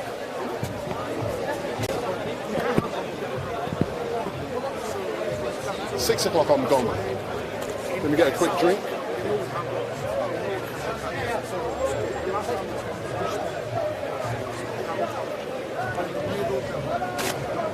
Their argument is that the women those men get all the women. He's doing it on the popular. And then all the other presidents didn't get looked. So instead of improving it, there is truth in there. The women are attacking themselves.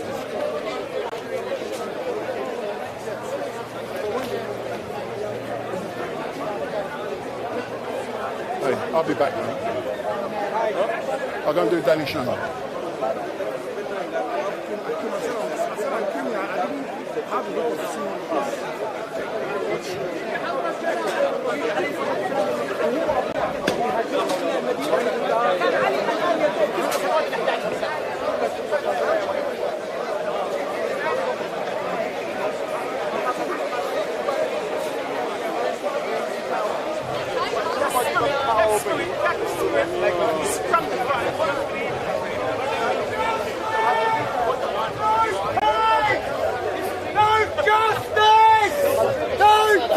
Shut up, you idiot! Shut up! Dickhead!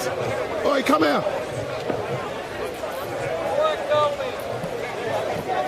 You alright, man? How you doing? You alright? Where you been hiding? Hey?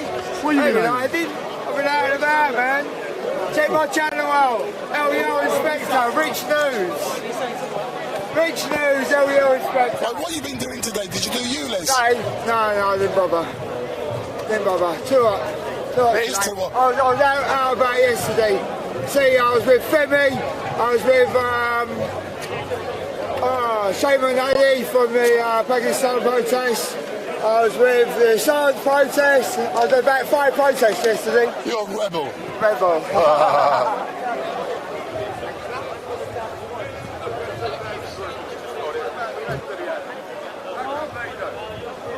Love business is a load of old trash which your DNA has cooked up to get you to be trapped in those trap doors, right? And she's very nice, yeah, looks very nice. She looks lovely, right? And that makes it worse, because that makes it even more tempting to go in there, to go into those trap doors and trap yourself with her and trap another human being into existence without asking them. You have no right to use that weapon of mass destruction without getting consent from the child. And because you can't get consent, you have no right to do it. So you be careful with that weapon of mass destruction between your legs, because if you don't control it, she's going to get control, and you'll have to pay for the children that you've been told by society that you want. But why do you want? Why do you want children? Why? Why do you want to have children? You haven't thought about it, have you?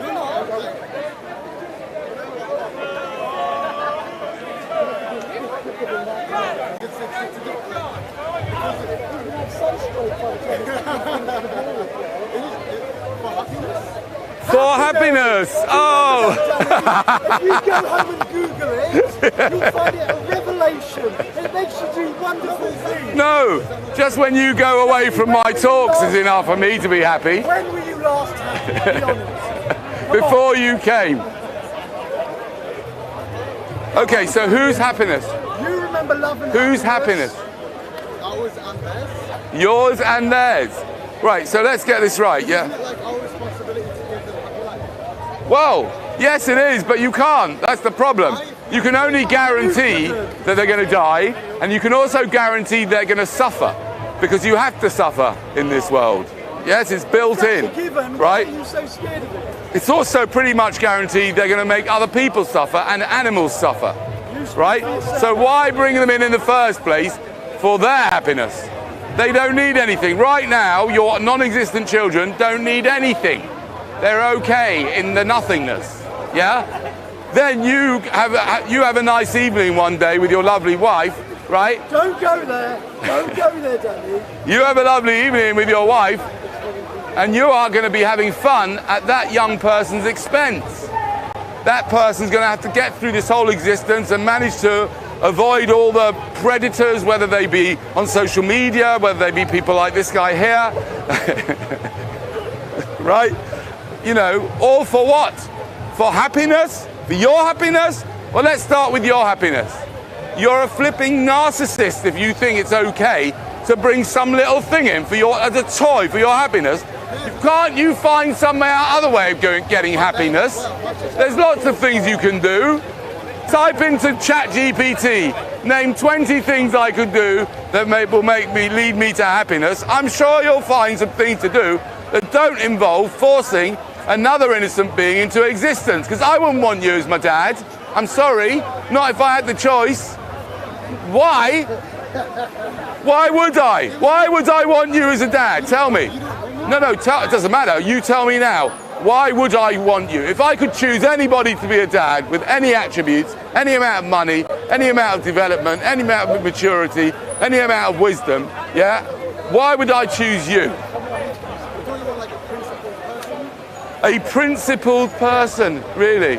Ah, so that's what you're saying you are. You're a principled person. I know you like to think. We like to think all sorts of things. I also like to think I'm a principled person, even though I'm not. What's that? I like to think you're sane. And the fact that you don't need 3 injections a day. I don't need any injections. I choose to take them.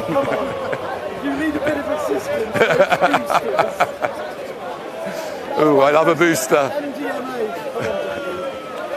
You're powered by solar. Okay, so you think someone who is principled is enough to make a good dad? What? Try? Why are you going to try?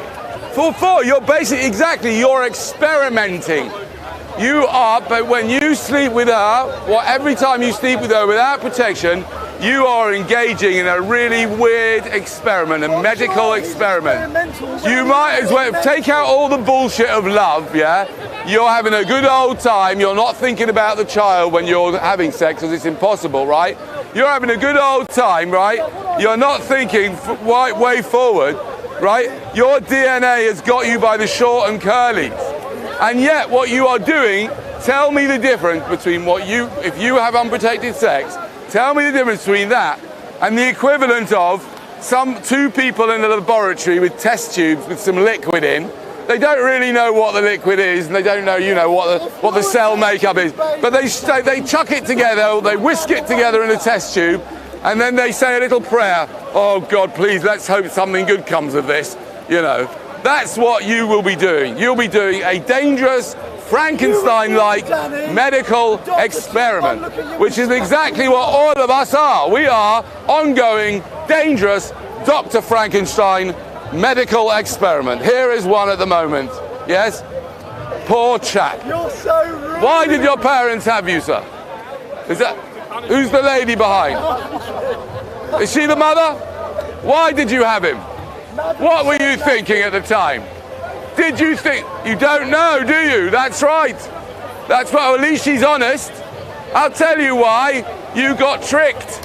You got scammed by your own DNA. By making sex enjoyable.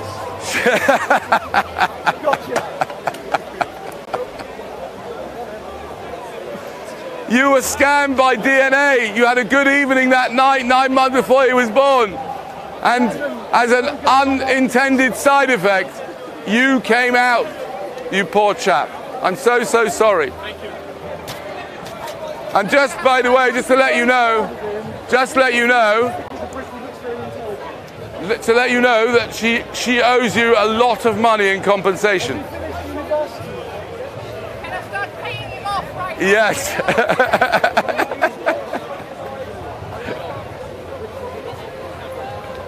Ladies and gentlemen, I am here today from the Church of Nothing. And I'd like to welcome you at our wonderful church where we worship nothing.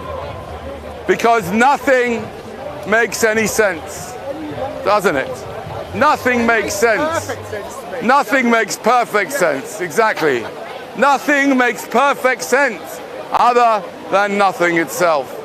And therefore, I welcome you to look around you at all the things and realize that ultimately they are nothing. Look at that.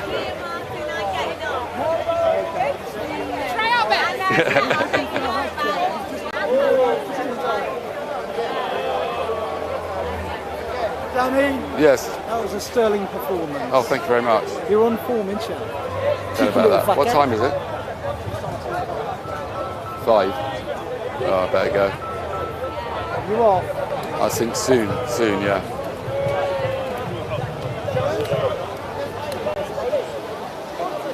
That couple were really into it, you had him. Good and proper. Oh, that, yeah.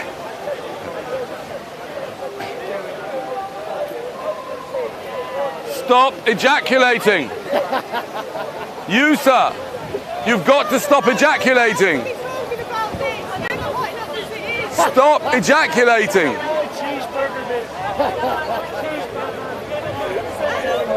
That's a great line. But none of the women want him. They give him a wide berth.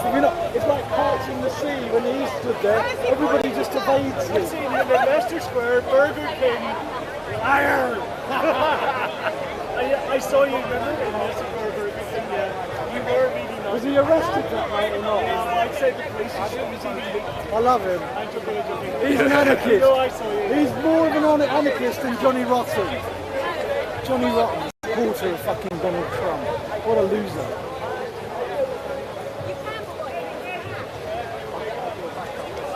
Right, Danny boy. Win £100 here today. Win £100 Call your mum and dad and ask them why they had you. If they come out with a good, logical and compassionate reason for bringing you into existence, you get £100. Let's do it.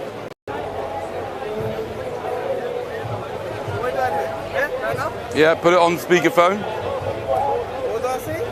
Why did you have me? Why did I have them? Why did you have me? How do I win the... If their answer makes any sense, and it's logical and ethical, like, you know, answer. Hello, Dad, basically, I'm calling you now. Apparently, there's a man that said... This way, why did you... okay. He's asking. He's asking why. Sorry, Dad, there's a man here... sorry. Why did you make me? Like, is there a logical reason why you made me? Let me call my mom. Alright, it's okay. See you later. What did he say? Let me call my mom. Did he get angry? Yeah. Where are you?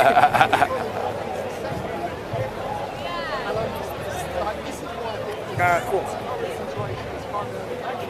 Just say, hi mum, listen, I'm at Speaker's Corner, I'm just asking you, why did you have me? There's a...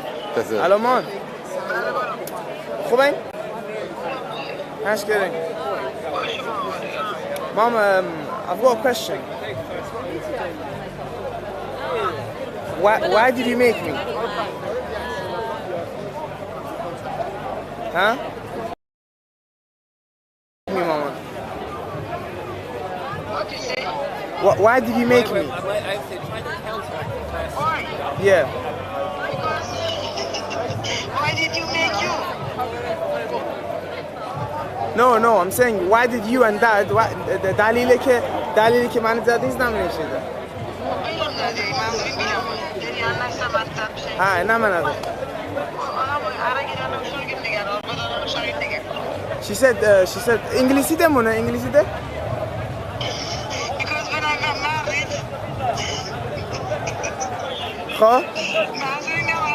خب این دعوا انگلیسی ده؟ When I married, of course when I married and after I'm pregnant, I'm baby coming. Oh, you had sex, you mean? You liked having sex, that's why you did it? Sorry? Because you liked to have sex, is that why you had your child? No, because she's married. Yeah, so what? But she liked having sex, obviously, I presume. You like to have sex? Yes, of course. It's a very enjoyable thing, but... Okay. So that's a logical answer? No, it's not logical. Not How is that not It's not logical? ethical. Of course it is. No, it isn't. You can't have sex? No, to bring people into existence. It's not very kind. What? Yeah, no, of course No, I want my £100. No. I'm done. It's not ethical. How is that not? Because she shouldn't have brought you here just because she likes to have sex. Have you had sex? Yes. But your parents shouldn't have had you just because they liked having sex. that's not the They should have reason. found some other reason, some other thing to do that they liked. But that's not the reason. Why didn't they go to the cinema What? Are you that serious? night? No, really. She didn't like to have sex. She was married. Yes. And so what do you do in a marriage? Yeah, what do you do in a You not marriage? reproduce and... So what? Why would you? Why? Why'd you do that? Why? Yeah, why? Lineage. Family. Lineage, family. For your identity What's your lineage? What exactly is so good about your lineage? Because I'm a human being. So what if you're a human being? I've been blessed with life. Why Blessed not? with life? Why not make more? Why not make more? Yeah. You don't know any reason why you might not want to make more. God give me the gift to Well, do what it, happens so why wouldn't I do what if the person ends up being suicidal? How will you feel then? choices. Their choice? Yes. Really? Yes, it's their You think choice. it's a It's like person's your choice to be stand there. depressed? Yes, What it's if they their- get cancer? What do you mean what if they get cancer? What if your child gets cancer when they're a kid? Odds are that you're going to die So today. what? I know they're odds. So that I'm means you saying. shouldn't live? That No, doesn't- you does that shouldn't mean you should start. die No, today? it means you Does shouldn't. that mean you should die today? No, So no. then why do you live in then? But it's not because I'm just here already. Okay then. But why would you Exactly. start a life? Why would you bring someone into existence? Why not? What do you They mean, have a why child- not? because Ladies they- and gentlemen, because they have this a is just child not of- for you. If you don't know why you shouldn't, why you shouldn't even not, why you should consider not having a child, if you don't know that, then you shouldn't have a child. They You might have a good understand? future. They might impact the world. They might have a positive impact on the world. Yeah, they might have a positive impact on the world, and they might have. Where do you think your clothes came from? Exactly. They needed people to go to. Oh, people to make my clothes. Slaves. Slaves. No, it's not slaves. Yes, those who make the clothes are So then why are you slaves. wearing clothes then? Because I'm stuck here. Because my parents. Don't wear clothes. My Be naked. parents. Be naked. My parents, like your parents, But don't make it. 9 months before you was. I know. I understand that. You're right. You're stupid. You know that. You're very stupid. Am I stupid? I don't give a fuck. You lied to me. You're very excited. He called his mother. I asked him. He had to come up with a good, logical and ethical reason as to why his mother brought him into existence. No, because you didn't come up with a good reason. Why did she bring you here? Why did she bring you here? Come on, tell everyone.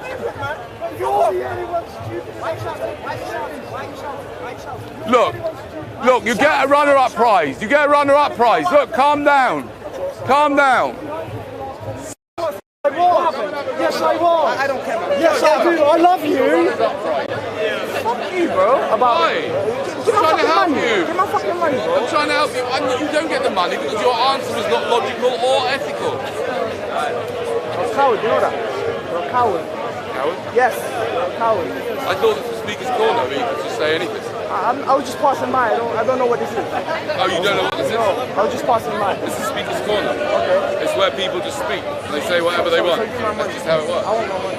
No, because I only said to give you the money if your parents had you for a good, logical and ethical reason. Yeah, but there was no, they didn't think it through properly. Logical to you is different to me. I understand that, but I'm the one that's offering For me, the money. logical, I thought that was logical. Yeah, I know you thought, yeah, but what about ethical? That's up to you. By your parents having you, they caused you harm. And now they've caused me harm. Can we have a normal conversation? When? It seems like you're doing this for the camera. Yes, I'm doing it for the camera, that's right. I'm here at Speaker's Corner. I'm here to speak to everybody. You've got 3 million followers online. How many have you got? I don't care, man. You can have a I've already offered you a condom. Go get yourself a lolly. Believe me, I can assure you the condom will save you a lot more than £100. Save you a whole bunch of struggle, a lot of money, your child. Don't record me. Don't record me. Don't fucking record me. No, you're in public. Yeah, but I'm telling you to not record me. Stand behind the camera. I'm telling you to not just record me. Can you if he's in public, he's legally got a right. I don't want to be recorded anymore. Dude. Well, if you don't want to be recorded, he runs a channel. Can you move back, please? I don't want to see. By the way, if he doesn't want to be recorded, right, he shouldn't really be out. Because you're going to be recorded on 300 cameras on average in London. You just walk around London. You'll be caught 300 times on camera and he's worried about this guy filming it. Anyway, ladies and gentlemen, we are still waiting for a winner of the competition to find somebody who can give me a good, logical and ethical reason to pass on your wretched DNA to the next level of victims. Yes, I will reject any answer I'm given, but I use logic and ethics to do so. Go on, try me. Try me, give me a reason. Are you going to reproduce? I hope not. Why do you hope so? Why don't you think of it from the children's point of view? Do you think anybody would choose you to be their dad? Look at you. No, they wouldn't. So why would you enforce life on someone that would never choose you to be a dad? Most people enjoy life. Oh, do they? Most people enjoy life. Well, number one, what about the people that don't? Are they okay? Is that just, they're just like, what do they call that in war? Collateral damage. Those born with serious defects or ginger hair. Right? You don't care. That was out of order. I know. Right? Or unrestricted free speech. Yeah, I think that's all right, Yeah? You don't care about those, they're just collateral damage, number one. Number two, there are also a lot of people who attempt to, and some succeed, in committing suicide every year. They clearly aren't having a great time, are they? So why would you bring someone into existence? Why would you let that terrible weapon of mass destruction, right, put somebody's life at risk, the woman that you're going to sleep with, you're going to put her life at risk and cause the death of your children? Why do you want to cause the death of your children? What do you mean I'm causing? I'm not killing them before they're conceived. I'm not. I'm just preventing them from coming into existence and having people like you as a father. That's not killing people. Really? So how many people have you've not had any kids and you're what, you in your 30s? That means you must have killed millions of children that you could have brought into existence. What rubbish you're talking, you know it. Right? The point is that you have not been able to give me any good reason why you think it's okay for you to endanger a woman's life by making her pregnant. Can you? You think people shouldn't be living in the first place, so what do you care if someone does? No, because they don't want their lives to be in danger. I don't believe on doing that, on hurting people who are already here, who don't want their lives to be in danger. If someone's already here, it's best for them to stay than to go. Well, I don't know, it's up to them. It's not up to me. It should be up to my children if they stay. Yes, it may be up to your children, there you go, but you still haven't given me any reason why you should be imposing life on any poor victim. Go on, what for? Why would you do it? Huh? Yeah, that's the reason that you're not going to say anything. So what? I will reject what you say, but I will use logic. And you can fight back. If anything I say is illogical, go on. It's the law of the land. I don't want to speak to you, sir. Can you move away from me? No, because you're irritating him. Madam, have you forced any people into existence so far in your life? No? Well done. High five. Why not? Why not? I think you're a heroine. Think how much trouble you prevented. You prevented cancer, heart disease, politicians, lawyers. What's that? Yes. Think of how much you prevented. You may have prevented hundreds of cases of cancer. It's amazing, just by keeping your legs closed. Fantastic. What's that? What? Nothing to worry about. Yes, I know, but what's so good about life? It's rubbish. Yeah, no, it's a really bad design. I would give the human body, if let's say there was a trust pilot for God's creation of the human body, I don't think I could give it more than 1 star. And if I could give it a 10th of a star, I think that's what I'd give. What a rubbish thing we're creating. The human body. Look at the people around there. Look at all the misfits there. Look. Sorry for me? Why? Why are you sorry for me? I'm just telling you the truth. You think the body's a good design? You think the body is well designed? And the mind is well designed? You do? Go and have a listen to some of the people here. You tell me the mind is well designed. It's good to have children. Go on. Because it brings people like you. Oh, very good. Good try, but not really. I'm not going to fall for that one. No, it doesn't matter if I'm... child at one point. Yes. And have you ever been happy? What do you mean have I ever been happy? To bring children so they can live. What's that got to do with anything? What's that got to do with anything? Are you glad that you're around? What's that? Listen, there is no excuse to bring anybody into existence, even if they end up doing something good with their lives, which is very debatable whether, on the whole, anyone can... Or you go and jump off a bridge? What's that? If you think like that, you go and jump off a bridge. I should jump off a bridge if I think like that? Is that what you think? No, I'm saying... Do you want me to? No. Do you recommend? He's saying that if you think it's so bad to live, why... No, I don't think it's so bad to live once you're here. If you're very, very, very lucky, like I am, yeah. But I just think that there's no reason. Children can be lucky. I don't think there's no reason. Yes, they can be lucky, but they can also be unlucky, like you were. Look at the state of you. You didn't get much luck, did you, from your parents? Look at you.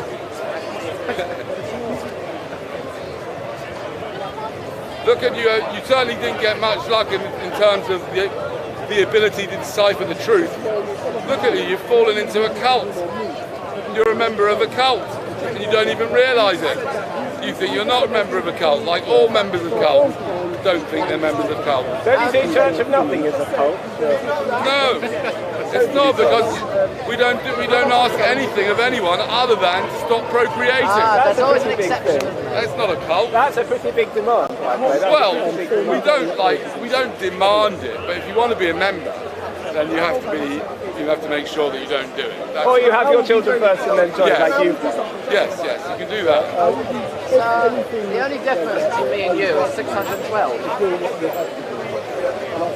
Yes, correct. You've got one command, you've got 613. Yes, exactly. Good luck. If you want to go for 613, good luck. Split the difference, mate. I've just got one commandment in my religion.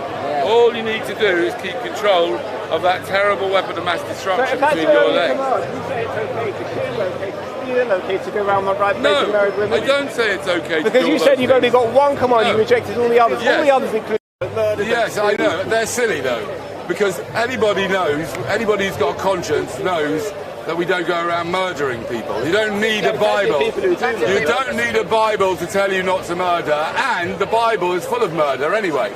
Full of people murdering other people anyway. So that's a load of nonsense. I am saying that my religion, has one commandment only, and that is thou shalt not breed. That's all we ask of you. It's not much. So we encourage our male members, literally, to have a vasectomy. And there are many men here. When you say you're I'm sure you'll agree looking around here. And can you imagine how better the world would be if these people's fathers had had a vasectomy? And when you say your members, how many members have you got? How many members? That's something that's between me For those and of you who are the other member. watching, I'm shutting down at roughly 5:45. So 5:45 roughly, I'll be shutting down, and I'm out of here at 6 p.m. So 15 minutes, I'm shutting down.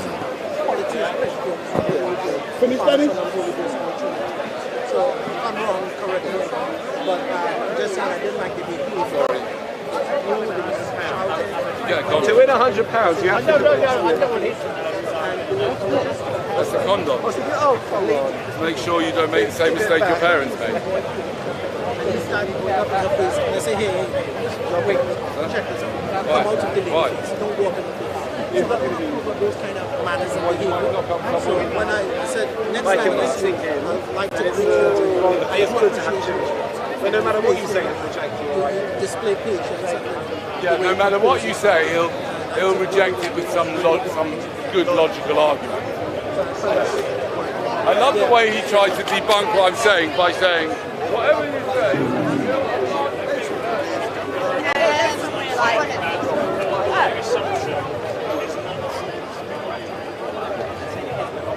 Right. So Thessalonians, what passage? 4:16 to 17. 4:16 to 17. 4:16 to 17. So 4:16 to 17. For the Lord himself will descend from heaven with a shout, and with a voice of the archangel, and with the trumpet of God, and the dead in Christ will rise first. Then we who are alive and remain will be caught up together with them in the clouds to meet the Lord in the air, and so we shall always be with the Lord. Okay, that is not the rapture. That's the resurrection. The rapture is the idea that before the resurrection, a click of the fingers, lots of Christians will suddenly disappear and go to heaven. That's what the rapture is. That's what this doctrine of rapture is. I thought there were going to be one event, resurrection, rapture. No. Well, no. If we're saying that, but this is my point. Rapture, the rapture that comes out of America says that the church is going to disappear, but there's going to be people left on earth, and they're going to all be figuring out, oh my gosh, where's everybody gone? There's multiple TV shows about it, like those TV shows. Right? But that's not what Thessalonians is teaching. Thessalonians is teaching about the resurrection.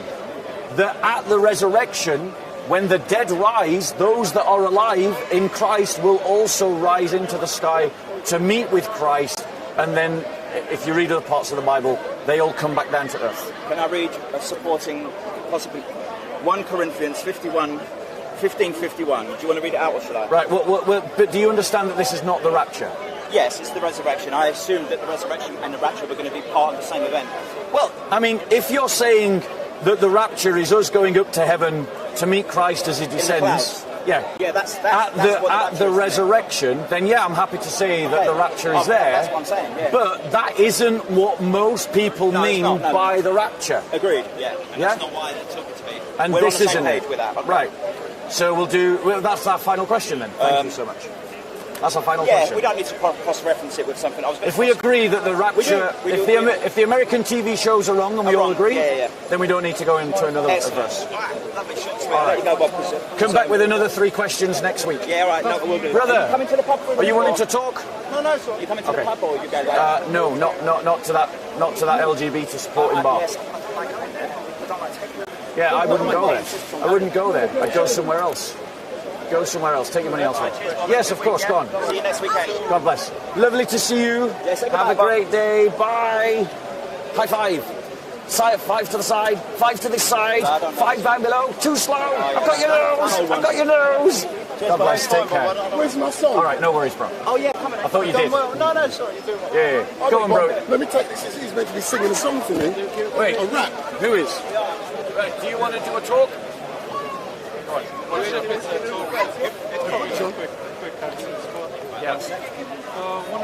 I'm going to read it because all the songs I know in my head are long since forgotten. I've got 108 songs. I don't know. Yes. One song. Yes. Yeah, I'll give you one. Yeah, that's just another one of the many examples that we have of the dishonesty of Dawagans. Has Daddy kept you? Is this the mic? It's just going to pick up my... And it's absolutely... No, I want it out of your mouth, not out of there. No, I'm going to rap it. But I have to read it, Wendell, because I don't remember the verses anymore, you know what I mean? The passage that he's talking about is a parable. Should we go over there so it's a bit quieter? No, it's all right. I've got decent sound equipment. You know, it's going to be like the Phoenix. That those that are just who have rebelled against Christ, the Lordship. Go back over there if you want to. Yeah, it's because I can't... Over here, Wendell. Hang on. Yeah. I'm going to do one quick rap and then we're going to go pub. That's it. Yeah, this is better, isn't it? So I'm going to cut the chorus out, just give you three verses back to back. Pardon. Just imagine, people don't know who you are and what you're going to be doing. All so right. introduce yourself. All right, ready to go? Yeah. Hello, everybody. My name is John. It's my lovely daughter Nadia, who I don't mind being on camera. I'm what used to be known as a lapsy. I used to be a fallen away Christian. I've since back come to the faith. But I got speaking to Wendell and I've watched a few of his videos. He doesn't just do religious debates, he does all sorts. So I cheekily said to him one week, can I spit a little rap for you? And he like a gentleman, said I could do that. So I'm just going to do that. Now, this isn't one of my Christian raps because these are... I'd feel comfortable introducing people to the way I rap by doing something like this, all right? So this is 3 verses I'm going to spit back to back. It'll take about 2 minutes. How's that, Wendell? Is that right? Here we go. The offering of a rose basket I bare, the widows cried. The coffin was a close casket affair, the lid closed tight.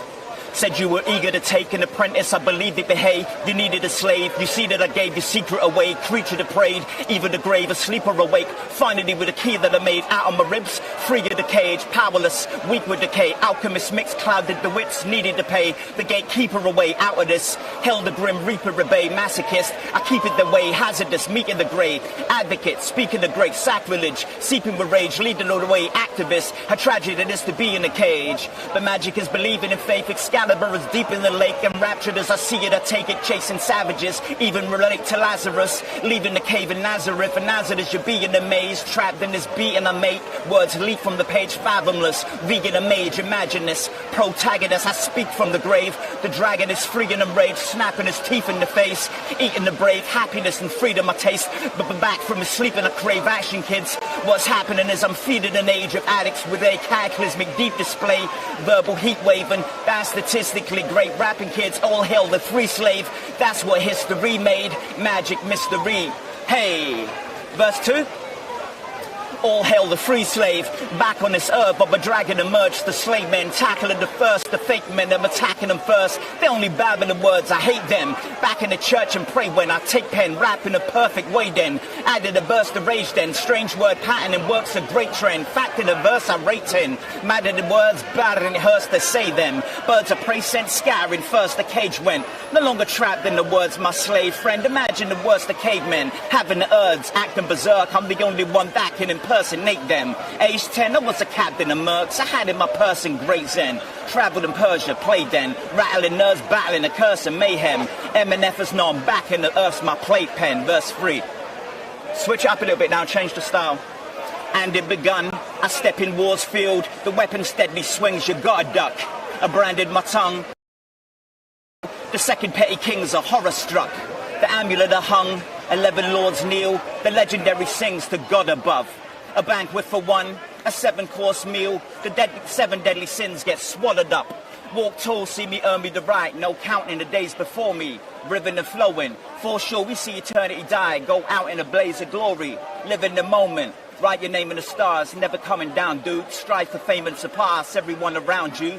Cause to be the best fool, you gotta lead the rest. Cause to be successful, you gotta flee the nest.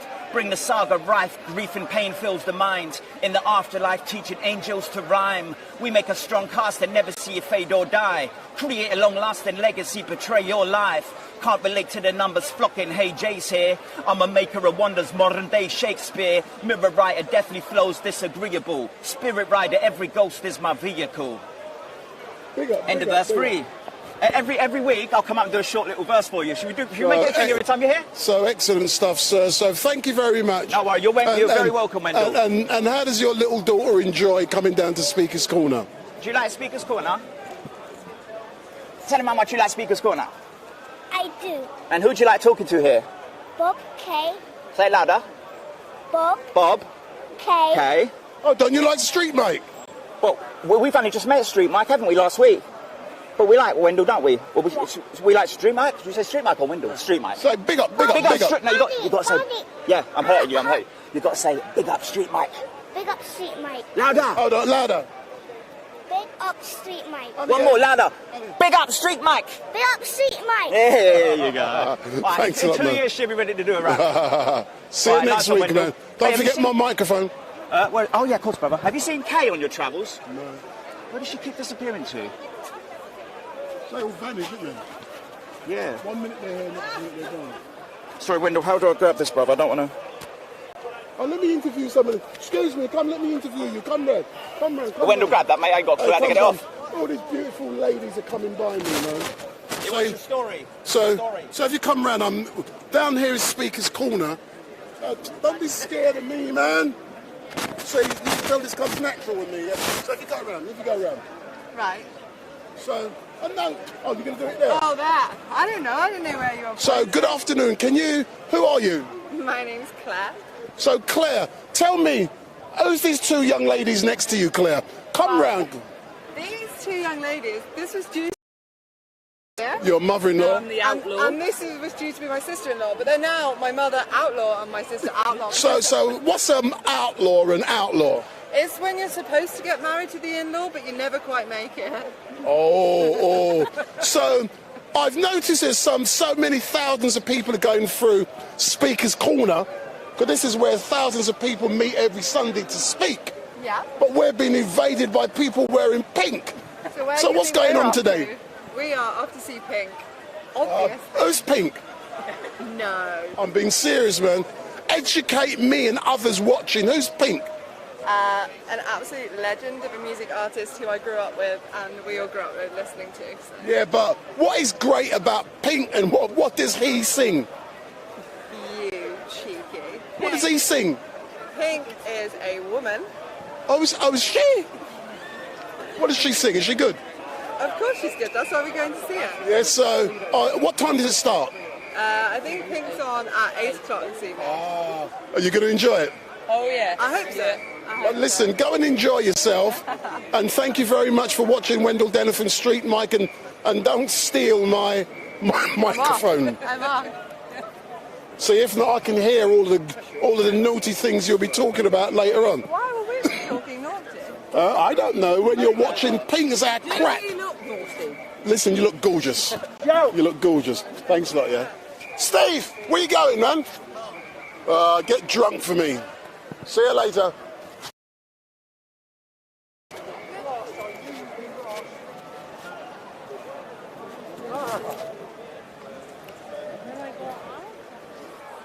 So a little buffer there. So it doesn't like down here.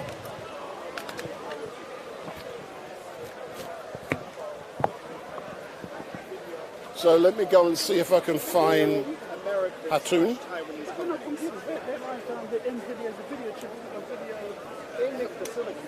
Because I'm going to be going out of here very soon. And it's coming to that time. Yes. Hey, someone's been looking for you. Ah, you're getting arrested.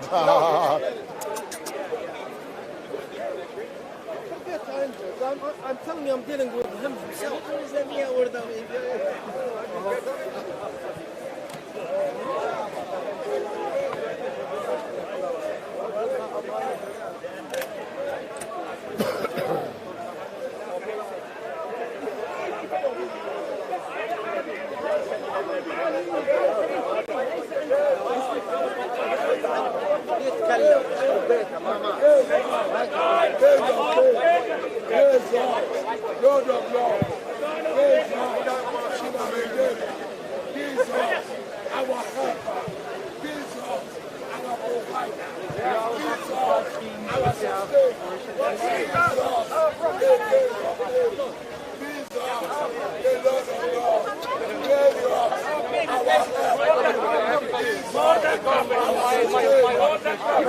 Even this very we can overpower it.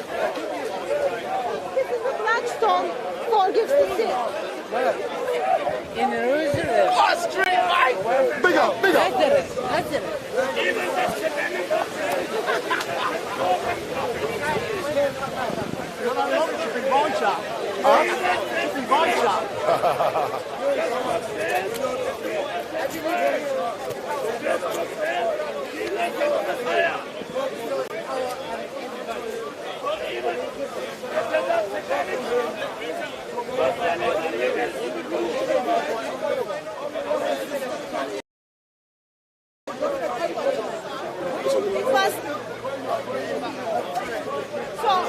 Just pick up what the Mr. Muslim expressed.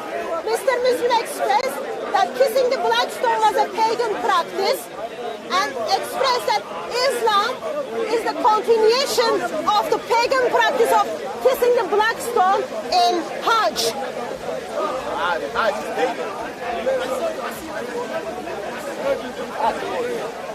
Hajj is pagan. And Mr. Muslim, I asked Mr. Muslim if he kissed the Blackstone. He said in his life, once he kissed the Blackstone. Of course, as a good Christian woman, I didn't go to the details to find out what kind of kiss was it. Was it French kiss or other kind of kisses? I didn't go to that.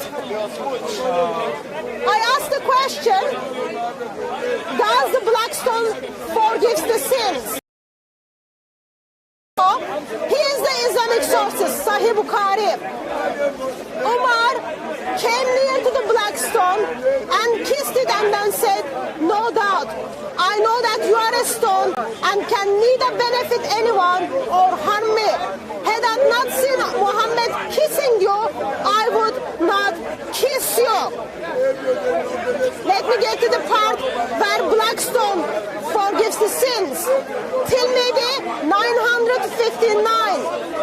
Touching the Blackstone atones for your sin.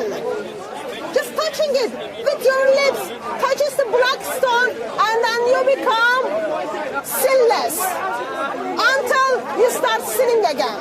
So today, many Muslims in Mecca, millions of them, are trying their sins to be forgiven by simply kissing the Blackstone.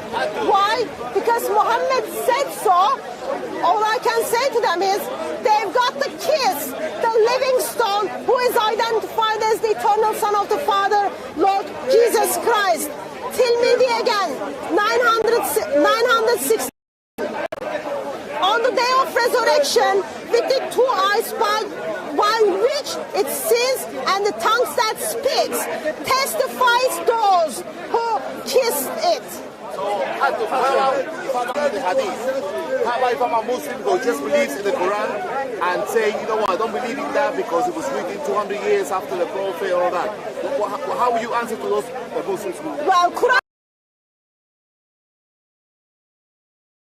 while Muhammad was being hammered in hell, while angels were torturing Muhammad in hell, people start writing the Quran together. How can you say, I don't want to defend the Sunnism here, that will look very bad on me, but how can you say that simply, I am going to reject Muhammad and then take the Quran itself, while Quran says, for you to be Muslim, you've got to submit Muhammad in issue for the last few minutes with buffering, but that's now gone. It's because behind me is thousands of people as a direct result of a massive pink event which is going on. So behind me there's thousands of people in a pink event which is going on. So I had to connect another network because I was losing it. So, but it's back now. My apologies, but we're now back proper. So anyone who rejects having that French kiss with the black stone, all I can say to them, they are not being good Muslim. They are identified as hypocrites who, according to Surah 9, should be killed. Hatun, how can they cure any diseases if they get off the black stone? What magical cures are there to make them better if the person before had a disease and they caught it? Well, first of all, it is strange that 21st century, someone is thinking when the millions are trying to kiss a stone, they will get viruses. Yes, that's true. They get viruses. What is the magical cure for that? Islam steps in and then provides. So you can drink camel urine, you can drink Zamzam water. That's not enough. You can get the Islamic paradise and then drink Muhammad's urine. Even the water in Islamic paradise is better than Muhammad's urine is better than the water of Islamic paradise. Well, that's amazing. How could anybody not believe in that? So, one message you give to those Muslims who reject the hadith because they are obviously embarrassing. I am not a person who is going to give message to the Quran-only Muslims to turn to Muhammad. Without Muhammad or with Muhammad, Muslims are making their way to hell. With Allah or without Muhammad, they are making their way to hell. Bible makes it very clear. You need to believe Jesus Christ is Messiah. You need to believe Jesus Christ is the Son of God. By believing in Him, you will have eternal life. With Muhammad or without Muhammad. If you still follow Allah, His shin, His body parts, His beard, you are still going to make your way to hell. So I am not someone who is going to encourage Mr. Muslim to turn to teachings of Muhammad. Quran as well as the teachings of Muhammad with Sunnah, they are all very dangerous to humanity. Give up both of them. You've got to give both of them up. Muhammad takes you to hell. Muhammad makes the humanity suffer. Allah makes humanity suffer. Allah takes people to hell. You've got to keep away from them. But not only keep your distance, but you need to keep away in a way that you are against it. You need to turn to Lord Jesus Christ who gives you eternal life. You need to simply sit down and delight in the creator of universe, the one who adopts us as his children. There is no any other way. There is no any other way for you to be in a place where you will enjoy life forever without Jesus. Jesus is the one who will enjoy the life forever. Jesus is the one who will satisfy us fully.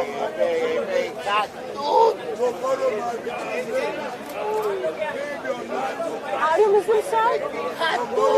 You are Muslim? Why do Muslims kiss the black stone? I don't know, I'm asking you. You don't want to talk to me? That's okay.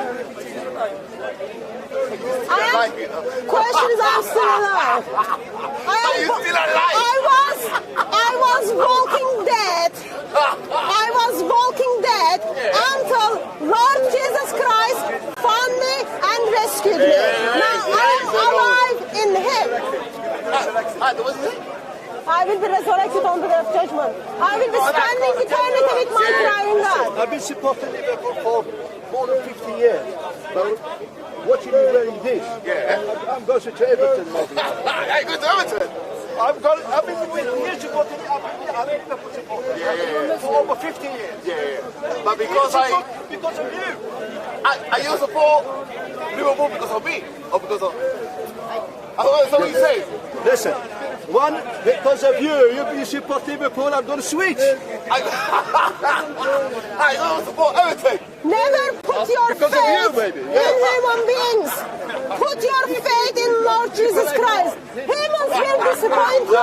Humans will fail you. Only Lord Jesus Christ will fix you. You shouldn't be wearing this shirt. No. You shouldn't be wearing this shirt. Are you supporting Mohamed Salah or what? What do you say about Mohamed Salah? The best striker right now for Liverpool. That's the best Muslim as well. That's the best Muslim, is it? Yeah, human being. Which Quran is this? Salah. Lebanon. Who does Allah pray to in that Quran? Who does Allah pray to in that Quran? Who does Allah pray to in that Quran? You don't know? See, Muslim thinks their book is out there just showing and identify their book as Armenian book. That book takes people to hell. That book puts the life of children in danger. The new Robert Spencer. I've got one. That's yours? That's not mine, but I've got one. You're a pagan. All you're doing is that. You're a pagan. Yeah. You're a pagan. What was Muhammad before he invented Islam? Muhammad was pagan before individuals invited Islam. Muhammad continued to practice paganism even after he claimed to worship Allah alone. That's the God, Prophet of Islam. That's the God of Islam. It's all screaming out as pagan and pagan.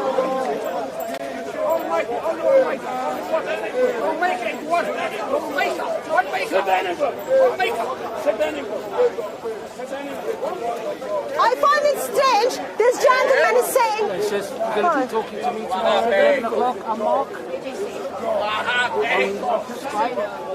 Sorry?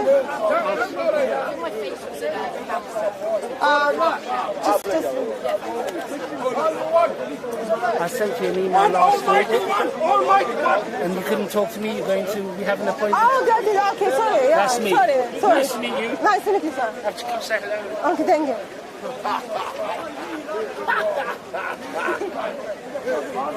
Did everyone pick up what this Mr. Muslim was saying who is holding the Quran? Yeah, he said one Quran.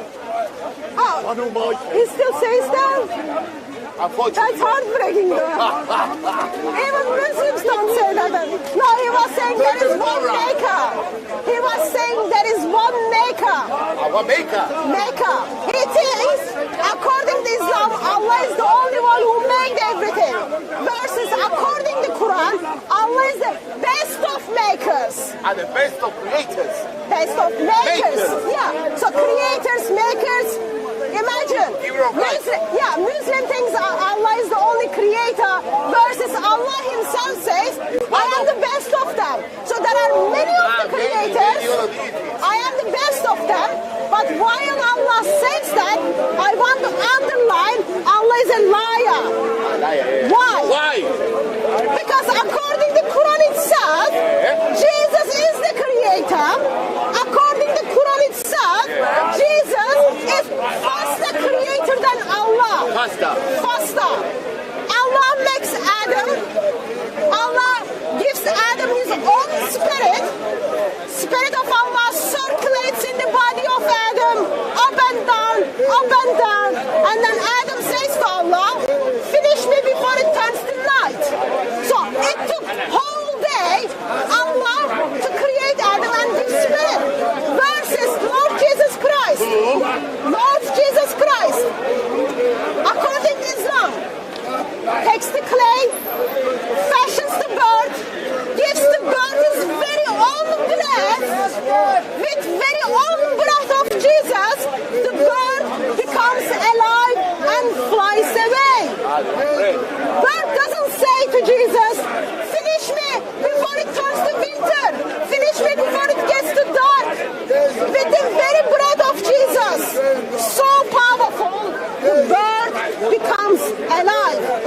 that from, though, Hatun? It wasn't for the Bible. Verses, very breath of Allah takes time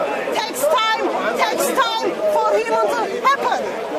Even according to Islam, this very story, Jesus is faster and better creator than Allah. When Allah says, I am the best creators among the all, because there are other creators must be. Allah says, I am the best of them. Allah is a liar.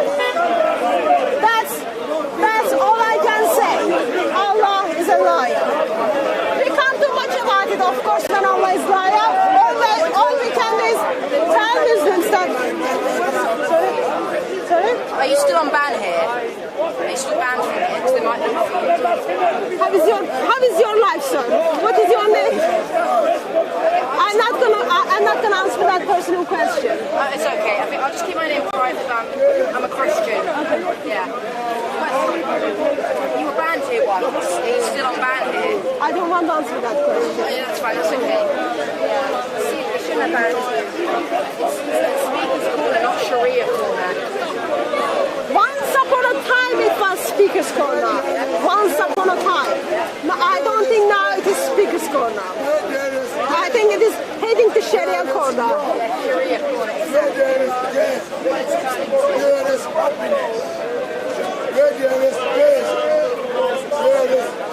Almost push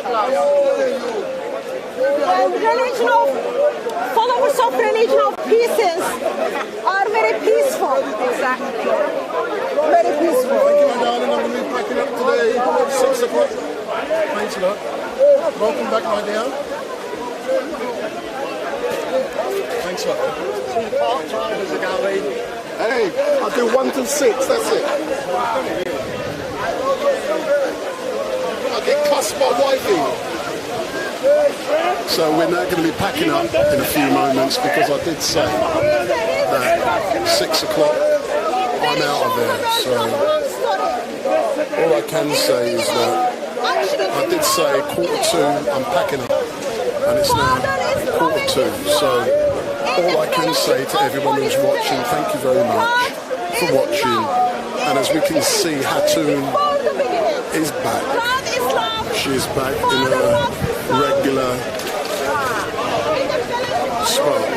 And I will be back next week at 1 till 6 p.m. So I'm going to be back next week from 1 till 6 p.m. And my name is Wendell Daniel, and it has been a pleasure to entertain you today from between 1 and 6 o'clock. But I actually was live about 12:30, and I'm out of there at 6. So big up. Don't forget, I will be live on Wednesday from London Transport Museum, unfettered access from roughly 6 till 9:30. And then on Friday, I will be doing a live stream of a gentleman who was murdered in London, and his funeral is taking place on Friday, and I've been entrusted to live stream that funeral, and you will be able to see it from, and my stalker has arrived, and stalker! So I'm now going to say hello to my, stay there. So this is my stalker, everyone. Everywhere I go, I get stalked.